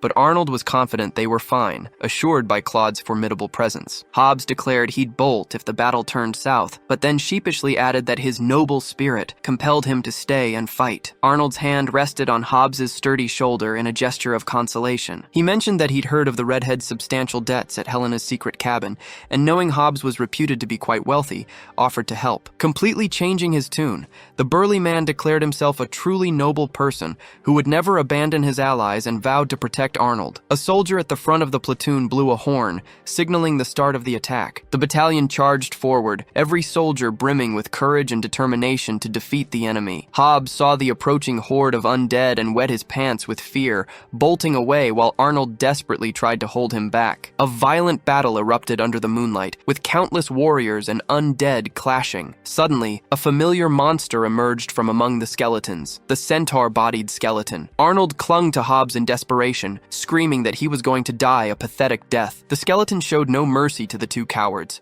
advancing and brandishing its weapons. The two clasped hands, their faces so white with fear they resembled hospital sheets. The sinister nine-eyed skull glowed, fixing its gaze on the boys, who wondered if this would be their last sight. Trying to shield themselves, the cowards threw their hands over their heads and faces, but then something curious began to happen. The enemy began to evaporate into the air as if it were flour being blown away. Warriors who had been fighting bravely stood bewildered, staring at the peculiar scene. They slowly regained their composure, realizing they had, inexplicably, won the battle. As if they hadn't just soiled their pants, the two smug men stood up, gloating like heroes. What remained of a small skull nearby seemed to nod in agreement, adding a comedic flourish to the scene. But time marches on, and before anyone knew it, morning had arrived. A bearded warrior handed over a sack overflowing with coins, stating it was the reward for resolving the crisis in the capital. Alice was receiving the prize, but the girl waved her hands, insisting she had already explained. Pointing to Merlin, she declared he was the one who deserved the money, for he had slain two saint-class warriors. The bearded man stroked his chin, incredulous, saying an iron-class warrior, devoid of mana or aura, couldn't possibly achieve such a feat. It was unbelievable. Alice grew frustrated. No matter how much she explained, no one took her seriously. Declaring the investigation complete, he instructed a soldier to deliver a letter to Her Majesty the Queen. The letter explained that Ian and Claude had fought to the death, but when both were weakened, the warrior Alice delivered the final blow, and Merlin witnessed it. Night fell once more, the moon shining brightly in the sky. A carriage continued its journey, the adorable donkey trotting alongside it. Arnold, sipping wine, mused that he hadn't expected Claude to be that kind of person. The guildmaster would be surprised. But since the powers of the former kingdom hadn't truly died, the queen would dispatch the Redbud Knights to investigate. These knights were the king's personal guardians, 12 specialists, each one equivalent to an entire army, obeying only the queen. After dealing with someone like Claude, Arnold admitted he was wary of not knowing the true past of the adventurers he encountered. Casually, Merlin remarked that he would just confess to them that he was the former demon king of the first palace. Hobbs lumbered closer, reeking of alcohol, and asked how much Merlin had drunk to start spouting such boastful nonsense again. He then added that he found demons quite terrifying, as they frequently routed the church's expeditionary army, and it would be impossible to stop them if they decided to attack here. Merlin, suspicious, asked who told Hobbs that demons intended to invade human territory. The redhead replied it was the church. The protagonist countered that demons would never invade human territory. It was the church that constantly provoked them by organizing expeditions against them. On second thought, Hobbs realized that what the blonde had just said made a lot of sense. With a mischievous chuckle, Merlin asked Alice if this was why the church extremists only knew how to incite conflict, but the girl wasn't in the mood to talk. Curious, the redhead asked why humans didn't migrate south and align themselves with the kingdoms of other races. The eras of this world could be divided into 4 parts. When the age of humans was prospering, the elves united with everyone except humans. Only the demons rejected this alliance. Hobbs, wanting to know more, asked why. The protagonist explained that demons were an independent race that sought neither cooperation nor subservience, but the main reason was there were unspeakable secrets hidden beneath the 7 palaces of the demon kings, which prevented them from leaving. The burly man placed a hand on Merlin's shoulder, remarking that he was truly knowledgeable about demons, but Arnold interrupted them with a shout. He had just chugged a whole mug of alcohol, so they should prepare for his ramblings. Clenching his fist tightly, he declared it was obvious neither of them had emerged victorious in this battle for Lady Alice's affections, but he wouldn't give up. They would continue the battle, as it would be a best of 3. Merlin didn't object, saying it was fine as long as Arnold was happy. Alice gave the two of them an unamused, unfriendly look. The carriage began to shake, and a silhouette flew out of it. Someone had truly lost their temper. As he sipped some water, Merlin seemed to realize he had forgotten something important, but couldn't quite recall what it was. Meanwhile, deep inside the labyrinth, Cecilia still held Kyle in her arms, crying and wondering why Merlin still hadn't come to save them. On a towering mountain, a massive volcano erupts, spewing lava and thick smoke. Nearby, a formidable gate swings wide. A golden cane slams into the ground, leaving a crack in its wake. The man in the trench coat coughs, then roars in front of a door, furious that useless Bernard couldn't retrieve the key. The long-haired woman urges him to calm down,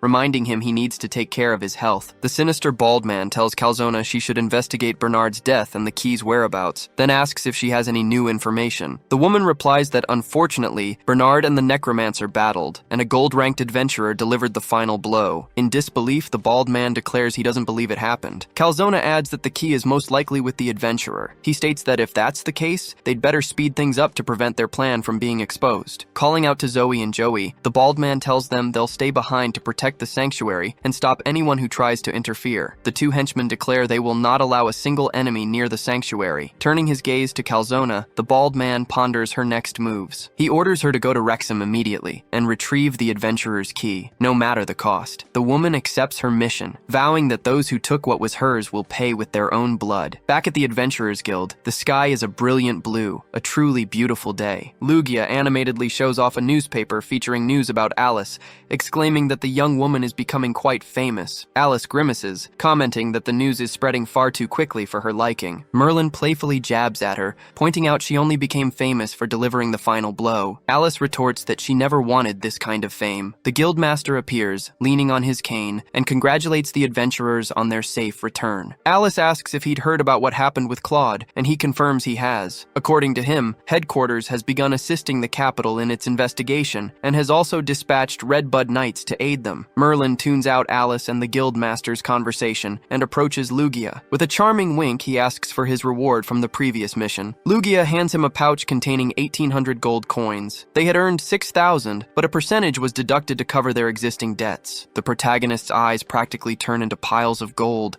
and he looks incredibly excited. But then he starts to reflect on what she just said. The money was being combined between him and Alice. Utterly indignant, both of them lean over Lugia's counter and demand to know what that means. She calmly asks what the problem is with a couple paying their debts together. After a full-blown shouting match and much bickering, the young adventurer's shouts could be heard even outside the building. Merlin looks utterly dejected, while Alice's eyes are wide with shock. Lugia tries to remain calm, explaining that according to the document her grandfather sent her, the two of them are officially married, meaning all their wealth will be combined. So the adventurer decides to confront the Guildmaster, demanding an explanation for this outrageous claim. The Guildmaster explains that to register Merlin, who possesses neither mana nor aura, he had to exploit a loophole in the regulations and link him to Alice. This was because she herself had claimed responsibility for him and his recommendation to the guild. Suddenly, the conversation is interrupted by the sound of a grand, flamboyant bouquet falling to the floor. Arnold arrives, desperate and weeping, telling Alice he won't accept this and that he was her first. She sternly tells him not to cause any more trouble, and immediately afterwards, he's sprawled on the floor with a magnificent lump blooming on his head. Merlin and Alice speak at the same time, asking if it's truly impossible to change this relationship, as it's utterly disagreeable to them both. The smiling Lugia says it's possible if they show a divorce certificate, but they don't have one because, in truth, they aren't even married. They look at each other with utter disgust, each declaring they would never choose the other as a spouse. Lugia then produces a marriage certificate that headquarters sent them yesterday. Alice snatches the paper, a bead of sweat trickling down her face as she stares at the document. The document clearly states both their names, along with an alarming note that Alice, as a Wrexham adventurer, must provide her spouse with full support. In a moment of pure agony, the girl collapses to the floor, lamenting that she doesn't know what to do now that everyone will think she's married. Trying to be sympathetic, Lugia congratulates them, but Alice is practically spitting fire with rage, declaring this is terrible for her, and she even lost money. While she's absolutely fuming about the situation, Merlin merely lets out a small chuckle. He points out that her debt is much larger than his, so in the end, he's actually the one getting the raw deal in this combined sum. This realization provides a sadistic thrill for Alice, who understands that karma has finally caught up to him, and he will have to deal with this problem. Merlin slams the document he's holding onto the table. He then declares he's giving up being an adventurer, but Alice grabs his cloak, insisting he must take responsibility. Lugia adds that the guild has a rule. Adventurer couples must undertake missions together, or they won't be approved. Utterly bewildered, the two stare at Lugia in surprise. Merlin becomes outraged, declaring it a ridiculous rule. Alice wholeheartedly agrees, stating it shouldn't be necessary at all. Lugia explains that the rule was implemented because a betrayal once caused a massive uproar within the guild. Arnold slowly approaches Alice, calling her name in a soft, sugary voice. He suggests she marry him instead. That way he'll pay off all her debt, even if he has to sell his own house to do it. Despite her gratitude, the girl refuses, stating she doesn't need that kind of pity. Those cold words strike Arnold's poor, smitten heart like a blizzard. But Alice was quite irritated by his posture, as it made it seem like she was willing to sell herself to pay off her debt. Before she could withdraw, Merlin asks if she hadn't forgotten something important. He reminds her about the reward for Denbyshire, and she flares up, demanding if he's planning to extort her savings. But Merlin denies it, stating that the rewards are combined, and he's simply demanding his rightful share. According to him, that's not extortion. Thoughtfully, Alice concedes, then asks if they hadn't decided to rent a house together. The girl then gets carried away, launching into a rapid-fire list of cohabitation rules for their shared home, including bills and household chores. After her lengthy discourse, she finally hands him what he deserves, and it was a measly single gold coin. Shouting, our protagonist laments having worked for so long, only to earn a single gold coin. Hobbs comments that this is what happens to henpecked husbands. The sun was already setting as we made our way to Alice's rented home, a beautiful two-story residence. Merlin's hand tapped gently on the door, 3 distinct knocks. Alice answered, a sour expression on her face, demanding to know why he was here. Arms crossed, he declared it was time to move back into his house, seeing as he'd paid for it too. She urged him to come in quickly, stating it wouldn't do for her neighbors to see a vagabond at her door every single day. He scoffed at her accusation, retorting that he was no vagabond and would instead set an example as a proper, decent man in their shared abode. A delicious light salad, complete with egg and various cuts of meat, was already laid out on the table. Alice then questioned him about his plans regarding their combined debt. Merlin, already digging into his egg, suggested they simply leave it be. Since they couldn't possibly pay it all off, it was best to just learn to live with it, he reasoned. She bristled at his resignation, declaring that she could take on SS-class missions once she achieved Saint rank. Merlin, however, scoffed, stating no such missions existed at the guild. Moreover, she couldn't ignore the glaring fact that she wasn't yet a Saint rank adventurer. Forced to swallow the bitter truth, Alice could only take a deep, shaky breath. Suddenly, an idea sparked in her mind, and she slammed her hand down on the table with a resounding thud. With newfound resolve, she declared she would become a Saint rank one day. Merlin, ever the cynic, offered little inspiration, merely pointing out how many had died attempting to reach that very rank. He urged them to put that discussion aside for now, given the scarcity of SS missions anyway. But Alice countered, revealing that SSS-class missions, paying millions, also existed. Our protagonist, however, remained pessimistic. He hadn't seen a single SS mission, let alone an SSS-1. With an assured look in her eyes, Alice explained that the guildmaster had told her the last SSS mission was a decade ago. Holding up 2 fingers, she indicated that was the reward. Merlin's eyes widened. "Does that mean 2 million gold coins?" he asked. His question, however, only elicited a wry, sarcastic smile from her. She then revealed the true amount: 20 million gold coins. With that kind of sum, their debt worries would vanish completely. Merlin was so utterly stunned by the astronomical sum that he promptly spat out the bread he'd been chewing. The young man knew he also had his curse to worry about. Defeating powerful monsters would not only bring in a fortune, but might also help with his own affliction. He mused aloud that if he put that money towards the racetrack, he could live 7 lifetimes without a single financial worry. Alice predictably did not look pleased. As they continued their meal, the two fell into a discussion of past exploits, mithril armor, mounting debts, and a myriad of other topics. Before long, their plates were clean and their bellies pleasantly full. Merlin inquired if an SSS mission was truly difficult. Alice explained that an average adventurer wouldn't even stand a chance,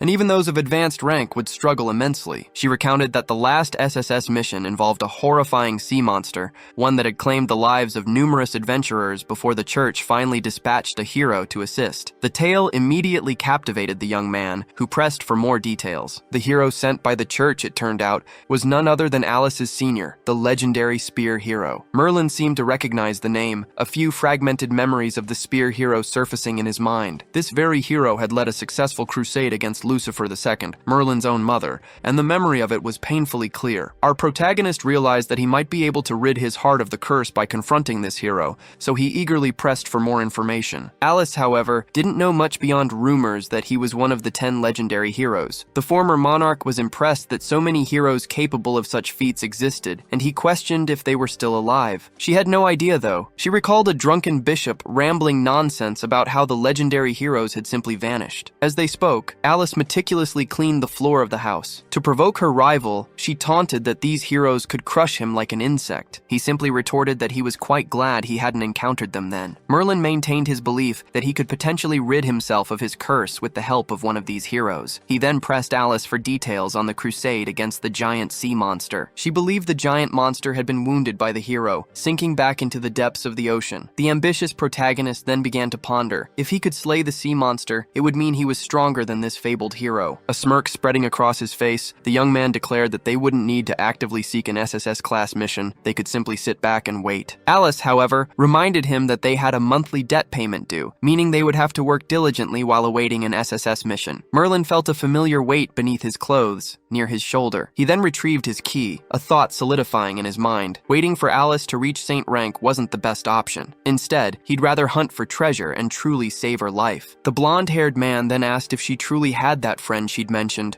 the one so knowledgeable about secrets, and if she was indeed trustworthy. According to Alice, this friend was indeed reliable and exceptionally intelligent, so they should seek her out as soon as she returned from her mission. The very next day, in the crisp hours of early morning, the sun was already shining beautifully. One of the windows in our adventurer's humble abode stood open, inviting the gentle morning breeze inside. Merlin was engrossed in a newspaper article proclaiming that the church had declared Elgin's swordmaster as the fabled Knight of Redemption within the Holy Scriptures. The church had urgently appointed Sir Sahaden as the new Knight of the Redbud, and he had vowed to eradicate the rebels of the former kingdom. Our protagonist idly scratched his chin, pondering just how formidable this knight might be. Then, an insistent pounding on the door shattered the young man's thoughts. Alice's voice, desperate and shrill, rang out. She was demanding entry to the bathroom, yelling that they had agreed she would be the first to answer nature's call. From within, the young man's voice, soft and sing-song, drifted out. Everyone had to answer nature's call, he proclaimed, and he simply had been the first to arrive. Swallowing her pride, Alice pleaded that she was truly desperate and begged him to come out quickly. Like a true scoundrel, he proceeded to take even more time, slowly folding his newspaper. He then stretched languidly, clearly savoring the prolonged moment, until at last he opened the door, freeing the impatiently awaited lavatory. Alice, absolutely fuming, vowed that she would remember this transgression and would never let him bring a newspaper into the bathroom again. Merlin retorted that a newspaper and the bathroom were a match made in heaven, as perfectly paired as beer and fried chicken. She slammed the door shut,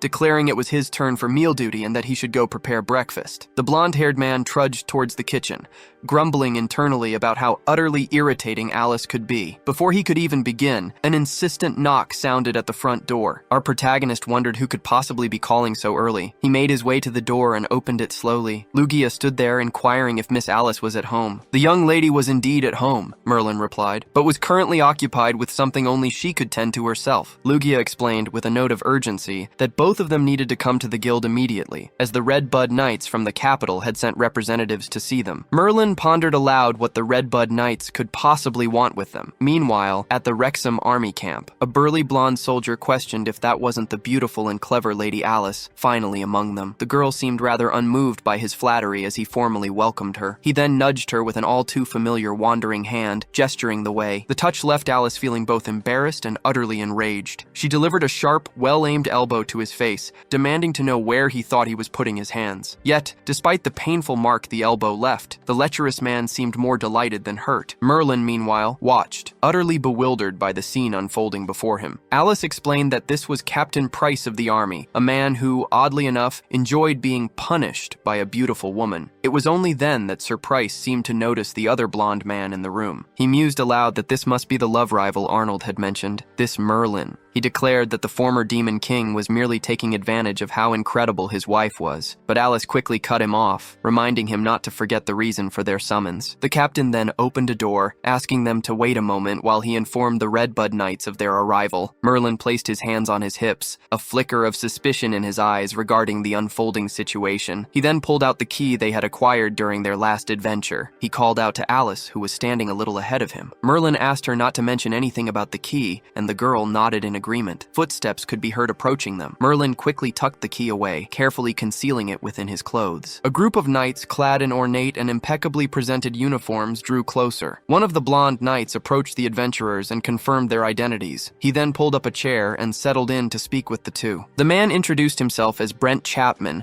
explaining that he had been specifically assigned to investigate them, acting under the direct orders of Sir Sahaden. At this revelation, Merlin's heart quickened, and a wave of apprehension washed over him. Brent urged them to remain calm and simply recount their encounter with the guardian of the previous kingdom. The knights held Master Taylor's disciples in high regard, and since he had previously offered them combat tips, they considered themselves his students too. Without further ado, the blonde knight produced a list of questions, beginning by asking if they had overheard any crucial information from the conversation between the two saint-ranked beings. Alice recounted that they had spoken of reviving the former kingdom by acquiring a new power. Merlin subtly kicked Alice's leg under the table, a silent warning for her not to overshare. She quickly covered up, claiming she had been too far away at the time to hear clearly. Brent moved to the next question, asking if she knew anything about the survivor, Bernard. Slightly nervous, Alice replied that he was likely the prince of the former kingdom and had survived until now by draining the life force from other elves. This was crucial information, as the elf population in Great Britain was severely depleted, and it could be vital for their investigation. Meeting her gaze steadily,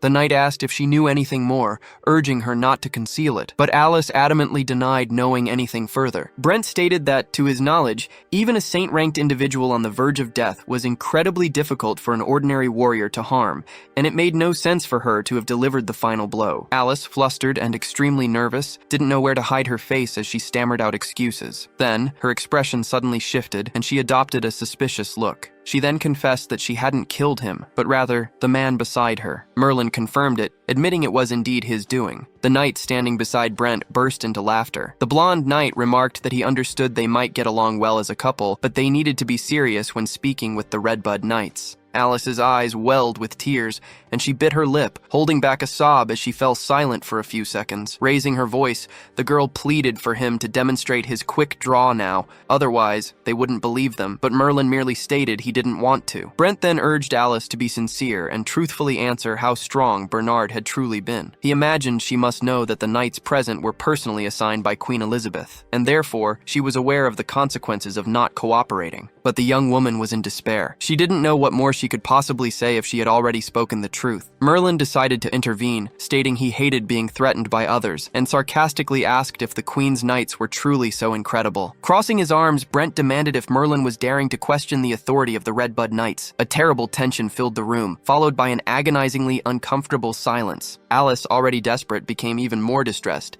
frantically trying to concoct an excuse to get Merlin out of trouble. She clapped her hand over Merlin's mouth and quickly declared that the necromancer and Bernard had only seemed strong, but weren't actually a big deal, merely high-ranked individuals. The Queen's Knight let out a dry, unamused chuckle. He said he had already suspected as much. It seemed the four heroes of the previous kingdom weren't so special after all. Merlin reinforced this, adding that the Storm Warrior had been a mere weakling. Brent commented that Alice's husband was far more honest than she was, leaving her utterly bewildered by the unprovoked insult. With a perfunctory bow, the Redbud Knights thanked them for their cooperation and bid them farewell. They slowly exited the room, and the heavy atmosphere instantly lightened. Alice clutched her head, demanding why he hadn't been able to demonstrate his strength. He merely explained that he wouldn't perform tricks just to prove a point. Meanwhile, in the village, people went about their daily lives as usual. The female knight accompanying Brent asked what their next move was. He replied that they would return to the capital and report what they had heard to Sir Sahadin. A young woman approached them, her steps nimble and light. Calzona passed by the Redbud Knights quite calmly as they discussed their work. But somehow, Brent sensed something strange about the woman. He shouted to his companions, declaring the person suspicious, but by this point, the girl had already vanished among the bustling villagers. The blonde knight began to reflect on why she resembled Calzona, the dragon tamer thief, one of the four heroes, and if they had indeed been revived, why would they come to Wrexham? The female knight asked what the problem was, but he dismissed it, saying it was nothing and he must have been mistaken. And so, the three left behind the cunning woman who had managed to perfectly hide herself from the Queen's knights. A fierce waterfall cascaded down a beautiful mountain beneath a sky of brilliant blue. Alice was honing her sword skills at that very spot. The water droplets, soaring with the force of the cascade, began to transform into tiny ice crystals under the girl's immense power. She was channeling her energy into her blade, focusing with intense concentration. With her eyes fixed firmly on her target, she made her first move, and with a single swing of her sword, the entire waterfall was now completely frozen. Not only did the water solidify, but ice crystals began to sprout along its entire length. That mighty cascade simply halted, as if time itself had frozen. Alice was awestruck by her own strength, barely believing she had accomplished such a feat. But the ice layer was rather brittle and began to crack. In an instant, the waterfall's force shattered the ice that held it captive, and water began to gush through the widening cracks. With little time to react, Alice's eyes simply widened in shock. A tremendous force of water surged towards her, causing a sudden deluge. Now, besides the water, jagged pieces of ice floated menacingly. Completely drenched, our adventurer realized she was still quite a ways off from reaching the saint rank. A voice chimed in, remarking that a bit would be an understatement. The true distance was like that between heaven and earth. And who else could it be but Merlin, the one person in this world who most enjoyed getting under Alice's skin? The girl asked how he knew she was there. He explained that her habit of leaving early and returning late fight these past few days had simply piqued his curiosity. He then questioned if her method was truly effective, or if it was merely a waste of time. With an angry expression, she glared at the boy, asserting that this was precisely how she had always trained. He then recalled her asking him how he became so strong, and his practical examples of monsters he'd defeated. He explained that this was the answer to true strength. Facing near-death situations made it much easier to unleash one's true potential. The heroine began to recall how significantly her aura and mana had improved after her near-fatal encounter with the Goblin King. But taking that advice literally presented a significant problem. After all, who just seeks out near-death situations? Merlin, of course, offered to be her training partner, ensuring she would always be close to death. He claimed he would do it to settle a debt, and that she should feel honored, seeing as he had refused to teach Beelzebub's own sister when asked. Suspicious, the girl feared she'd be in grave danger if he truly harbored ill intentions. Turning his back on her, Merlin simply stated she was truly annoying. He picked up a stray stick from the ground and declared there was nothing to worry about, as it made no sense to fear a mere twig. Challenging her, he dared her to attack him with everything she had. He delivered a perfectly aimed taunt, reminding her of their parting on the beach, and to truly seal it, called her flat-chested. A vein of pure hatred pulsed visibly on the heroine's forehead. She squeezed her eyes shut. Then, extending her arm, she unleashed a frozen strike. The frigid air rapidly closed in on Merlin, who faced the incoming attack without even flinching. With a sarcastic expression on his face, he questioned why she insisted on using magic when she knew perfectly well he was immune. And just as her strike neared, a transparent shield flared, protecting the protagonist from any damage. The girl used this as a distraction, closing in on him with her sword drawn. With extreme focus, she thrust her blade forcefully in his direction. But Merlin deftly parried her attack with a mere flick of his stick, declaring she was far too slow. She tried again, but the result was identical, and yet again, the same outcome. Her sword strike was easily blocked by his simple stick, until, without remorse, he gave her a sharp tap on the head with the stick, reiterating that she was far too slow. Exhausted, breathless, and panting, Alice no longer knew what else to try. Meanwhile, Merlin remained completely composed, not a single bead of sweat on his skin, as he questioned if she truly had it in her. With her pride deeply wounded, Alice analyzed the situation with a cold, calculating gaze. Then, charging her energy, she roared for him not to look at her like that. Her fierce attitude surprised the protagonist, who widened his eyes in mild astonishment. The heroine charged towards him, her sword pointed, daring him to taste the essence of the great snow mountain. This was exactly what he wanted to see, determination and strength. He, too, advanced, holding his faithful stick. A mighty clang echoed, and though only silhouettes were visible, it was clear Merlin had landed a direct hit on Alice, forcing her to drop her sword. Sometime later, the two were back at their home. Alice's head was bandaged, and she wore a thoroughly sulky expression, like a child who'd had their favorite toy snatched away. In a watery voice, she asked why he was so powerful, even with just a stick. He offered a vague apology, claiming his hand had slipped. Besides, he insisted, he was only doing this to help her reach the saint rank sooner. Alice, still hurt, rattled off several arguments about how good she had been to him thus far. He tried to justify himself, insisting it wasn't on purpose and urging her not to hold a grudge.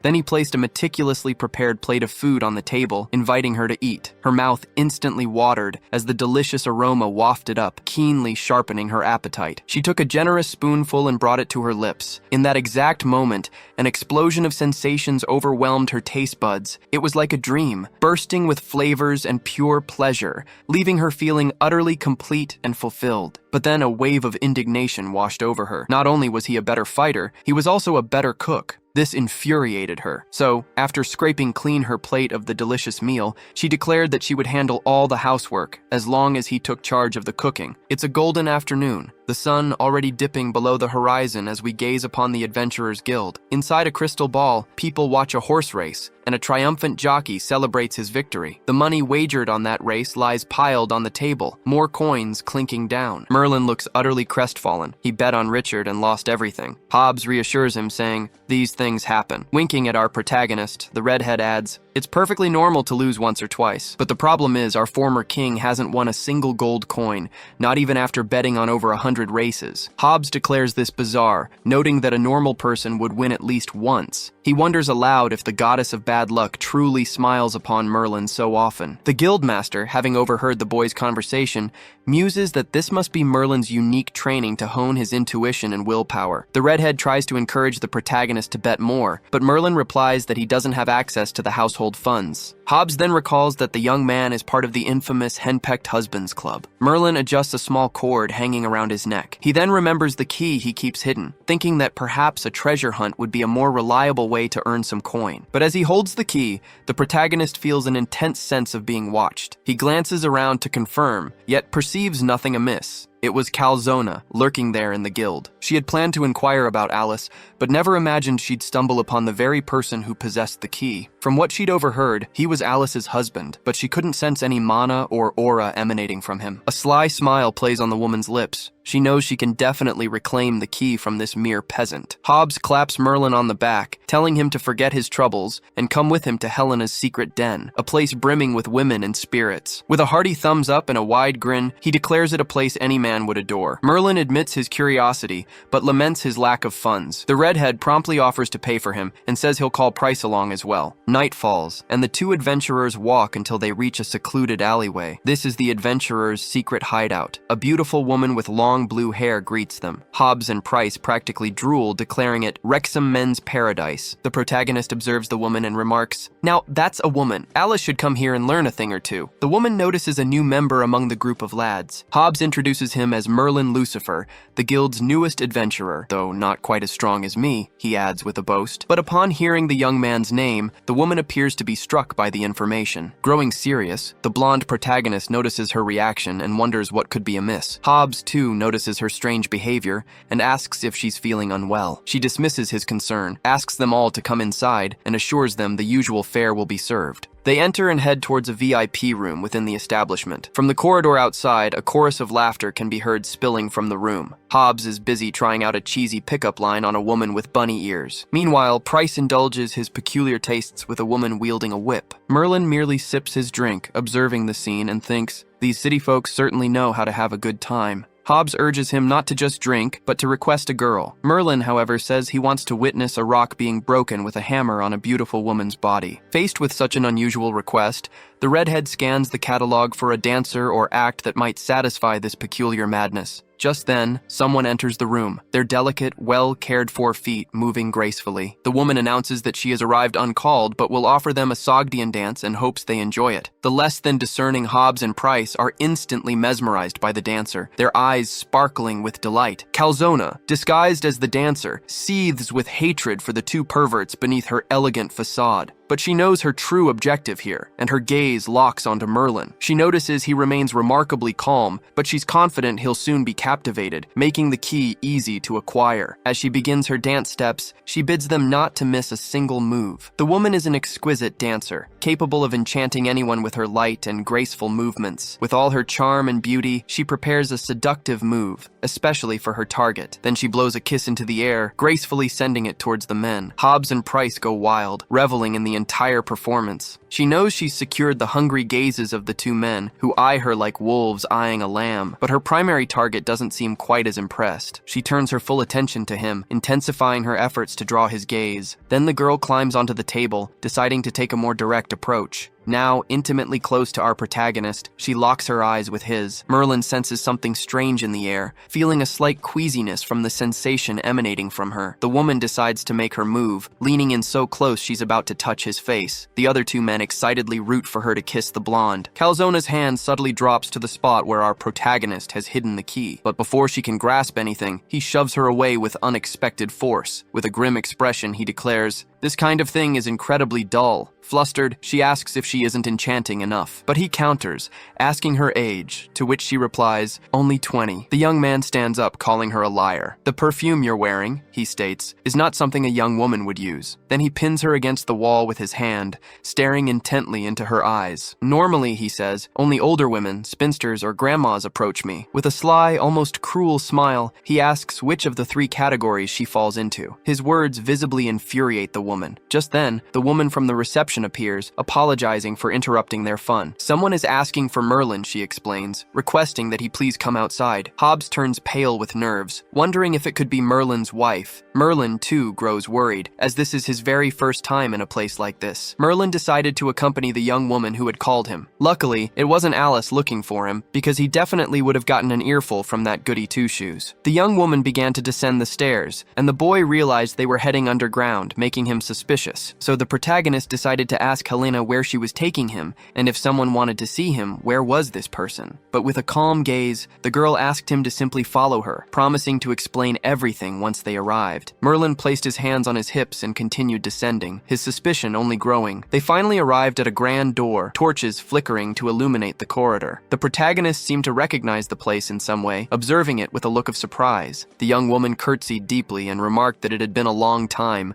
addressing him as Lucifer with an almost exaggerated politeness and respect. He understood that Helena was a demon and asked how she recognized him when so few had ever seen his face before. She explained that she had seen Lucifer before, at the meeting of the Seven Kings 3 years prior, having been there with her lord as part of his escort. Then, the girl formally introduced herself. "My name is Helena Fielding Fitzgeralds. I belong to the 4th palace of the Demon King and hold the rank of general." And her lord was a friend of Merlin's, the Lord of Lust, Asmodeus. The blonde was visibly impressed by this information, recognizing the name all too well. Helena then added a tidbit of trivia. To save his palace from economic depression, Asmodeus once dressed as a woman and put on numerous shows. While such performances were forbidden now, he remained the secret dream of many men. Helena decided to leave Merlin to his thoughts and memories. She closed the door, leaving the protagonist alone in the room. He then noticed a luxurious chair and a magical mirror embedded in the wall. As expected of Asmodeus, he always made things unnecessarily complicated. Now seated in the chair, Merlin stared at the mirror, resting his chin in his hand. The former Demon King then mused aloud. Shouldn't he introduce himself now? Then, the magical mirror began to glow with reflected flames, revealing the silhouette of a beautiful woman. Suddenly, the full image of a beautiful young woman with long red hair materialized. Merlin smiled, remarking, "My friend Asmodeus is still the same, as full of charm as ever." Using a fan to conceal a smile, the beautiful woman in the mirror replied, "We never would have imagined meeting like this a year ago." Asmodeus then asked the protagonist why he was in his brothel, but Merlin retorted, telling him not to meddle and calling him a perverted drag queen. With a more serious expression, Asmodeus questioned, "Why did you call me perverted?" For I remembered quite well that someone had gazed at me with a mischievous gleam and even offered a secret gift when we first met. Pointing a finger at Asmodeus, Merlin retorted, justifying himself by saying he couldn't have possibly known he was a girl with a surprise, and that Asmodeus should stop exposing such details so casually. The redhead requested they drop the topic, and then asked if it was true he'd been impeached by the old parliamentarians for failing to perform his duties. Laughing, Merlin replied that it was only normal for a parasite and a good-for-nothing like him to be kicked out of such a position. He thought it best not to tell his friend the real reason he'd needed to leave the palace, to find a strong enemy and prolong his life due to the curse. To Asmodeus, it seemed Merlin had wanted to be expelled on purpose. He'd always been a great king, but suddenly he'd become negligent. Still, if he ever wished to return, all he had to do was write a letter. The protagonist thanked him for his kindness, but affirmed his preference for freedom, knowing in his heart that staying would have meant simply waiting for his death. But with a playful wink, the drag queen asked if becoming an adventurer, and one of the lowest rank at that, could truly be considered freedom. Merlin explained that Asmodeus wouldn't understand that the greatest hermit might seek refuge in the noisiest market, and that money certainly couldn't buy happiness. He also explained about the position of Monarch of Pride, stating that his 7 generals were highly capable and held the potential to be his successors. Asmodeus countered, stating that strength was a crucial measure for that position, and since the generals couldn't even defeat him, perhaps the parliamentarians would ask him to return. In Merlin's opinion, the conversation with his friend was taking a rather dull turn. With an awkward smile, he asked if he'd been summoned just for this, but Asmodeus replied, "Of course not," adding that he wanted to extend a very special invitation. The protagonist's eyes widened, curious about this surprise. Asmodeus then declared his desire to elevate the demon race and invited Merlin to a dazzling drag queen parade. The protagonist, however, refused on the spot. Our former king was practically ready to grab the chair and hurl it at the mirror, but the redhead quickly added that it was all a joke, and he didn't need to take it so seriously. A little more serious now, Asmodeus changed the subject, warning Merlin that there were traces of Hell's envoys in Great Britain, and he should be extremely careful. The blonde merely smiled, telling Asmodeus not to worry, as he could easily kill even Satan, the Lord of Hell, if he truly wished to. The two friends shared a genuine laugh, agreeing that they were still the same as ever,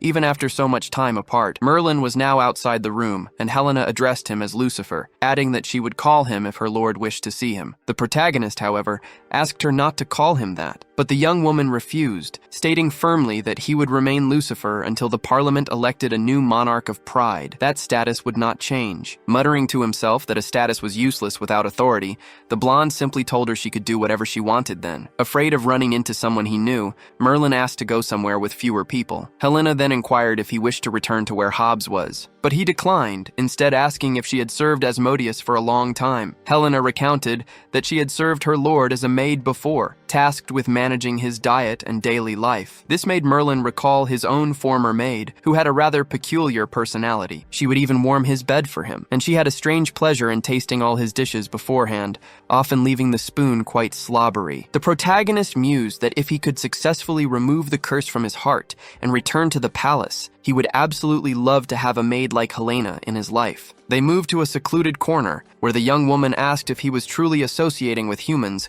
as an ordinary adventurer to spearhead some secret plan. The girl believed he was undertaking this whole adventurer charade to infiltrate the enemy's inner circles and aid the demon race. Merlin said nothing, merely placing his hand on the girl's shoulder. He decided to play along with her idea, confirming that, yes, he was indeed devising a secret plan, and therefore, she must keep everything in utmost secrecy.